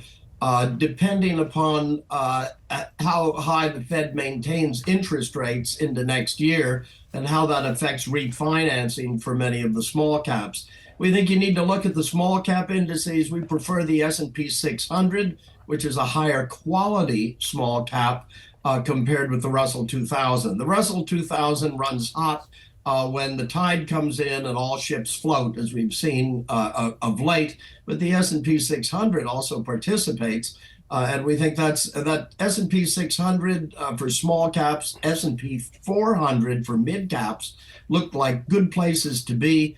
Both of these segments in terms of sub-asset classes have been disfavored for quite a while, but as we normalize, that normalization process should be good for that space, we believe. John, I've been rounding up New Year's resolutions from some of the top chief investment strategists like yourself. I would love to know yours and what you would tell investors to heed going into next year.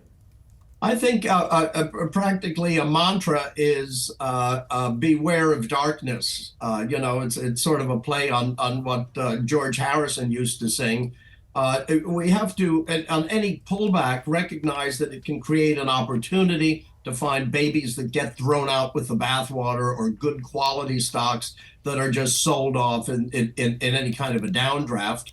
And we'd add to that, stocks do not go up in a straight line. And this rally that we've had so far in the fourth quarter likely to be tested. But again, the fundamentals and the Federal Reserve look very supportive, as well as secular trends or longer term trends in technology, as well as the need for intermediate to longer term investment for generations. Both the boomers will be alive longer in retirement, likely than previous generations, and for the millennials and younger, in preparing for retirement many years ahead of that, looking for equities to be a more competitive source than fixed income for growing intermediate to long-term assets. Joining us now is John Wirth, Nareit economist and head of investor outreach. Am I saying Nareit? That is how we say it, right? Perfect. Yes. Okay. The National Association of Real Estate Investment Trusts, to put it another way. And indeed, it's been remarkable. With the move down in yields, we have seen real estate stocks kind of go crazy here. Is that justified? Are you hearing a lot of optimism in the industry?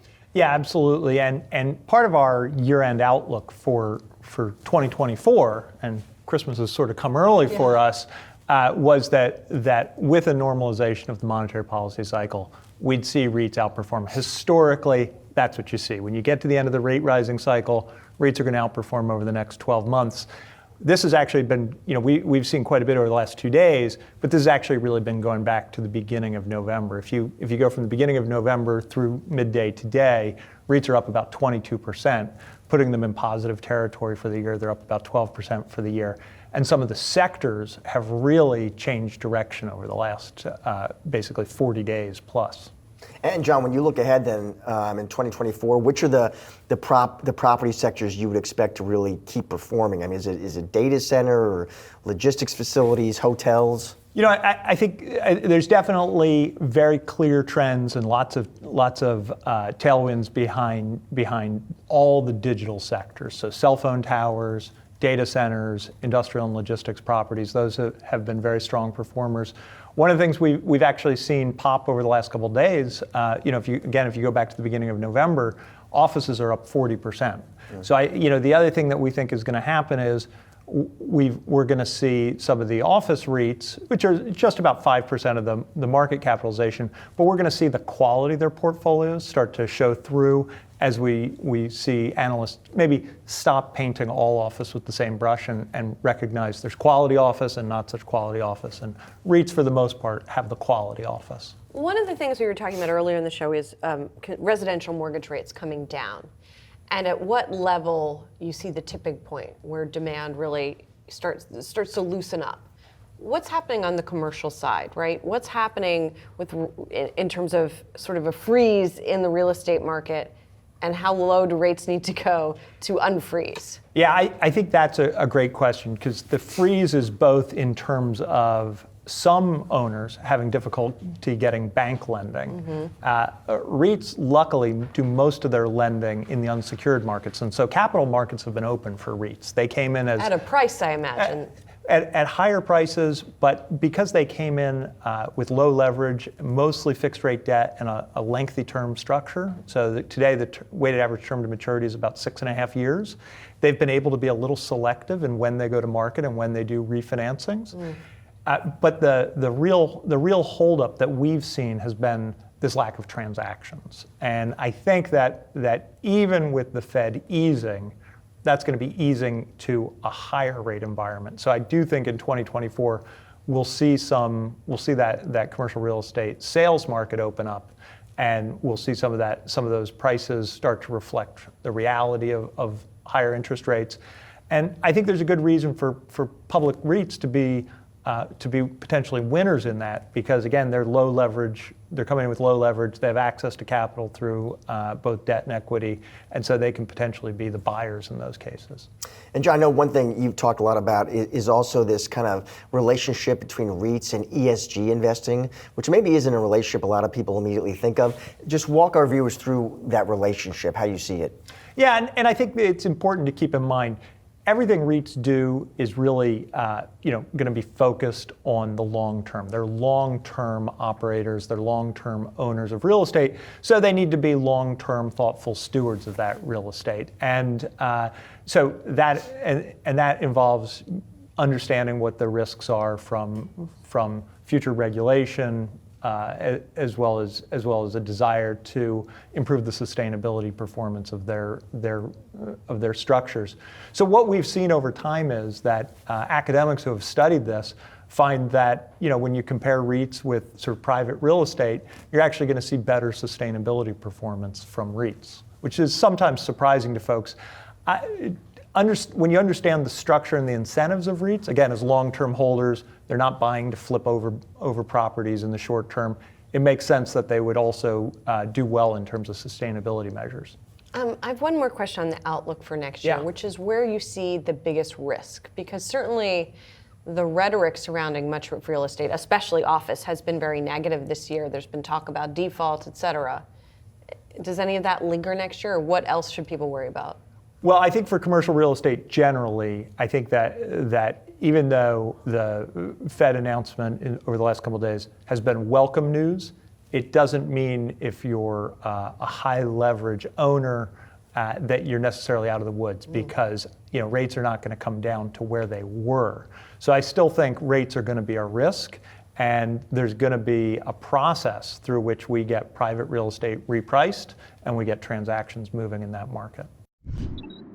As we near the end of 2023, employers are having to make difficult decisions to cut jobs as they grapple with uncertain macro pressures. In December alone, companies like Spotify, Hasbro, Etsy, and Twilio all announced reductions to headcount. What is the signal for the labor market in 2024? Daniel Zhao, who is the Glassdoor senior economist, joins us now. Daniel, always a pleasure to get some of your insights. I wish it was on better occasion, but the reality right now of how this factors into the broader labor situation, what's your read through on it? Well, we are seeing that the job market is slowing down as we head towards the soft landing. And in some cases that has meant slower hiring, but in other cases that has meant layoffs. So we have seen a little bit of a mini wave of layoffs as we approach the end of the year. It's not quite the same as what we saw last year, but clearly we are seeing a little bit of labor market cooling. So Daniel, looking ahead to 2024, do you think we'll see more of a continuation of this, or will we see some of these companies that had been laying off workers or have been sitting on the sidelines, hiring freezes, begin to lift and start hiring again? Well, I do think that as we head into 2024, we are going to see a little bit of a reversal in the sense that as we entered this year, really the theme was that everybody thought there was a recession on the horizon, right? And so as we head into 2024, I think there's a little bit more cautious optimism about the likelihood of a soft landing. And so hopefully we will see employers start to open up hiring again, especially as we get into the new year and new budgets are set and that sort of thing. I think November, December is always a tough time for hiring. It's always a little bit tough for folks trying to find a job because of how slow things get. What is your anticipation for the hot sectors where there will be perhaps a wave of hiring in the new year, and the types of roles as well? Mm-hmm. Well, for 2023, I think one thing that really jumped out to us in the data is the industries that are really hiring are healthcare, education, and government. And I do expect that in 2024, we're going to continue to see that. I mean, just for healthcare alone, that's an industry that we expect to continue to have more demand for workers, especially as the American population ages and the demand for healthcare services increases. And one thing I'd like to call out here is that people often think about industries as pretty separate, but every industry needs, for example, like IT workers or administrative assistants. And so there are a lot of skills that are very transferable between industries for people to look for, where those jobs are that fit their skills. Daniel, you have a great sense just of the jobs that are available, what some of these employers are offering here there at Glassdoor. What are you seeing the activity like on your platform? And when it comes to some of those benefits and perks that companies had to offer employees because the job market had been so tight over the last couple of years, is that still the case heading into the new year? Well, I think we're getting a bit of a mixed bag here. One thing that we are expecting to see in 2024 is as the labor market cools, especially from the very hot job market that we've had in the last few years, we do think that employers are going to pull back on benefits because, while workers really hate to have their pay cut, like they hate seeing their salary or their wages go down in their paycheck, they often have a less clear sense of how much their benefits are worth. And so you might see employers start to pull back on benefits, especially some of the perks that were really popular in the late 2010s, like free lunch in the office or like ping pong tables, that sort of thing. I think that those kinds of benefits are going to get pulled back as employers try to manage costs. It's okay. The Papa Shot that we have here is better anyway, Daniel. I've been enjoying that, quite frankly. But at the end of the day, I mean, one of the huge things that we think about in correlation with the overall compensation package is just what we heard from the Fed yesterday, and is specifically on wages. Wages still running a bit above what would be consistent with 2% inflation over a long period of time. How does this have a broader, perhaps, economic pass-through on the wage front? Well, I think we're very close to where the Fed wants to see wages. And in fact, when you look at some of these other labor market indicators, like the quits rate, I think is a great example, you're seeing that we're pretty much back at where we were before the pandemic. And granted, the pre-pandemic labor market was a pretty hot labor market by historical standards, obviously not as hot as what we saw in 2021, 2022. But I think we are very close to a labor market that, as the Fed would say, is in balance. So I think there's a strong possibility that in 2024, we're going to be able to attain that soft landing, at least from the labor market side of the equation, right? The labor market is doing its job to get us toward the soft landing. Really, it's up to inflation now to do its part. To what extent do you believe reskilling will be one of the most perhaps prominent thoughts among the workforce right now, Daniel? Mm-hmm. I think there are a few ways to look at this. One is I think there are a lot of skills that are transferable. I think a lot of people underestimate how useful especially their soft skills like communication and customer service might be applicable in different industries and even different occupations. But beyond that, we know that there is a lot of disruption going on in the workplace nowadays, right? We talk about AI all the time, and I think there is potential for a lot of disruption that comes with that technology, and it's very difficult to predict exactly what skills will be important or what jobs will be affected when you have this kind of paradigm shift. Speaking of spending, the bulls on Wall Street are back here. The stock market defying expectations this year. More strategists are putting many bear cases to rest now. So, who are these big bad bulls and what are they seeing in this year ahead? Yahoo Finance's own Josh Schaefer here with the details. Josh, what do you got? Yeah, Maddie, let's talk about the Bulls, right? Talking about the Bears can be a little sad, right? Let's talk about the big bad Bulls because they're a little bit more excited this year. We know it's been 2024 outlook season on Wall Street, and we've been talking a lot about just S&P 500 projections. You can see on your screen there some pretty big calls. Fundstrat and Oppenheimer coming in at 5,200. From when they made those calls, that's about a 13% increase from where the S&P 500 was. But notably, too, one I want to highlight at the end of your screen there, Bank of America at 5,000. Last year, Bank of America saw stocks roughly flat. This year, they're projecting about a 10% increase, which sort of got me thinking as we've been talking to a lot of these strategists, why more bullish this year? We're still talking about a recession. We're still talking about Fed uncertainty, and some of those tightening financial conditions could still come and grab corporates. We have the same issues that we had going into 23. But Savita Subramanian from Bank of America sort of laid out an interesting case. She said, we've had a year of surviving higher interest rates. She mentioned a company like Meta. Take a look at Meta's stock over the last year. It's done very well. They used that year of efficiency, and they actually created a better cost structure. Their costs were down 7% last quarter compared to the year prior. Margin went from 20% to 40% compared to the same quarter a year prior. So a company like Meta is a great example of companies sort of figuring out how to deal with this higher interest rate environment. And then the other thing that I talked to everyone about that was pretty funny was the recession, because a lot of these strategists on Wall Street that are pretty confident at this point just don't see the recession. A little too confident? Maybe. Brian Belsky calling it a Chicken Little recession was probably my favorite. Brian Belsky over at BMO, pretty funny. But a lot of them essentially saying that they think the recession can be in some ways priced in at this point when you take a look at some of the stocks that have been beaten up over the last year. Maybe we're back to the days when the recession is always 2 years away. We'll have to leave it there. Thank you for that, Josh Schaefer. Also, JP Morgan is out with its call for the internet sector in 2024, saying it's keeping Amazon as the one top large cap pick for the upcoming year, along with a slew of other big names. And the reason, according to JP Morgan data, the internet sector has rebounded from its 2022 lows and significantly outperformed the market in 2023, with its coverage universe up 35% year to date. There you're taking a look at some of their key picks here. And we mentioned Amazon, one of the big themes that they've kind of pointed out in their internet themes here. More stable, normalized growth, margin gains, more mixed after some of the cost reduction efforts that have come forward over the course of this year. And then public cloud shifting from optimizations to reacceleration. Oh yeah, you couldn't go without mentioning generative AI.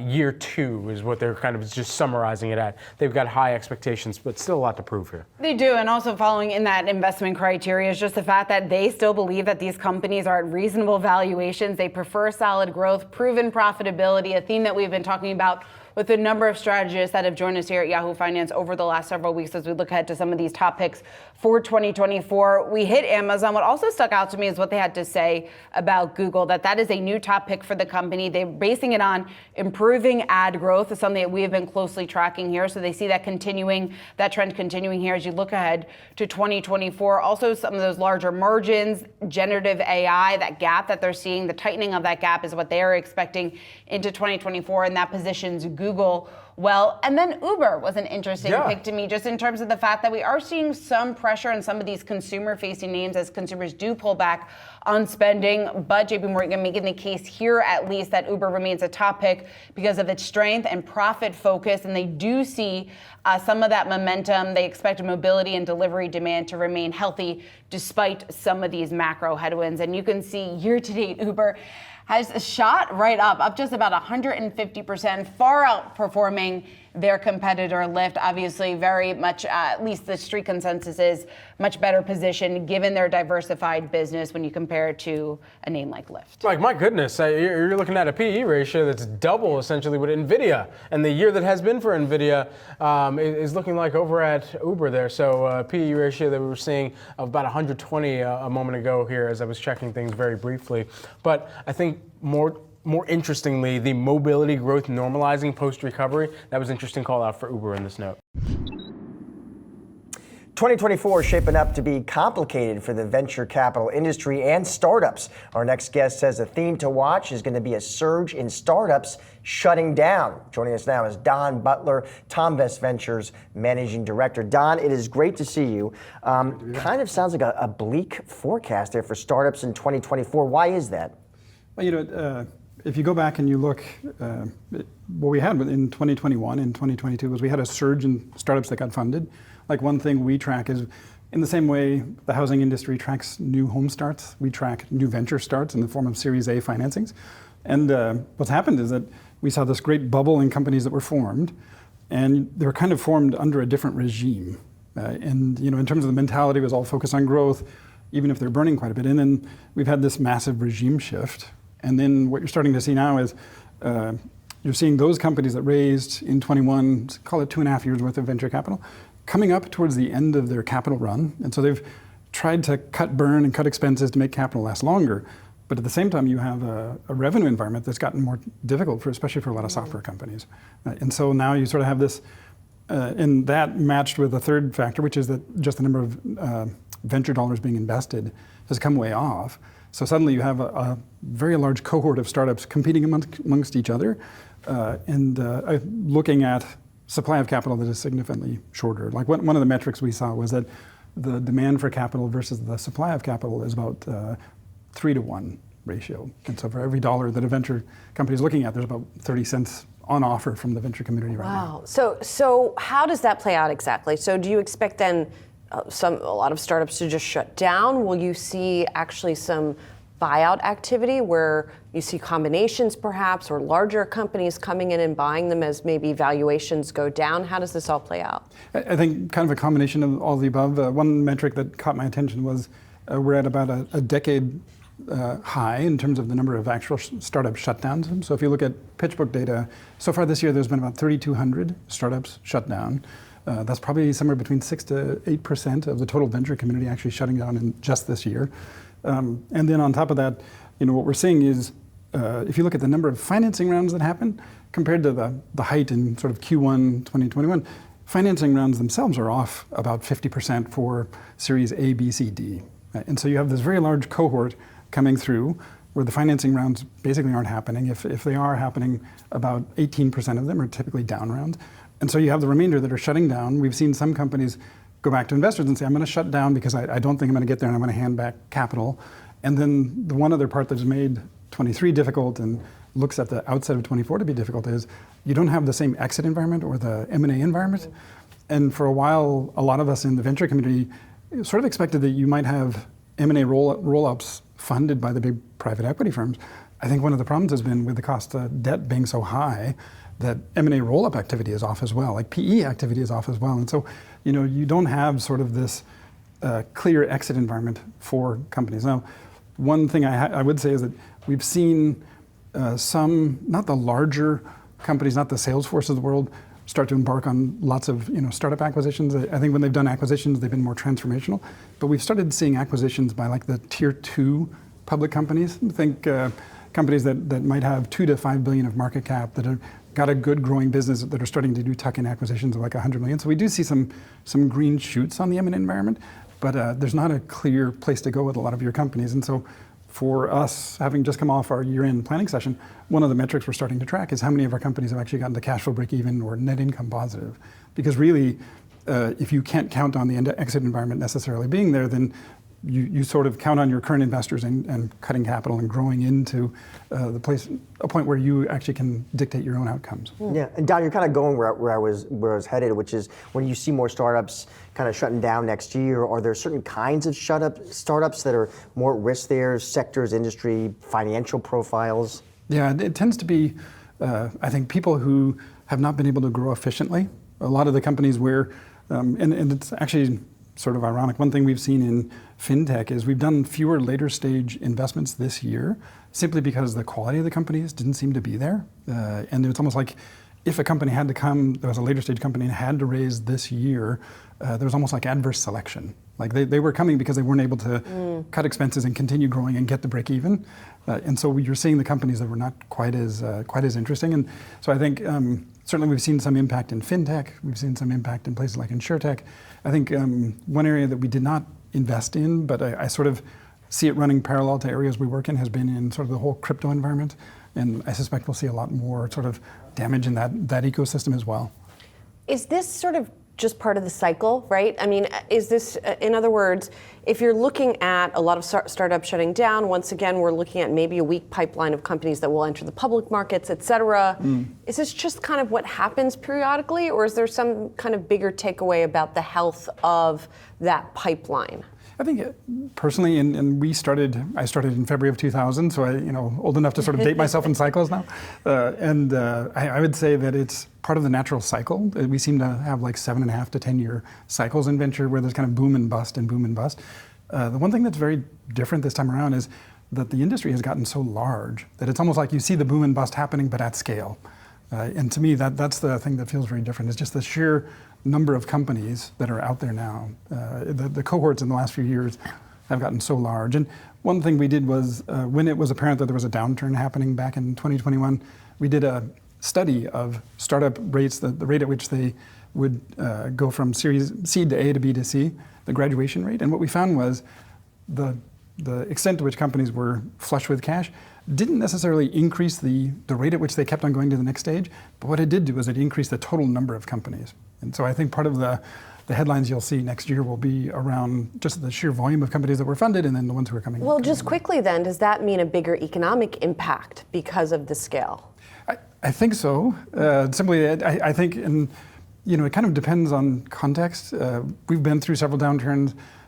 I was asked earlier today by somebody who said, how bad does it feel? And I was like, well, having been through this, it does not feel as bad. And actually, compared to 2021, this doesn't feel bad at all.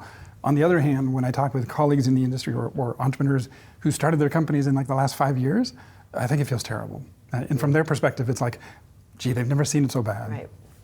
All right. Shorter time horizon. Yeah, for sure. A big important trend. Don, thank you for your time today. Really appreciate it. Thank you very much. Yeah, thank you. City optimistic on stocks for the full year 2024, but not without some expected turbulence.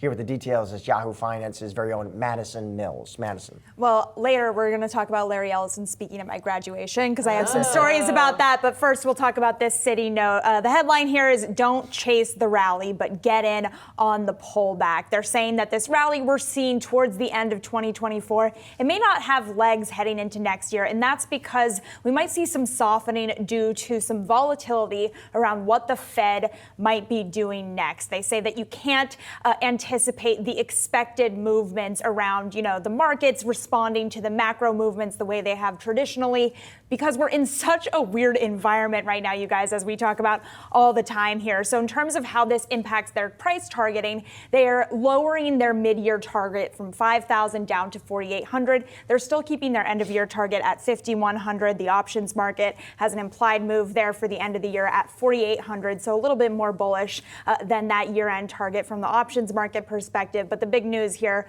lowering that mid-year target to anticipate some Fed move softening. Yeah, it's interesting because it felt like things were sort of coalescing around 5,000 or towards the upper end there from most of the strategists on the street. You've been reading a lot of notes. We've been reading a lot of notes. Did this one feel less optimistic in tone? Well, it is, right? I mean, it's a push down and kind of a hedge for them that the first half of the year, okay, guys, maybe that first half of the year is not going to be so great, but we're going to have that rally in the second half of the year. I also thought that it was interesting that they did have that optimism still around broadening outside of that Magnificent Seven. A lot of these notes, people have been talking about the small caps, the Russell. They just say, just go into the equal weighted S&P. We don't need to do anything crazy to broaden out our portfolios, just maybe diversify into the equal weighted S&P 500 to start getting a little bit more exposure into those smaller cap names. But it certainly is an admission that the first half of next year is not going to be this fantastic ride due to Fed loosening, I should say. And the big headline from them in the second half of the note, too, they say, be careful what you wish for and expect the unexpected. Any, when they talk about macro complications for next year, what do they call out, Madison? They talk about the election. They talk about how there's, always risk in an election year, even though we know that election years typically are good for the stock market. They also talk about geopolitical risks. They mentioned that fiscal restraint heading into 2025 could also be an issue. They talk about higher taxes potentially weighing on the stock market and that could have an implication for profit margins coming up in earnings calls. One other thing, too, is that on the disinflation picture, they mentioned that disinflation could be bad for profit margins, which I always find to be such a fascinating catch-22, because if I see disinflation, I feel like I'm going to be swiping the credit card even more. But if we're in a recession, obviously that's not going to happen. So it's just a tough balance to walk. Pricing pressure, maybe pressure on margins too as a result. Right. Okay. What was the Larry Ellison advice for in the graduation speech? He talked about going through changes in his marriage and how that related to ownership of his boat, and that was important for us to note the rocky ships of life as we entered the workforce in 2016. So, I mean, it was very impactful. That was not what I was expecting. I don't know what I was expecting, but that was not it. It made an impact. She remembers it. I mean, all of us related to having a boat sitting there and getting a divorce. And getting a divorce. So it was, it changed my life. Gary bringing it home, making it relevant. Exactly. That's why he's called in. Maddie Mills, thank you so much for that. Thank you. The IPO market failing to gain much momentum in the second half of the year following a group of lackluster IPOs. What does the outlook look like for 2024? For that and more, I want to bring in Kristen Roth de Clark, Global Head of Barclays Tech Investment Banking. Kristen, it's great to have you here. Thank you. Great to be here. So let's talk about some of the buzz here at Barclays Global Tech Conference. In terms of the sentiment, what you're hearing from business leaders, what you're hearing from investors, how would you categorize it? Look, I think there's a lot of optimism. I think we're starting to see investors excited about 2024. It's a great time of year to have the conference because people are really looking forward to next year. We have 1,500 attendees this year. We have the biggest private track and the most impressive private track that we've ever had. And so the main focus is really on a couple themes. Both security and also on AI and applications of AI across a lot of different verticals. And then as you think about, what investors are looking at for next year, a lot of it is on what companies could come public. And with the backlog that we have of IPOs, there are some really impressive businesses that could come out. Do you think we're going to see much activity next year? I do. We had 5 tech IPOs this year. We had 2 tech IPOs last year. A typical year, we see 35 to 40 technology IPOs. So there's a huge backlog. And I think the companies that are going to come out are going to be much larger scale. They are going to be much closer to profitability, if not profitable. And so it's easier for investors to kind of lean into some of the businesses that will come out first part of the year. When it comes to the catalyst in terms of what is going to make business leaders, these companies, feel a bit more comfortable entering the public markets, what do you think that's going to be? Well, so some of the things we're seeing right now is stability in the market, which gives investors more confidence. So things like a broadening of the, kind of what's working in tech. It's not just the Magnificent Seven. You're seeing, some of the more mid-cap names working. We saw the Russell 2000 up 12%, for example, in November. So that's obviously helpful. We have the VIX below 15 for a period of time, so there's some stability there. And then you've got, the companies that have waited this long to go public. As you start to see some stability, they'll have more confidence to enter the market, have an M&A currency. The other dynamic that we have is private equity firms have been, haven't been able to return capital to their LPs as much over the last couple of years, given the slowdown in the M&A environment and kind of the lack of the IPO market. So I think there's a little bit of a catalyst for them to start to return capital to their LPs and exit in one way or the other, either through sales or through taking the companies public. Kristen, you mentioned there just a minute ago in terms of some of the companies that maybe will likely go public next year, either close to profitability or are profitable. When it comes to some of those biggest names, any of those that you are most excited about or you think will finally take that leap? Look, it's hard to discuss specific names, but I will tell you there are thousands of technology companies that are private right now. There are about 250 that are really high quality that we're tracking over the next 3 years that could go public.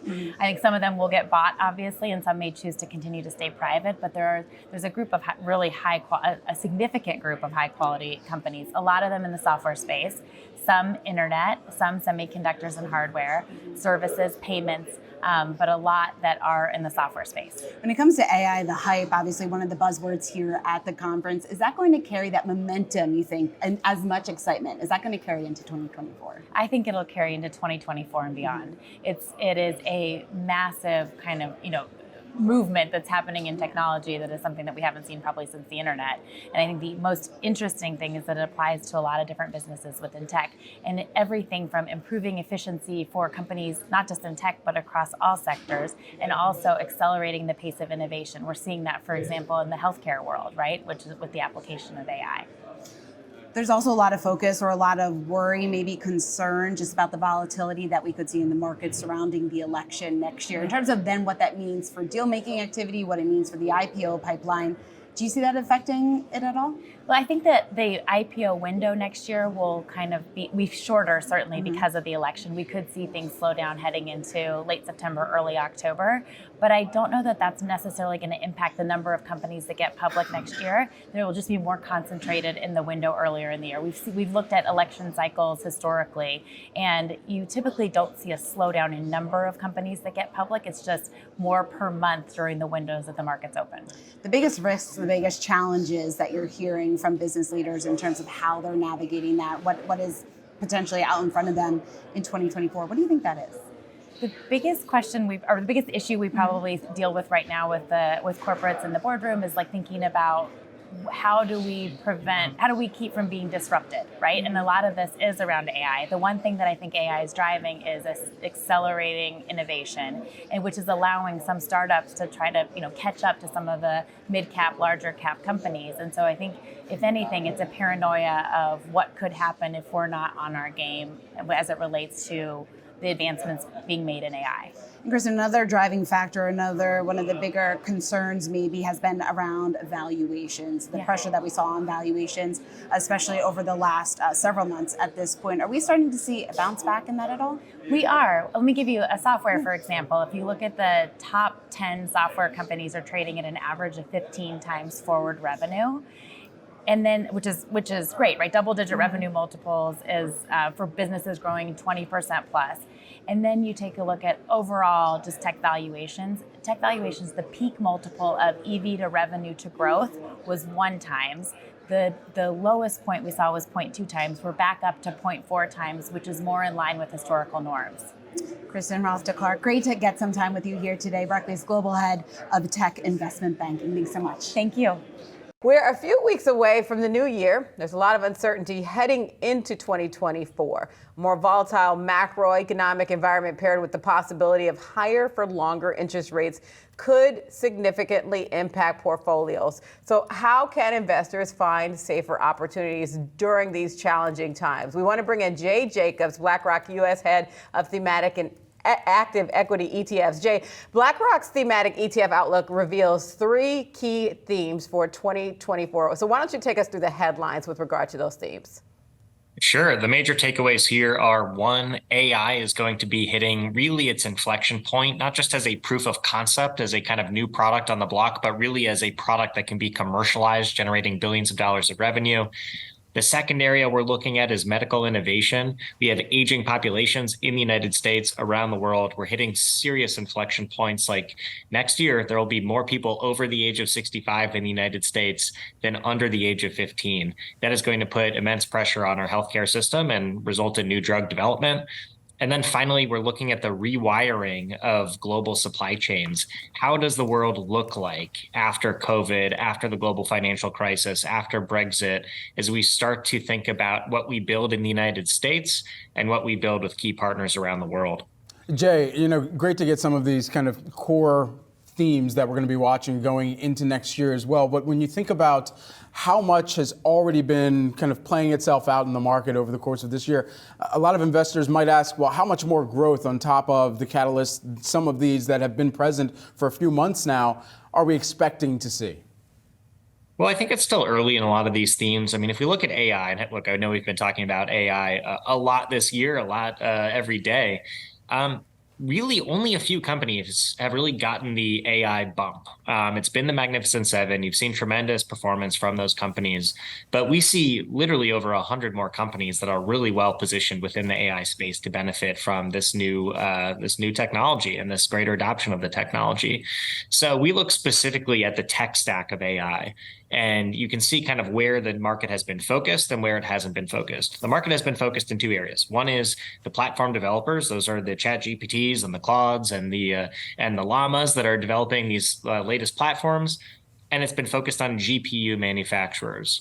That is missing who is building the CPUs, which are important chips as we get more data and develop more and more AI systems. It's missing the digital infrastructure that's going to benefit from the proliferation of AI that needs to happen somewhere physically using data centers and warehouses.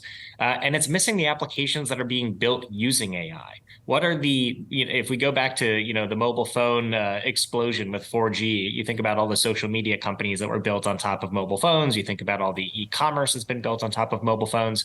What are those industries for AI? What are the next industries that are going to leverage AI to develop incredible amounts of revenue? And so that's where we're looking for the opportunity beyond just the platform companies. So how do investors play it in 2024 as the space for AI continues to grow? We are in the early stages still of generative AI, but where do investors go, especially when you think about the first quarter of 2024? I think there's really 2 areas to look. And one is to just say we should buy the entire value chain of AI stocks. We don't know exactly who the winners or losers will be in the next quarter, but we know this is a rising tide that will lift many companies in the market. That would be great for a thematic ETF like our IRBO, which is investing in 120 companies around the world that are really involved in AI and robotics. But it may be an even more precise way to play it is to look at the semiconductor space. This has a lot of companies beyond the GPU manufacturers that are going to be in very high demand as companies build more and more AI systems. So we look to our SOXX ETF to get a really precise way of playing the semiconductor space. Hey, Jay, while we have you, I got to ask about one of the other themes that is kind of making a comeback here. Emerging from an ice age, crypto right now. How much fanfare, how much attention do you expect that to take on, especially with some of the ETFs that are set to come forward? We know BlackRock has applied and has its own application. I won't kind of go down that kind of hole with you. I know that there's probably some legal implications and whatnot.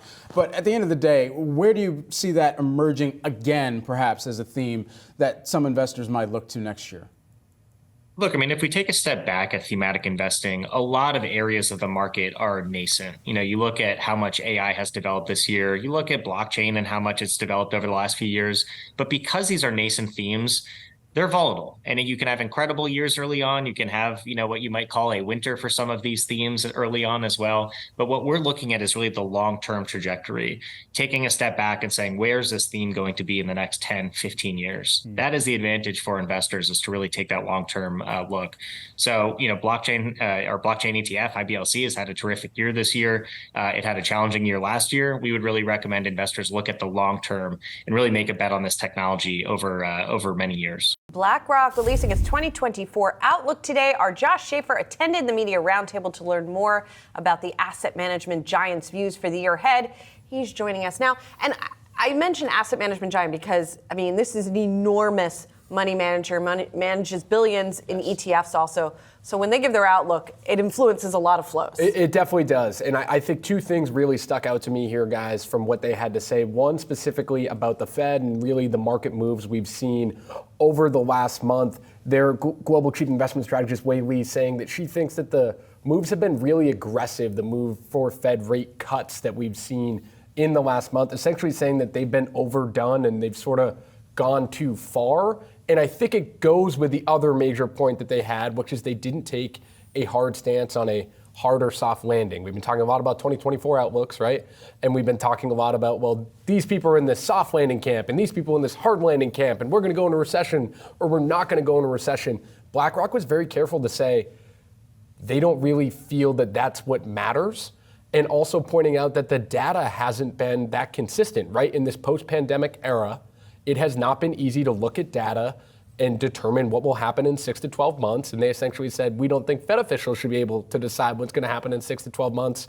So they think those cuts have been sort of overdone. Jared, I know talking to you before this, you had sort of been waiting for someone to say that, right? Rather than being in a hard camp. Yeah, let's go to the Wi-Fi Interactive because, of course, I have a handy-dandy chart to. This is the number of rate cuts that were priced in this purple line on October 31st. And so horizontally, the x-axis, this goes from January 24 to January of 25. And you can see we had about 2+, just a little bit over that, priced in as of October 31st into the first month of January 2025. So that's 13, 14 months away.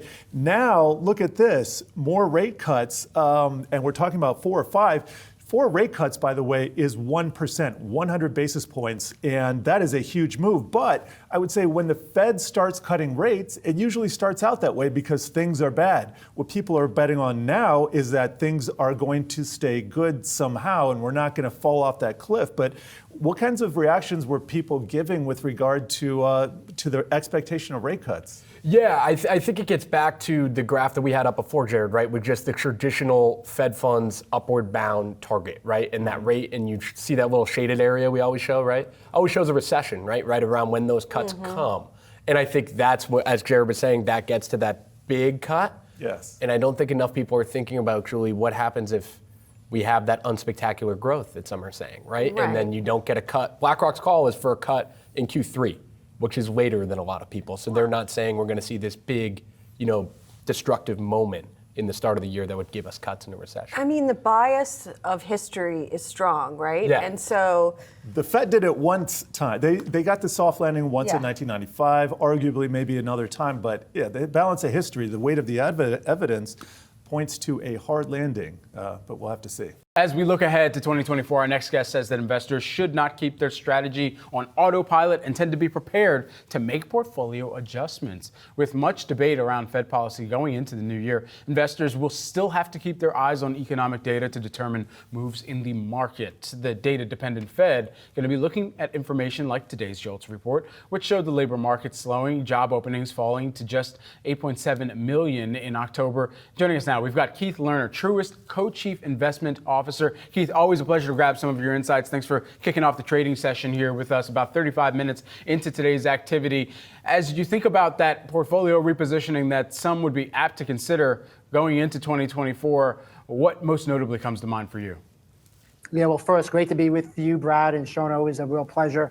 So, the calendar shifts. Our strategy doesn't shift because of the calendar. We're really going into 2024 to position the way we are. And what that means is, we're basically more in line with our long-term targets across stocks, bonds, and cash. We've had big overweights in the U.S., big overweights in large caps relative to small caps.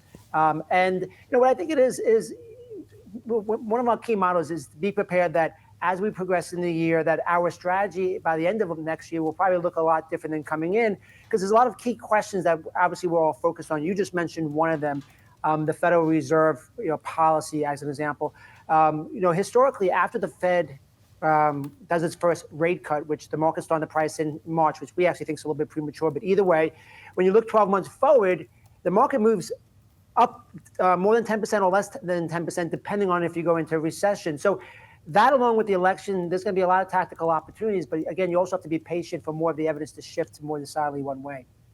Keith, when it comes to the fact that you're saying that investors need to just be prepared, they cannot be on autopilot when it comes to some of their strategies, some of their investments. How would you compare maybe your anticipation for 2024 to what investors had to do this year and then pre-pandemic levels? I mean, when it comes to that hands-on type of approach that you're advocating for. Yeah, so, I mean, for some folks that have a 10-year horizon, 1 year is not going to make that much of a difference. But what I'm basically saying is I think, when you look at history in any year, by the way, but especially one where the Fed's shifted, is that you're more likely going to have a more dramatic move than 5% in either direction. So I would just say this year, relative to the early part of a cycle where you basically just want to be part of the market, I think it's being more important to shift within the market. So that means right now we're overweight large caps, we're still overweight technology and communications.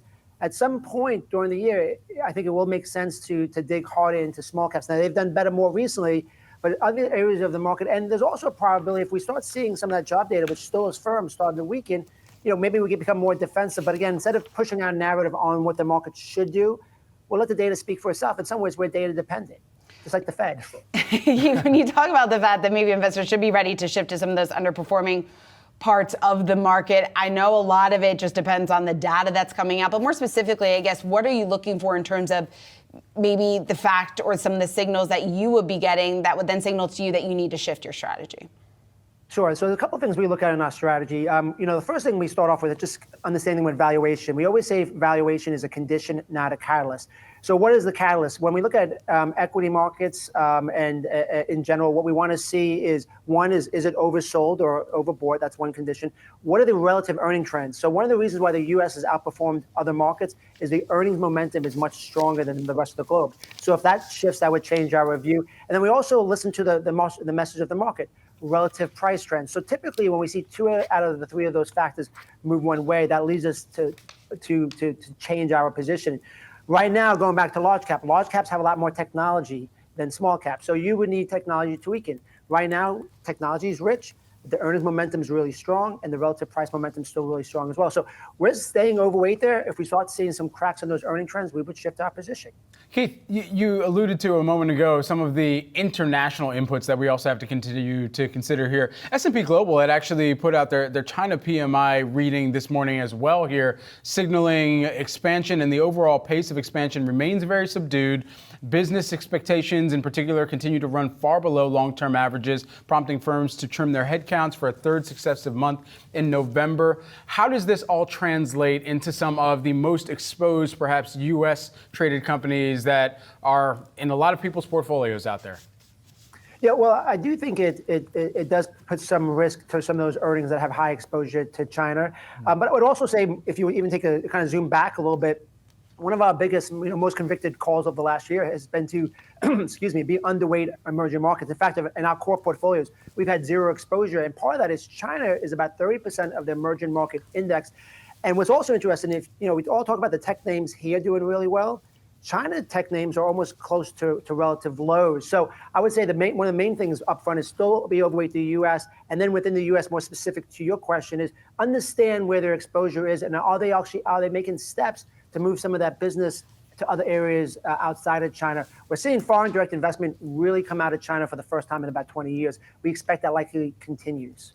Keith, just to give this conversation a little bit of a circular ending here, at the start of the conversation, you mentioned just because the calendar year changes doesn't mean our strategy entirely changes here. But at the end of the day, I've been thinking through and compiling some chief investment officer New Year's resolutions from folks like yourself across the industry here. If there's one kind of resounding thought that you take into the next year, what would it be?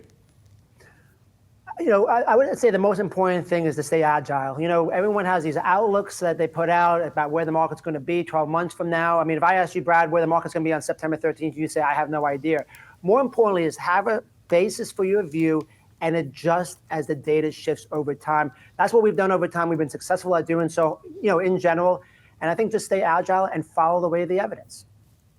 All right, Keith Lerner, always great to get your perspective, your insight, and the New Year's resolution. And always great to talk to you, Truist Co-Chief Investment Officer. Thanks, Keith. Thank you. The IPO market has been somewhat hit and miss in 2023. Despite some high-profile listings, things haven't gone exactly according to plan for some of the larger companies that went public. Arm and Instacart are two in particular that had disappointing debuts in September. The latter seeing a big plunge on just the second day of trading that wiped out almost all of its IPO gains. Oh, and the big clog maker out there, Birkenstock, was another big name listing this year. Only just traded above its IPO price recently. The recent market bounce has seen a host of new contenders step into the fore, with the likes of Shein gearing up for what some are calling a mega IPO in the next coming months. Here, our next guest says hope abounds for 2024. Joining us now, we've got Christine Short, Wall Street Horizon VP of Research. Christine, great to have you here in studio with us. Help us really get a kind of gaze here on what is expected within the IPO market, and even as we've seen some of the lulls over the course of this year, what's expected to be the catalyst, and if there's one sector that really kind of leads us. Yeah, so like you said, we came into the summer, and I think we wrote about it. A lot of people wrote about it after Kava. After Savers Value Village, and it was like, this is the resurgence. We're coming in the second half of the year. This is where we're going to see IPO activity reignite. That didn't really materialize, right, with a few of the names that you talked about. Not only did those names not do particularly well, but we didn't see this kind of uptick in activity. In Q4 right now, we've only seen about 52 IPO announcements. That's the lowest Q4 in over 7 years. So what's the catalyst going forward? Well, this summer, a lot of those IPOs didn't do well because of uncharacteristic volatility, as well as higher interest rates, right? We know risky assets don't do well in a high interest rate market. But if you look at the CME Group's FedWatch tool, there are some anticipation that we're going to see quite a few cuts in the first half of the year. I think that gives private companies kind of the gusto they need to go forward and potentially debut when maybe they just were too shy at the end of this year. Christine, there's been lots of focus on whether or not we could see Shein go public next year, whether or not Reddit could also potentially be in the mix. What do you see just in terms of how likely it is that some of those larger companies, one that we have been waiting for now to go public for quite some time, that they're actually going to jump in? Skims as well. Yeah, Skims is another one. I think that all depends on what we see out of jobs on Friday, because that will determine probably what the Fed, the language that they give. Are they going to be a little more dovish finally if jobs numbers come in weaker than expected? All of this, I really think, depends on interest rates in the first half of the year. Like I said, FedWatch tool expecting about 3 cuts until the June meeting. And so I think that, again, would give those companies kind of the reassurance to go in. Look, it's been a challenging environment for IPOs this year, right? Like tighter capital markets, like I said, volatility, higher interest rates. So no one's really quite been ready to jump in, especially those consumer names and those tech names. Those are the ones that we've particularly seen get hit. And I would actually say Birkenstock is one that's doing a little bit better than the rest, right? A few of these are head scratchers. Savers Value Village, when that came out, everyone's like, great environment for them. Right, this is what we're hanging our hat on. Right, like, oh, second-hand clothing's making like, pretty big comeback. Yeah. The consumer is very value focused right now. They're going to do great, but they're down like 33% since their debut. So that one, as well as Kava, right? Like one consumer area that has been doing well is dining, is restaurants. But when you see Kava perform as it has, it makes maybe someone like a Panera, who has been rumored to re-IPO, right? They used to be public. They got taken private in 2017. They're rumored for 2024, but they're probably looking very closely at Kava's performance right now. As you kind of look across the board, what is the general kind of balance sheet health for some of these companies that have been sitting on the sidelines waiting for the right time to enter into the public markets right now?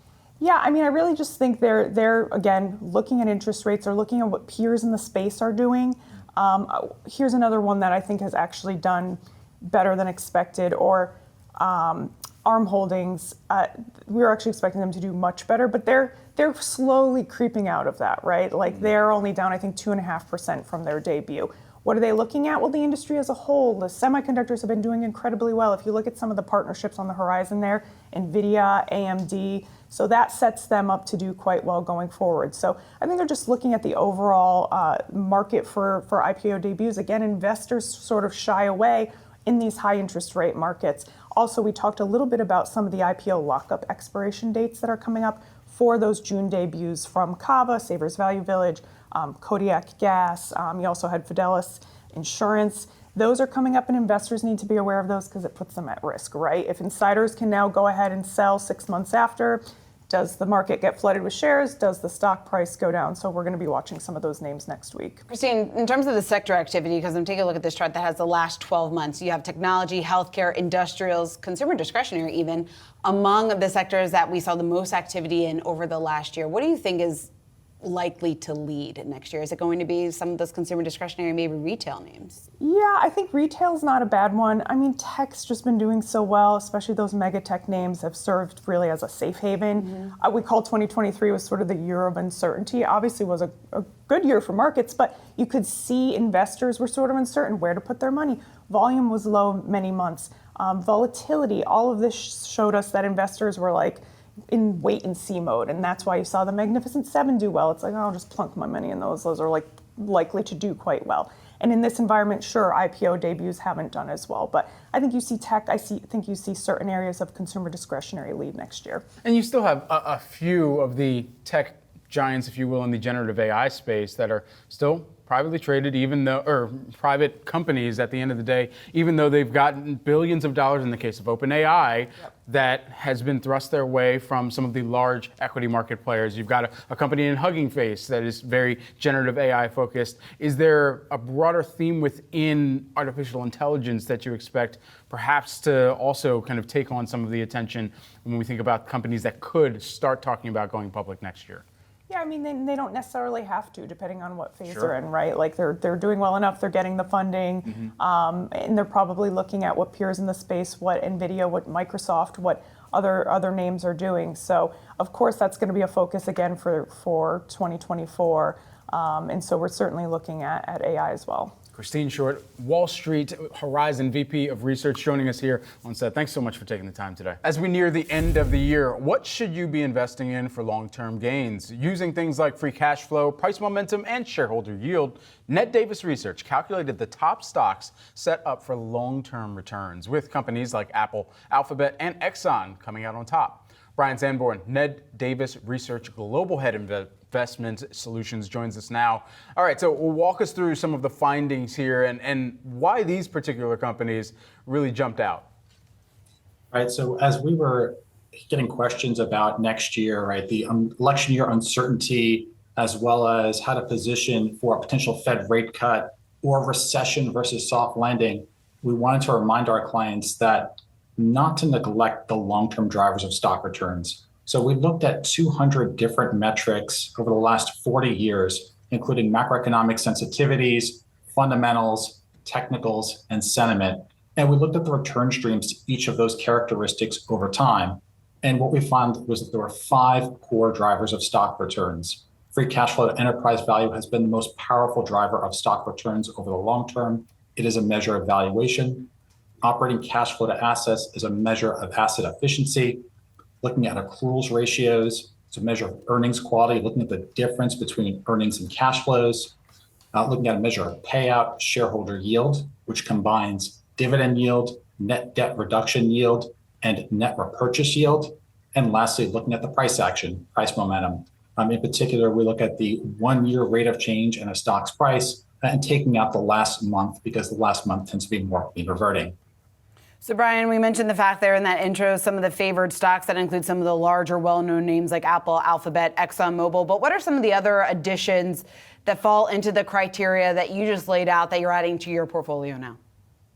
Right. And so in terms of the sector distribution here, there is quite a nice representation of different sectors from energy, materials, industrials, communication services, the tech sector, as well as consumer discretionary. In fact, consumer discretionary and information technology are the two most represented sectors in this particular list. The types of names, as you mentioned, are some of those mega cap names, your Apples, Alphabets, ExxonMobil, but also names like TJX Company, Booking Holdings, Marathon Petroleum, as well as Parker Hannifin also came out in this particular list. And so within this list, how much of it is kind of continuing to evaluate some of the economic inputs? I mean, we were just having a conversation about whether or not we're going to see a soft landing or whether that would translate into or potentially see a mild recession. You know, how much of that kind of changes where these top companies are coming out? Right. In terms of the characteristics themselves, and this analysis was done over the last 40 years, so it includes the global financial crisis, the COVID shutdown. And so these metrics have held up during those periods of time. And so ultimately what the story is those companies that can efficiently generate cash flow, who earnings reflect those cash flows, properly reward their equity shareholders through those cash flows, as well as the market recognizing that too, while not being overvalued. And so in these particular companies, they have consistently generated those cash flows over time. And so that's why they're appearing in this existing list. However, if we do go into recession, there are additional factors you can bolt onto these concepts, such as earnings stability, looking at the earnings volatility over time, as well as looking at metrics like dividend yield itself. Higher dividend yield companies tend to outperform during recessions. Brian, is that something that you're starting to do now, given the fact that we have seen more and more strategists, it seems like, coming out warning that we could, or maybe it's time investors do start bracing for some sort of recession in the first half of the year? We're not there yet. So Ned Davis himself put out a publication on Friday evaluating the economic indicators. Right now, we're just not seeing enough to indicate that a recession is imminent. The economic data are slowing, but NDR's U.S. recession probability model is currently showing less than 20% odds that a recession is imminent. Let's get into some market commentary of the day. Stifel strategists, led by Barry Bannister, say that they see cyclical value stocks leading into mid-2024. Looking into the next decade, Bannister maintains his view of the S&P 500 as a secular bear market, saying, quote, "We expect a range-bound S&P 500 in real terms to continue into the early 2030s. Here with more on this, we've got Yahoo Finance reporter Madison Mills. Hey, Maddie. Hey, yeah, it's never good news when you're not hearing a high price target for 2024, and then you add in, this is going to continue well into 2030 here. But that's the view that we're getting in this report this morning, saying that there's going to be an H1 rotation from cyclical growth to cyclical value names. And what that means is basically that these big names we've been talking about constantly, that Magnificent Seven, is not where you're going to see growth in 2024. You're going to see it in a little bit more of these value names. Think energy, financial services, banks, real estate. But because of that rotation, these are names that are not going to have as much weight in the overall S&P. So they're making the point that you're only going to get to a max of 4650 heading into 2024. And that's an interesting dynamic because we've heard a lot of investors talking about finding that growth in these smaller cap names as we head into the end of this year. They're saying that that's also going to be what carries the market heading into 2024 as well, guys. Maddie, how does the Fed calculus here fit into his call? Because you talk about the fact that he does see a reason to favor cyclical value stocks as we look ahead to 2024. Of course, what every single investor and strategist is going to be asking an economist is really what that timeline looks like for Fed rate cuts. How is he thinking about that? Yeah, so they're saying no cut in March, which is interesting given that we are starting to see a little bit of pricing in the market, more so for a cut in March than not.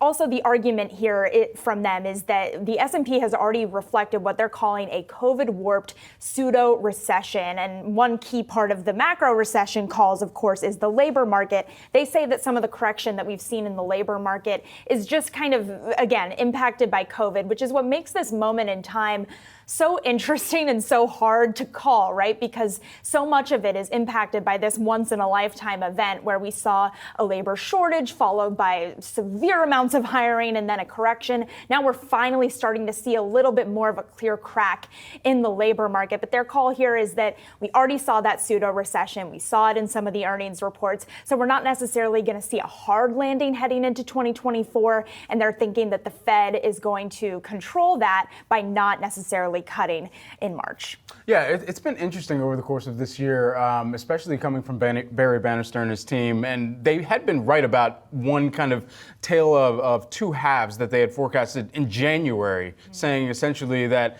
there was going to be a rally early on in the year, but there could be some turmoil later on. That played out. But now, after November, we've seen many of the kind of broad-based rally kind of re-ensue here. So their expectations here going into 2024, does that spell out to us mild recession, shallow recession? What are they kind of forecasting there? I think they're thinking kind of in the soft landing area, and that's why we have this mid-range target call in the 4,600 range, which is very different than a lot of the other calls that we've been talking about, guys. And, you know, BOFA saying 5,000 with Savita Submarinian there, and a lot of the other banks hitting that 5 number. This is more of a moderate call, particularly when you compare it to the JP Morgan Marko Kolanovic team in the 4,200 range. This 4,600 number feels like maybe it's, dare I say, a Goldilocks moment, like the Fed is maybe looking for here. So it feels like a little bit more of a middle of the range view. All right, some of the top trades of this year involve the Magnificent Seven, and Bank of America says they could be the top names to watch next year, too, but not in the way you might think. Madison Mills is here with the details.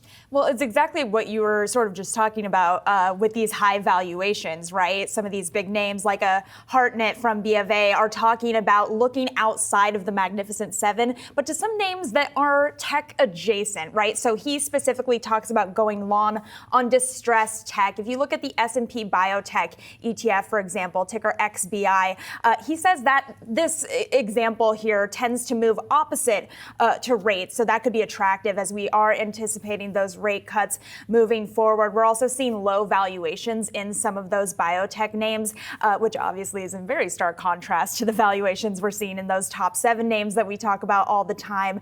But I do want to kind of contextualize this call from Hartnett because those 7 S&P 500 top names, they're gaining 71% this year. The other 493 stocks adding only 6% to the overall index. So I guess if you want to make an argument for more of a bull market next year, you kind of have to believe that some of these other tech names are going to grow. Okay, so you mentioned biotech. Is there anything else that he sort of zooms in on as potentially being winners here? He talks about investment grade bonds for some of these tech companies. He says it's a way for you to own the balance sheet of those companies rather than just owning the stock itself, and also talks about it as a potential hedge against any sort of hard landing. It's a different way to get in on the tech play. He also talks about sort of a blend of bond investment. He's bullish on 30-year Treasury bonds mixed with investment grade bonds. So I thought that was interesting. It also raised this question to me of whether this stock bond portfolio relationship that we always talk about is starting to shift a little bit with the 60-40 portfolio. Yeah, it's also interesting because in the past when we would have this like corporate bond conversation, there were very few ways for retail investors short of calling a broker to get in on it. Yeah. But now there are ETFs that sort of wrap some of that corporate debt that are, you know, and some of them are actively managed. So it's kind of an interesting time on that front. Yeah. Anything in the note, Maddie, that you saw that really surprised you? You know, I thought it was interesting that they were brave enough to talk about the Magnificent Seven as a play that's not going to continue moving forward, particularly given that Savita Submarinian still sees the S&P 500 target from B of A hitting 5,000 next year. I'm curious about how they square those two arguments. How are we going to see the S&P have that much growth if it's going to be outside of these big 7 names? Is it going to be distressed tech, like he's saying here, going long on distressed tech? I don't know. I don't know that we've seen great evidence of that, but I'm also not, you know, working at these banks. I just get to talk about it, so I have an easier job here. Brave, or we'll see if it still looks brave at the end of the year. Exactly. Maddie, thanks so much. Appreciate it. Joining us now, Rockland Trust Director of Research, Doug Butler. As always, Doug, investors try to look ahead. They try to discount what they think is going to happen. And at the moment, the narrative seems to be those rate cuts are happening, maybe midway through next year. What do you think? I think I'm with probably the 25% of the street that thinks that rate cuts will happen, but probably not until the end of the year. I think an awful lot of people have discounted the fact that there's no more raises coming. I could still see a scenario in which, again, as we head closer and closer to this soft landing, they might want to raise rates one last time. I wouldn't bet on the cuts just yet. And so, Doug, give me that backdrop. What's your view of the equity market here, Doug? You think this rally continues, and what does 2024 look like? I think we always go into it thinking, well, we're hoping to get 10%. And, what do we think? Do we think that the market ends around 5,000 next year? Sure, that seems like a reasonable place for a tent. I don't think the ride's going to be that smooth, though. I think we could end the year next year at 5,000, up 10% or so from here. But my guess is we have some sort of 20 to 30% pullback at some point. By the way, could happen after we hit 5,000 in March, then we get the 20% pullback. But I do think that we're set up, especially that last segment where you showed the spread between bullish sentiment and bearish sentiment. I think when it's that wide, you might want to start getting your helmets on. Yeah. So where should people be putting their helmets on, metaphorically, right? Defense, is that what it looks like right now? Well, we're underweight in the consumer discretionary in the tech space, and that's largely because we essentially weight a lot of it based on earnings, and so the earnings for those sectors are disproportionate. The multiples for them are disproportionately high. So we generally are underweight in those sectors. But I think we're biased towards defensives and towards high quality and low volatility. Two names that have popped up for us: Accenture. Accenture is a really interesting name in that they're a tertiary beneficiary of this move to AI. They're probably the best suited to help business clients move to the cloud and to more of these AI architected software. So we think that they're well positioned. And then in terms of defensives, we like Verizon. We've unfortunately liked it for quite a while, but we like it here. Particularly, we think they're getting their turnaround in place. They've improved their free cash flow a lot. They've been able to really grow this fixed wireless access business, sort of 5G in the home. We think that has some competitive advantages over the cable companies. What about, Doug, when you look at the fixed income space, do you see opportunities there at all? Treasuries, munis, corporates? Well, the nice part is now we've got some yield. So then now there's some benefit. The high yield spreads are pretty tight, so we probably err on being very high quality in our fixed income space. We think every client should have some high yield, but we wouldn't stretch for yield here. One of the other things is that it's the fact that the 10-year has come down. So essentially, it's now midway between where it was last month and last year. So it's above where it was last year, but in the lower mid fours is much better than 5% at the end of last month, at the end of October, Halloween rates. So it's nice that they've come down. As those come down, you'll start to see you'll see mortgage rates tick down, which will maybe improve a bit of affordability, as we don't seem to see any real weakness in the housing sector, and certainly not on the rental side just yet. Doug Butler, thank you so much for joining us today, Doug, and have a great weekend. Fed Chair Jay Powell pushing back against expectations of a rate cut, speaking at Spelman College this morning. This comes as bond investors grow increasingly concerned about the ability for the Fed to deliver that soft landing. Last month, U.S. Treasury bonds tracked its biggest drop in yield since August of 2011. So can we expect more upside in the new year? Let's bring in Lindsay Rosner, Goldman Sachs Asset Management Head of Multi-Sector Fixed income investing, joining us to weigh in this morning. Good to talk to you today. Let me just get your reaction to what we're hearing from the Fed chair. On the one hand, we heard from Fed officials earlier this week, sort of setting the expectation here that things may be done in terms of rate hikes. And yet here you've got the Fed chair himself saying not so fast. Well, I think they have to be careful, right? It's been very difficult to figure out the perfect trajectory of how inflation is going to go and how the economy is going to respond to rates being higher. So I think Powell is doing exactly what he needs to do, which is say we have to look at the data. We have to be open to what happens next. That being said, we believe at Goldman that July was in fact the last hike and that we are seeing a soft landing. The recession probability has come down. All of this provides a beautiful backdrop for fixed income heading into 2024. Yeah, so how do you see that backdrop playing out? I mean, if you were a bond investor earlier this year, you saw some big gains.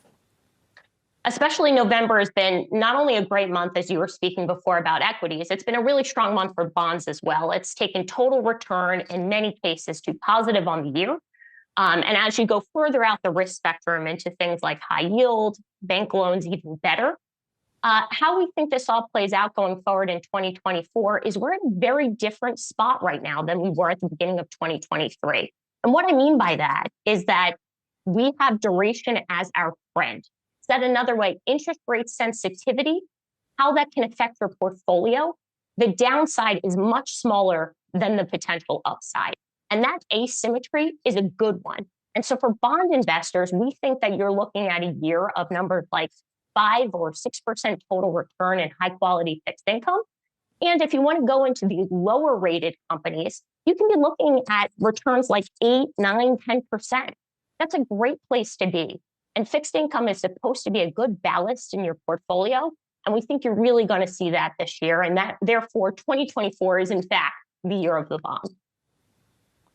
So we can talk a bit more about what you think that bond or that fixed income mix should look like in the portfolio. But as we track Treasury yields today, I mean, we have seen a huge pullback, at least in the month of November. Where do you expect them to track, at least in the medium term? Is this talk about a 5% yield sort of done for now? I think at this point in time, we're going to trade in a range. And 5% does feel like something of the past, and that where we are now feels like the right zip code, especially in the front end of the curve, so the shorter yields.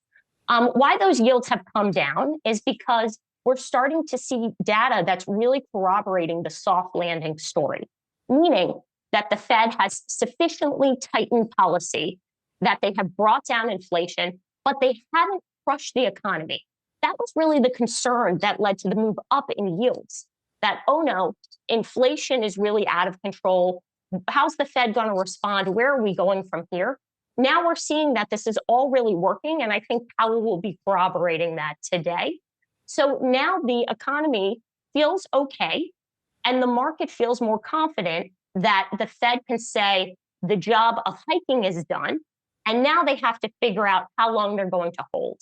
And our belief is that there are maybe a few too many cuts, priced into the market, but that by the back half of 2024, the Fed can begin to bring down that policy rate because it was restrictive enough. So we think as a result, yields in the front end are probably going to come a little bit lower. But what we do think is yields in the back end of the curve may move higher. And so you're going to get that yield curve steepening that we've been seeing. As a result, we think it's very important to have an active manager in fixed income to make sure you pick the right parts of the curve to set you up for how this next year is going to play out. So, Lindsay, given your expectations going into 2024, what does that fixed income portfolio look like? I mean, you already mentioned sort of the longer end of the yield curve, one way to play it, but corporate bonds as well. What's that mix for you? Sure. So our mix that we think is going to perform best is really intermediate, high quality fixed income. That is an area of the fixed income market. We're talking investment grade corporates, agency mortgage-backed securities, high quality structured products, all different flavors of investment grade, high quality bonds in somewhere between the 5 to 10 year duration or part of the curve. That will give you something like 5 to 6% yield. And that should be really attractive. So being in that middle part of the curve and getting a good mix, a diversified group of assets will serve you well. A new month and a new outlook, while more strategists rolling out their 2024 forecasts, and Wall Street patiently looking to see what could drive the markets higher or potentially what could bring the momentum to the downside here. Now, Charles Schwab's Lizanne Saunders believing that economic pain could potentially be likely in the year ahead, but that doesn't necessarily mean that stocks are going to struggle through the year, especially if there is a continuation of rolling recessions that have hit the economy.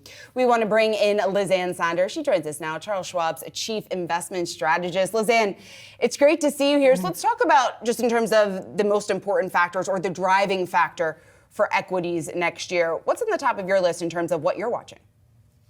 Well, I think clearly the move down in yields has been very important for the rally that started after the correction that ended in late October. So I do think that the bond market to some degree is in the driver's seat for the equity market. But obviously, I think the rally is also based on what is the current probability of rate cuts starting sometime in the first half of the year, maybe even the first quarter. I think that's a bit premature. We have to remember that probabilities around rate cuts have been a moving target for quite some time. We were back in March going through the mini banking crisis.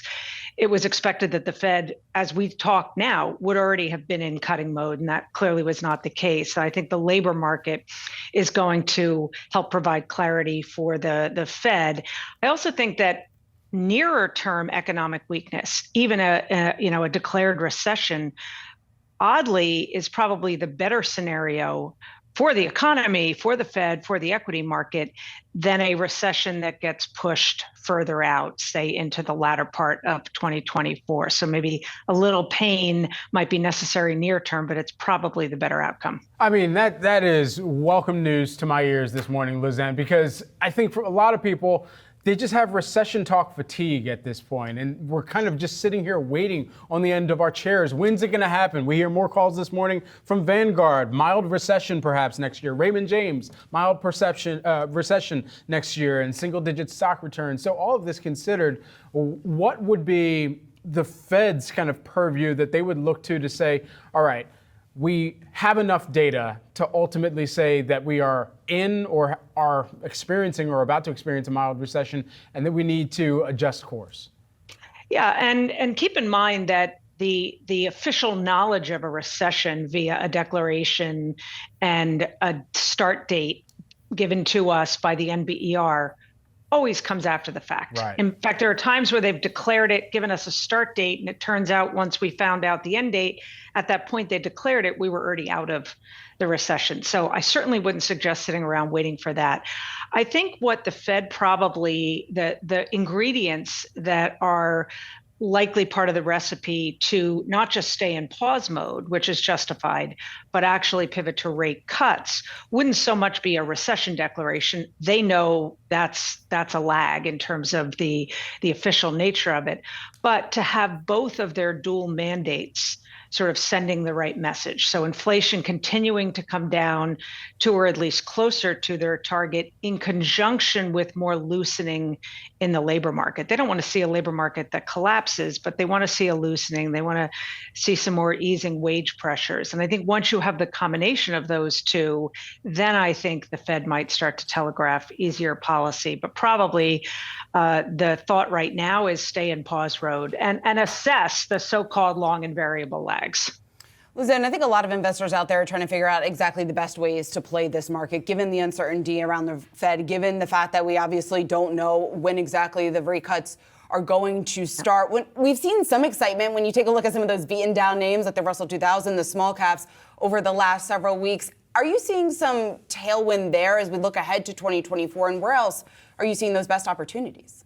It is interesting because over the past month, the Russell 2000 is actually outperforming the S&P 500. And I think that is indicative of some money that is looking to move into areas other than just the Magnificent Seven in the interest of seeing a broadening out. However, within that, I think you want to fade, to use trader lingo, the lower quality names that have done well, but continue to lean in up the quality spectrum. And one thing that's interesting about the Russell 2000 as an index, it's the most common small cap benchmark that's used.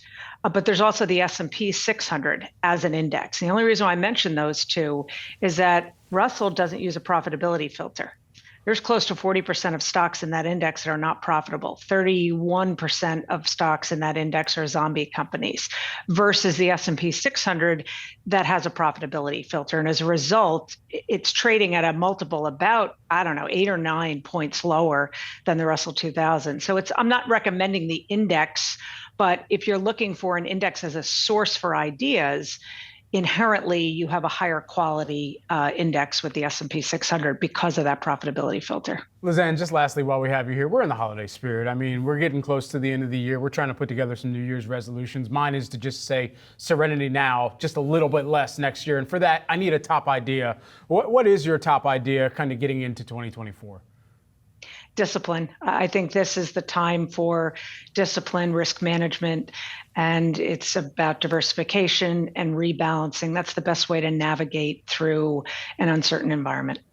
Let's get you the market commentary of the day. Wall Street has been in a bullish mood, but JP Morgan breaking with the pack here for a gloomier forecast that they've put forward. Strategists at JPM expect the index to fall about 8% from current levels, ending 2024 at 4,200. Here to help us break down the reasoning behind this call, we've got our very own Madison Mills. Hey, Maddie. Hey, Brad. So looking at JP Morgan here, the biggest bears apparently heading into 2024 here with more of a pessimistic view. And they really look at two big buckets here, market performance and business performance. So starting with the market side, they obviously talk about that concentration in the Magnificent Seven. They say that we haven't seen this much concentration since the 1970s. And typically when you see that narrow of breadth, you do see a slowdown coming in after that. Now, a lot of other firms on the street are saying that we're going to see this run up in small caps, that we're going to see earnings breaking through heading into 2024. JPM, not so much agreeing with that.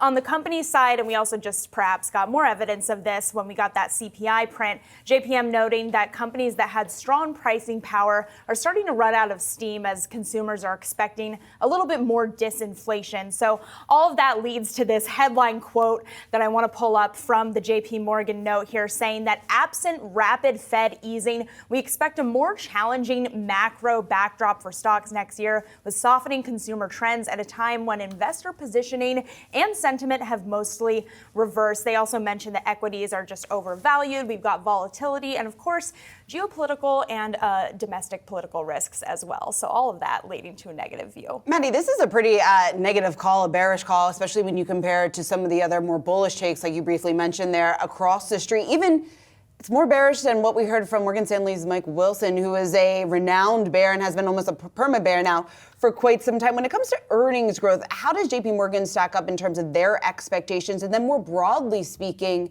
how much lower is their expectation for the S&P versus some of the other calls that we've seen over the last couple of weeks? It's so smart of you to mention Mike Wilson, because that's what stuck out to me is that his target is 4,500, but even JPM is coming in at 4,200, which is obviously lower than what we're at right now. So definitely a more bearish view there for that 2024 outlook. Comparing to Wilson, too, he projected that earnings would continue to rebound next year, with earnings per share popping by 7% from this year. JPM, not so much. They're saying maybe we'll see about a 3% number there when it comes to EPS.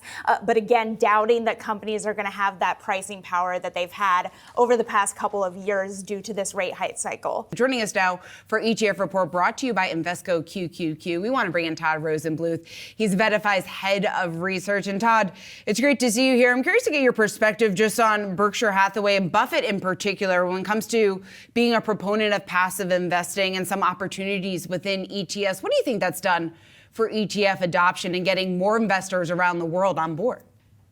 Yeah, the world's most famous active manager has been advocating for using index-based strategies, particularly the S&P 500. And we've seen it this year as well as in prior years. The iShares S&P 500 ETF, IVV, the Vanguard S&P 500 ETF, VOO. Those are two of the more popular ETFs this year. Again, topping the league leaderboard in terms of net inflows.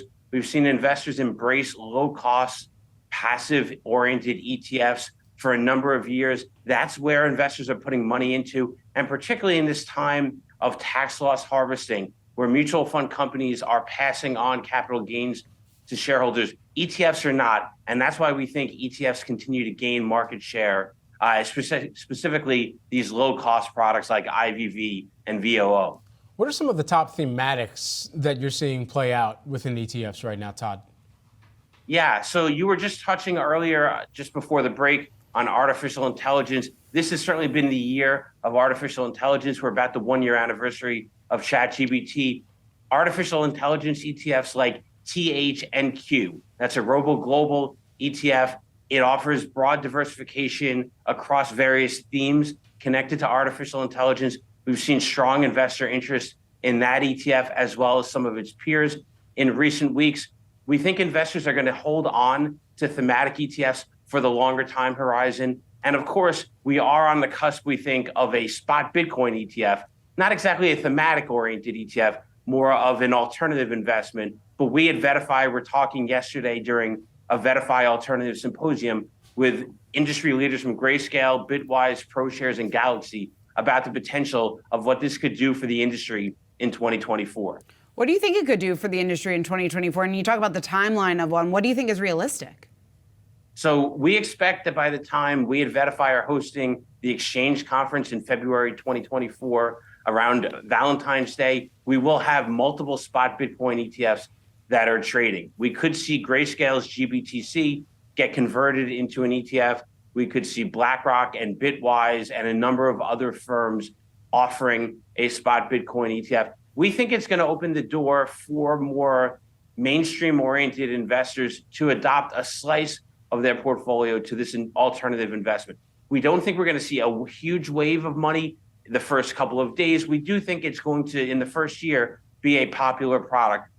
There's clamoring. There's people that are waiting for an ETF that offers spot Bitcoin exposure. And we think, based on what we heard at the VettaFi Alternative Symposium, there's interest in people doing more research. Why wouldn't that create then a sell the news event that could more broadly impact some of those ETFs that are hinging specifically on the approval of anything that would be annexed or tracking against Bitcoin in an ETF form? So could the price of Bitcoin be impacted negatively because people have been moving into Bitcoin in general in anticipation of new buyers from a spot Bitcoin perspective? Certainly. I'm not an expert in that. But we do know that there are investors that have held out investing in cryptocurrency because they want the efficiency and the exposure through an ETF. And the ability to do that in the spot-based product from leading providers tied to the crypto space like Grayscale and Bitwise, and from established asset managers like BlackRock and Fidelity, we think that's going to open the door for adoption of the ETF. I'll hold off to others to determine what happens to the price of Bitcoin going forward. So the other thematic ETF or thematic, I guess, trend that you've seen amongst investors that are favoring ETFs right now is within the AI space. I'm curious what the excitement level is like today when you compare it to what you maybe saw during the first half, even the first few months of the year, and whether or not that excitement's going to hold here looking ahead to 2024. So we started off the year with artificial intelligence being popular as ChatGPT first came out and people started to become aware of it and started to test it out. We've seen a resurgence in interest in artificial intelligence, given the news related to ChatGPT and Microsoft. I think investors are refocusing on it and heading into 2024. We are seeing interest in THNQ, that Robo Global ETF. We're seeing interest in other products. Global X has a product, AIQ. We do think heading into 2024, thematic strategies are going to play a role, and tech-oriented ones, like the ones we just touched on, could gain some strong ground. Well, the year of the landing, that's what Bank of America is calling 2024. Strategists at the firm say they expect disinflation to continue globally, allowing central banks to cut rates midway through the year. BofA also saying the S&P 500 will end the year at 5,000, an all-time high, not because of rate cuts, but because of corporations' resilience in this higher rate environment. Joining us now, Oh-Sung Kwon, who is Bank of America U.S. and Canada equity strategist, who helped put together that outlook for next year. Thanks for being here with us, Oh-Sung. Appreciate it. So when you look at next year, whatever the landing is going to be, is your 5,000 call sort of landing agnostic, if you will, unless it's really outside the variations of sort of weak recession to, weak gains, I guess, in the economy. Yeah, thanks for having me today. Great to be here. So we are forecasting 5,000 on the S&P 500 for next year. And our base case is basically soft landing in the US economy. The reason why we're bearish is not because we think the Fed is going to cut aggressively, but rather because of what the Fed has done already in terms of controlling inflation down, not putting the economy into recession. And during that period, companies have adapted to this higher interest rate environment. Earnings started inflecting. And in fact, we think that Q2 was the bottom in terms of this earnings cycle. And we think earnings are likely to accelerate into 2024. Positioning is still pretty bearish, and we think we are past the peak macro uncertainty in terms of the Fed, inflation, and rates. And I think that sets up pretty well for equities into 2024. And Osung, I don't know if you heard, we were just talking about the Fed expectations there. The market clearly expecting here that the Fed's done hiking, cuts are in the pipeline next year. Is that your base case, Osung, as well? Yeah, so our economists are forecasting a couple of rate cuts starting in mid next year. But what we highlighted was that you don't want, as a bull, you don't want a Fed easing cycle for wrong reasons. Historically, a Fed easing cycle combined with credit tightening cycle has been the worst environment for equities. So if it's a recession-driven Fed easing cycle, then it's more bearish than bullish. And you almost want soft landing, no recession, credit market staying healthy, the economy staying healthy, and with disinflation. And we believe that earnings can continue to accelerate despite GDP potentially slowing down. And if that's the case, that actually has been the best environment for equities when GDP is slowing down and EPS is accelerating. That doesn't happen very often, but that's our base case actually. And if it does happen next year, that sets up very well for equities in 2024. And all of that amidst what, at least in the first half of the year, is likely to still be a relatively high rate environment. So I want to dig a little bit more into one of the other theses in the outlook, which is that companies have adjusted to this higher rate environment. How have we seen them adjust? What are some examples, and are they going to continue to need to do that? Or are the adjustments they've made thus far, have they incorporated the higher rates? Yeah, so first of all, the reason why we haven't seen a recession, or one of the reasons why we haven't seen a recession in the US economy, is because a lot of debt is currently fixed, whether it be corporate debt or consumer debt. When it comes to corporate debt, 75% of total S&P 500 debt is long-term fixed. So it's a lot more manageable than prior hiking cycles. There are two reasons I want to say that earnings were in a recession when GDP wasn't. One is because cost was a little bloated, especially after the huge earnings upcycle that we saw post-COVID. So a lot of tech companies and other companies had to cut costs to get out of that earnings recession. And we saw signs of that happening in Q3. Q3 EPS was up 4%, a lot better than down 6% that we saw in Q2. Earnings grew 4% when real sales growth was still down 2%. So that basically speaks to companies' cost management and cost efficiency. The other reason why earnings were in a downturn when the economy wasn't is because the big shift that we saw from goods to services. When it comes to earnings, S&P earnings are 50% goods for 50% services. When it comes to the economy, goods are only about 20%. So the big shift that we saw from goods to services, that had disproportionate impact on earnings than the economy. Our view is that that's going to reverse. That's starting to reverse. That pent-up demand that we saw in services, that's starting to moderate. We're starting to see some signs that destocking cycle is over in goods. Inventories are a lot healthier. That's what a lot of retailers are reporting these days. So if that's the case, there's been a very strong correlation between the spread between goods consumption and services consumption versus how earnings do versus GDP. And if goods start to outpace services in 2024, that's the recipe for earnings outpacing GDP next year. And Osung, another variable I just want to get your take on. We're heading into an election year here, Osung. How does that play into your outlook, if at all, for 2024?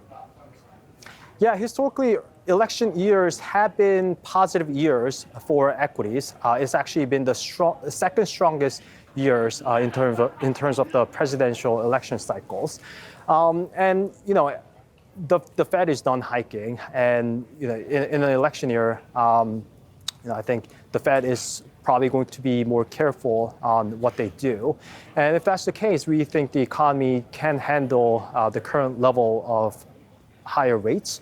If that's the case, self-lending is our base case, and equities can work in a self-lending scenario. Talk a little bit more about what we could expect here in 2024, because strategists are turning more bullish on next year. BMO Capital Markets calling for the S&P 500 to hit a record next year, climbing to 5,100 by year end. And the team also seeing a significant rebound in earnings next year with an EPS target of 250. So what are the best ways to play some of these anticipated gains? We're joined by the strategist behind that call, Brian Velsky, BMO Capital Markets Chief Investment Strategist, joining us here, first time in our new studio. Oh my gosh, at the desk. So nice. It is nice, and a great week to have you. You're out with this bullish call right now on the S&P 500 relative to what some of the other strategists out there in the street are anticipating. What's going to drive that momentum? Well, we can't speak to other people's work. I mean, this is a really hard job. It's a tough gig.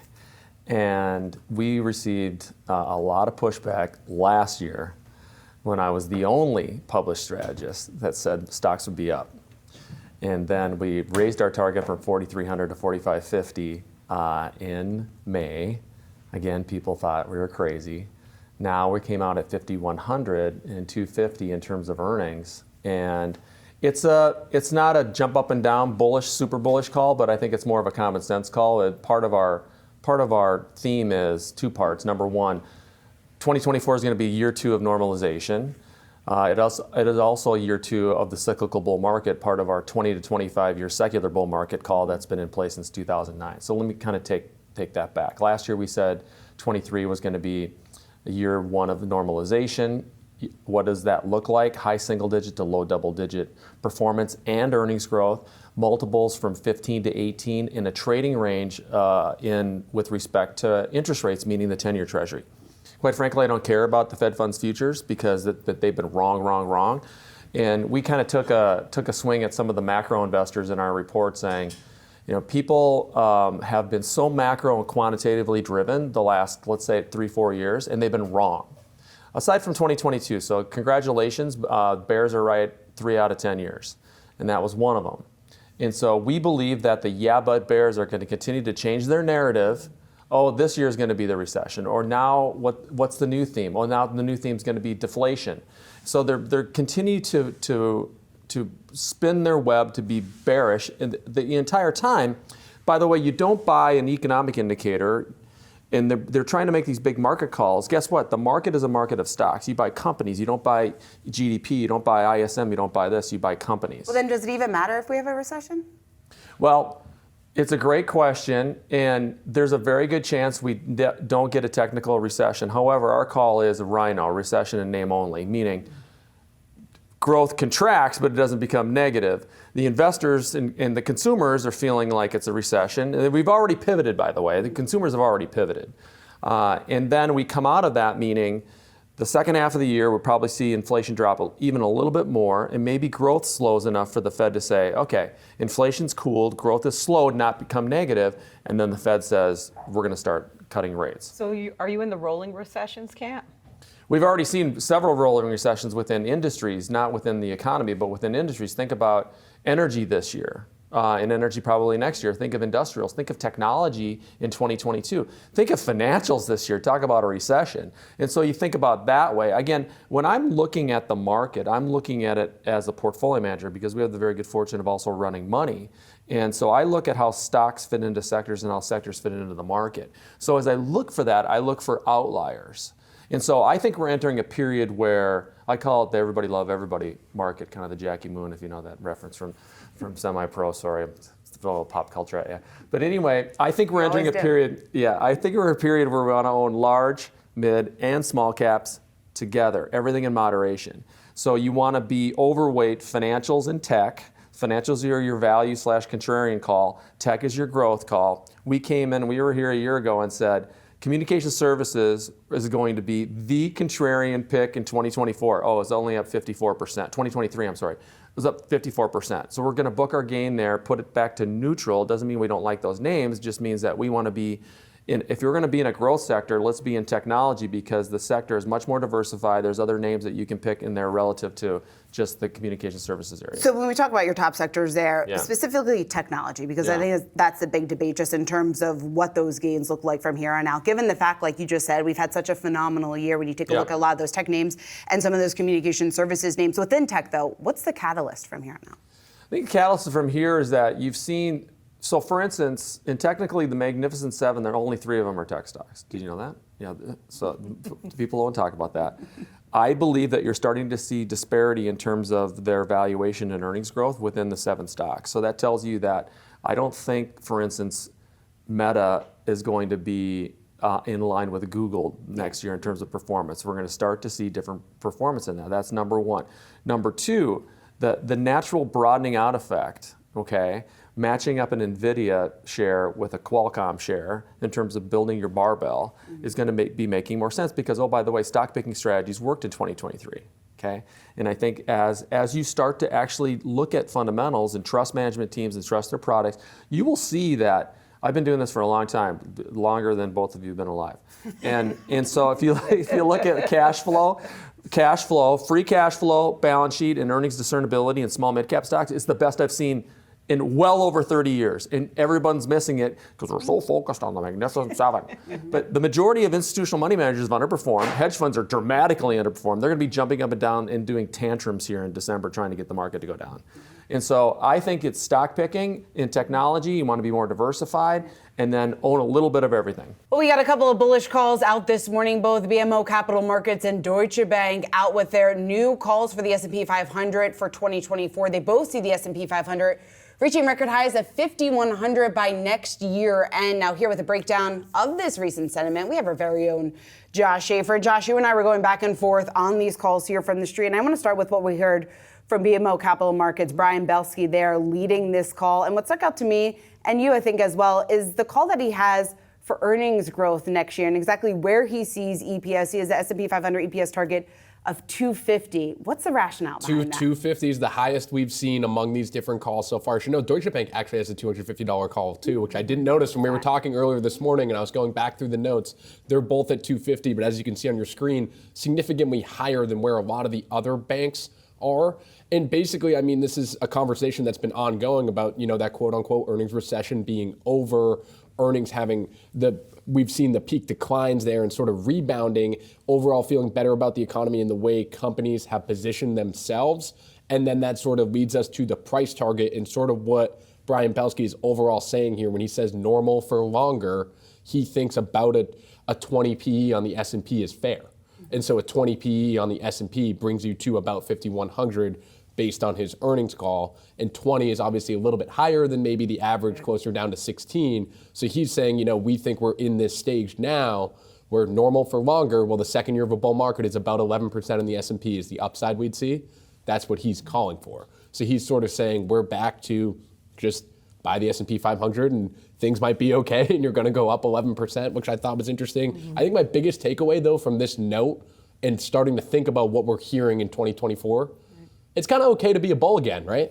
It certainly seems like that. I was reading through Belsky's note last year. Belsky's always bullish. We always call Belsky bullish. You can go back 10 years and read Brian Belsky calling it a secular bull market. Last year, he had the S&P about flat from his 2022 target. A lot of talk about recession, little bit of anxiousness about what was going to happen. He basically makes out the case here, if there is a recession, it's going to be okay because we've talked about it so much. And Deutsche Bank said the same thing too. That recession that we're talking about now is shallow.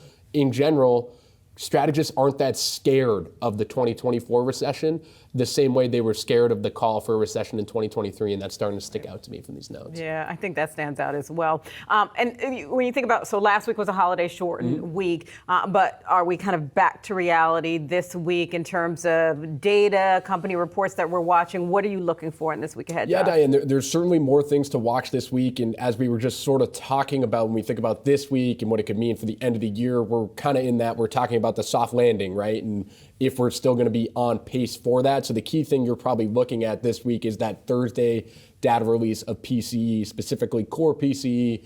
We know that's the Fed's preferred inflation measure. We want to see core PCE coming down, of course, in the same way that we saw CPI coming down. We're at the point now where that CPI measurement from October pretty much priced out rate hikes, any more rate hikes, and it now has people talking a lot more about when rate cuts are going to happen. Be interesting to see if rate cuts move at all this week with the PCE. Do we see that move up a little bit? We've seen a couple quick moves to March in those markets that we know are very volatile, but does that actually stick this week if you get a good core PCE number where people actually are starting to call for cuts earlier? I think is probably the number one thing I'm looking for. Yeah, we'll certainly be paying attention to that PCE data later this week. Josh Schaefer, thanks so much. New bulls have entered the ring. Both BMO Capital Markets and Deutsche Bank out this morning with calls for the S&P 500 to end 2024 at 5,100. Deutsche Bank strategists say they expect earnings growth to stay resilient and offset a, quote, mild short U.S. recession. Deutsche Bank's call comes after RBC Capital and Bank of America last week both predicted the index would hit 5,000 in the new year. Amid these bullish calls, what's on deck for the market into year end? What should investors consider for 2024? Joining us now is Chris Versace, Tomatica Research Chief Investment Officer. Chris, thanks so much for joining us as usual. So let's talk about your expectations for 2024, and especially when you think about these calls. What's the outlook that you have? Well, I have to say those outlooks are, I mean, they're very bullish, and I think we'd all love to see them happen. The big question to me really underpins earnings growth for next year. You take a look at the S&P 500, it's been flat pretty much this year, and the consensus expectation is earnings have to grow, more than 11%, call it, $245 a share in 2024. And then you have to take a look at the multiple that we're going to place on that from a PE perspective to hit that 5,000, 5,100 range. They're very, very lofty compared to where we've seen the S&P 500 tend to peak out. Around 2000 to just last year, the average PE high is around 19 times. So I don't want to be a Debbie Downer for the viewers out there, but those numbers could be a little lofty even if the Fed begins to cut rates at the middle of the year. So Chris, if those numbers are a little bit lofty to you, I guess what is your more realistic, to put it in your words, I guess, outlook from here till the end of 2024? So I think we're going to probably be, if we hit, 4,600, come back in December and then rally towards the end of the year, which is the growing narrative for the market. I think we're going to continue to move higher, call it that 4,800 level. But again, it's really going to hinge on where we see that EPS growth for 2024. If we do see a slower economy in the first half of the year, some people call for a recession. We're going to see earnings power dip in the first half of the year. So there's a lot of expectation, therefore, being put on the back half of the year. Rates will be lower. We have an election year. There's a lot of reasons to get very bullish about the second half of 2024, but we're going to need to navigate that first half. And Chris, we're kind of in a sleepy time of year when it comes to data, but we've got a key data point coming in the week ahead, right? We've got the Fed's key inflation gauge that we're watching for. What are you looking to see? We're looking for continued progress, down in the data. But, candidly, the more important data is going to be the November CPI report that we get right before the Fed's December meeting. And all indications are between the continued fall in energy prices, used car prices, and even what we saw on the intermediate October PPI data is that the November CPI data should continue to show further progress on inflation. I think that's going to cement the view that the Fed is done hiking rates. And of course, that means we're all going to be discussing when the Fed is likely to begin cutting rates. So Chris, you mentioned there just a moment ago that we're going to have to figure out how to navigate the first half, especially when you talk about all of that uncertainty. So what should investors be doing today to better position their portfolios for that? So what we're doing over at the Action Alerts Plus portfolio is we're taking stock of what the consensus expectation numbers are. We're lining up where we're seeing not only lower inflation, but in some respects, deflation. We're taking a look at the shape of the consumer, as we learned over the weekend, a lot more gravitating towards deals, buy now, pay later. So we're trying to pick our spots. And I think that's key to point out because most investors don't, quote, buy the market, right? You can use SPY or some market ETF if you want to do that, but most people like to pick individual stocks or have targeted exposure. So you've got to really, roll up your sleeves, check the thesis, look for companies that are poised to grow their earnings faster than the market. You'll get multiple expansion. That's a great way to sharpen your pencil for 2024. All right, let's stick with the equity market here. Stocks higher with about an hour left in the last full trading day of this holiday shortened week, still on track to end November in the green. And more Wall Street strategists see the recent rally continuing with S&P 500 hitting record highs in 2024. Lori Calfacina of RBC Capital Markets sees the index rallying to 5,000 points as her median case. Her call follows Bank of America's Savita Subramanian is betting on 5,000, as well as Federated Hermes Phil Orlando. So this is the time of year, Julie, the market strategists that come out, they tell us, okay, here's where we are and here's where we're headed in 2024. 12 months from now, this is where we think we're going to be. So the latest one here is RBC's Lori Calvacina, her year-end target for next year, 12 months from now, roughly. For the SPX, the S&P 500 is 5,000. So that would be a gain of around 10% from where we're at now. And if you're a strategist, of course, there are always the boxes that you check off, right? So valuation, for example, even after this, November rally, she says, okay, that still looks attractive. Sentiment, also positive, not flashing warning signs. She says that we're in overbought territory here. The earnings outlook, good enough, she says, to justify another year of gains. She sees 223 for this year, 232 for 2024. Yeah, and we always talk about these outlooks. Every year we go through this exercise, and it feels less important what the exact numbers are from these various strategists than why they think stocks are going to do what they're going to do and sort of directionally where they're looking. And it does feel like, even if not everybody's at 5,000, for example, it does feel like that there is some optimism heading into 2024, and that we're going to see a different kind of balance in the markets as well. And this is something also that Calvacina points to. She looks at the fact that bonds are going to get some investors back in, right? It has been, until very recently, a down year for prices in bonds, yields going higher.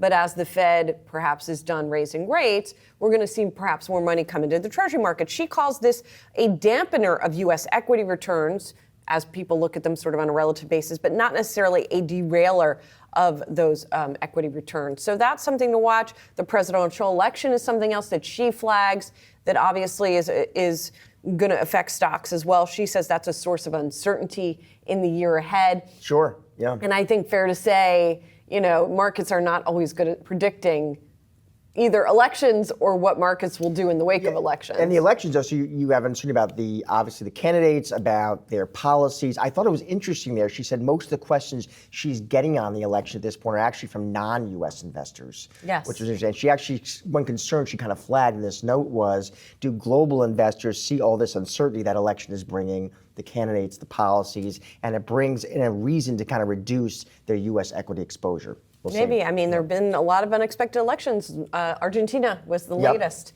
very recently. 2024 can't come early enough for Wall Street. Two analysts are increasingly finding themselves on the same side of the market. Morgan Stanley's Mike Wilson is sounding less bearish than usual, expecting near-term uncertainty to give way to an earnings recovery. Meanwhile, Wedbush Securities tech bull Dan Ives is expecting a tidal wave of artificial intelligence spending. Yahoo Finance's Jared Blickery is here to break it all down. Jared.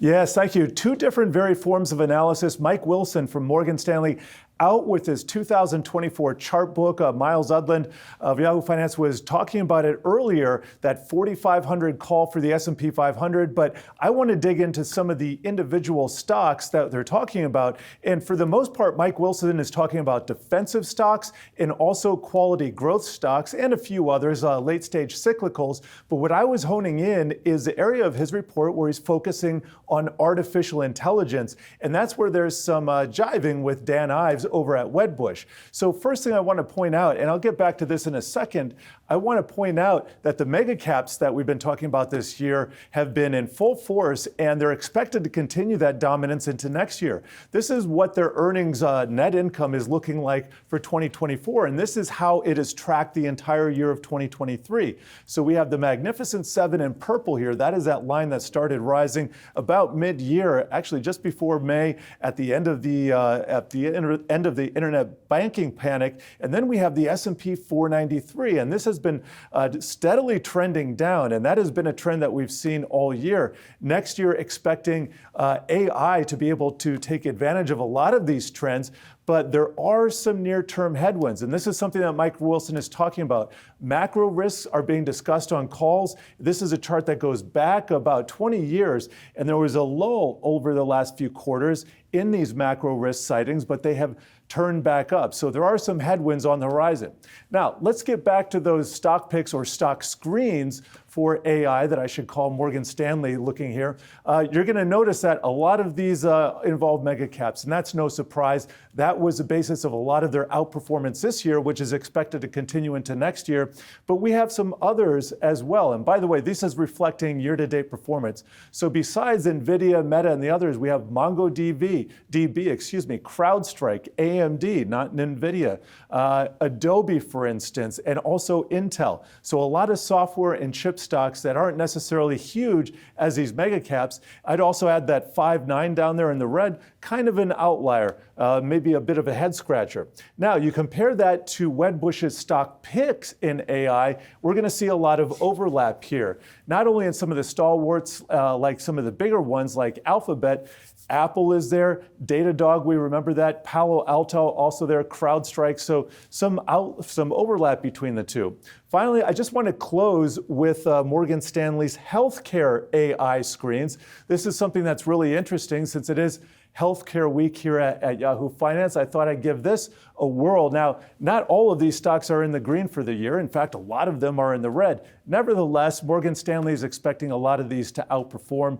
And you might notice on the list, nowhere do you see Eli Lilly. That is one of the best healthcare stocks of the year, but it has nothing to do with AI, so it didn't make the list. Well, we are not even halfway through November yet, but major investment groups are already rolling out their massive outlook documents. This year, investors paying extra close attention to forecasts for the Federal Reserve. We heard from Goldman Sachs, UBS, and Morgan Stanley, and the big banks did not seem to agree on what exactly we could see from the central bank in 2024. Our head of news, Miles Udland, joins us now to help us make sense of it all. Miles, make sense of it. Thanks for having me in your new house. This is wonderful. I think as you would perhaps expect, you're seeing some divergence on the street in terms of what folks think is going to happen next year when it comes to Fed policy. But I think really the important thing is that for next year, this is the prediction that most people are most focused on. Usually we're sitting here talking about what else is coming out this time of year, which is 2024 S&P 500 price targets. And I know we can get into it with what Mike Wilson at Morgan Stanley said earlier today, but this year's main event is where economics teams see interest rates going. And as you mentioned, Josh, this morning, really the headlines coming from UBS out saying they're looking for almost 3 percentage points worth of cuts from the Fed next year, 275 basis points of what they're looking towards. But as you look at this graphic here, you can see Morgan Stanley, a little more conservative, 100 basis points next year. The Fed itself is looking for 50 basis points in rate cuts next year. That's as of their September forecast. Goldman doesn't see any action until the fourth quarter, so could be September, November, December are going to be, or really November, December are going to be your options there. And then Barclays, they actually think there's going to be a rate hike in January 2024, and that will end 2024 at the same levels we are today, with rates in a range 5.25% to 5.5%. Is there usually this much divergence in this kind of stuff? Well, I think for me, it's usually we don't pay that much attention to it. I think for two reasons. One, the Fed itself puts out forecasts on where they think rates are going. So every investment bank is going to have their little, change on the edges of it. 25 basis points more or less than what the Fed says. But because the dot plot exists, and we'll get an update on that next month, there's no need to focus too much on where Wall Street economists forecast rates to go. And those economists don't spend too much time themselves thinking about it. They're like, we'll follow the dots and we think they'll be more or less conservative. And I think the other thing is we are clearly at an inflection point for Fed policy, which is not always the case. Most years, you have a pretty good idea of, rates are probably going to go a little higher next year or a little lower. And though everyone agrees that the direction is lower from here, the speed at which it happens, why it happens, there's going to be a shift in how we all think about what role the Fed plays in markets and the economy next year, and you can kind of see it coming from this distance. What do you make of Mike Wilson at Morgan Stanley in particular? Because this was a well-known skeptic, we know that of Mr. Wilson, says, all right, he expects about 12 months from now, the SPX, the S&P 500, to end 2024 at 4,500, so not a whole lot of upside there. Basically flat. Yeah. I think what was interesting about Mike Wilson's note is, so stocks flat next year, fine. I think there's a lot of skepticism right now that the earnings forecast for next year will stop coming down. So if you start to see earnings per share forecast for 2024 continue to come down, it makes sense that markets will be flat. What you and I were chatting about before this, Josh, is that Mike Wilson's calling for 16% earnings growth in 2025. But the number one thing to me, at least, and I think some investors would disagree, but to me, the number one thing that matters for stocks is that year ahead of the year ahead earnings forecast, right? Like why stocks have gone up this year is because 2024, second half of 24 outlooks are coming down less than expected. Therefore, it's good, right? So you should keep buying stocks. So if we're going to say that 2025 is going to be almost 20% earnings growth, it's not clear to me why necessarily that wouldn't start getting priced in 2024 unless Mike just thinks we're going to start from a lower base. Are we going to be down 10, 15% from here come January, and then you get yourself back to level, then you do the rest? I mean, we can do all these mental twists, but to me, that 2025 earnings outlook says higher stocks in 2024. I mean, doesn't the Morgan Stanley economic outlook imply a worse scenario than some of the other banks? Yeah, I mean, I think to me, and this is what I'm struggling with as I write about this and as I think about this, is like you get to rate cuts from the Fed in a couple different ways, and the way you get there matters a lot for the stock market. If you get rate cuts from the Fed because inflation comes down, you have this soft landing, right? Then yeah, you're definitely going to see higher stock prices. That's going to be good. All else equal, lower interest rates, higher stock prices. If it's because of a recession, well, then we get into all the numbers around what happens to earnings in a recession. Typically, they're down by 30% peak to trough. I am struggling to see why you would have even a flat market next year with earnings coming down 30% from peak to trough if we are indeed tipping into recession. And so I think at the heart of these disagreements from these firms and kind of that outlook we had on where the Fed goes next year is really a disagreement about, do we have a recession? And then if we do, what's the magnitude of that recession? Because clearly, you look at what Goldman has said, what Barclays said, they are not really looking for a recession next year. Right. I mean, the divergence seems to me to be rooted in what we've seen this year, which is everyone was wrong, right? And so if you're a strategist, whether on the equity side or on the economy side, and you look at what's happened this year, you got to be taking a good hard look at how you try to forecast this. I mean, there are a lot of folks that we are reading a lot here at Yahoo Finance and we're quoting and talking to, and it's like, it continues to be, well, it will happen just in the future, right? There will be a recession for all these reasons. Consumer excess savings come down, yada, yada, yada. We talk about it a million times. And it's just not clear that 6 quarters into that argument, we need to say, well, just wait a couple more quarters. And I do think, to your point, Julie, I think the street is struggling with that in their outlooks. And look, it's very conservative how they're written, very staid and all these things. But like, you can tell if you read this stuff enough and for long enough, as the three of us have, you can see there's a real struggle on the street with like, how do I make sense of something that has not really made sense in, God, we're going on the 4th year, right? This is gonna be the 4th year post-pandemic of trying to figure out, since COVID started, of like, how do we think about this? I don't think anyone has a good answer.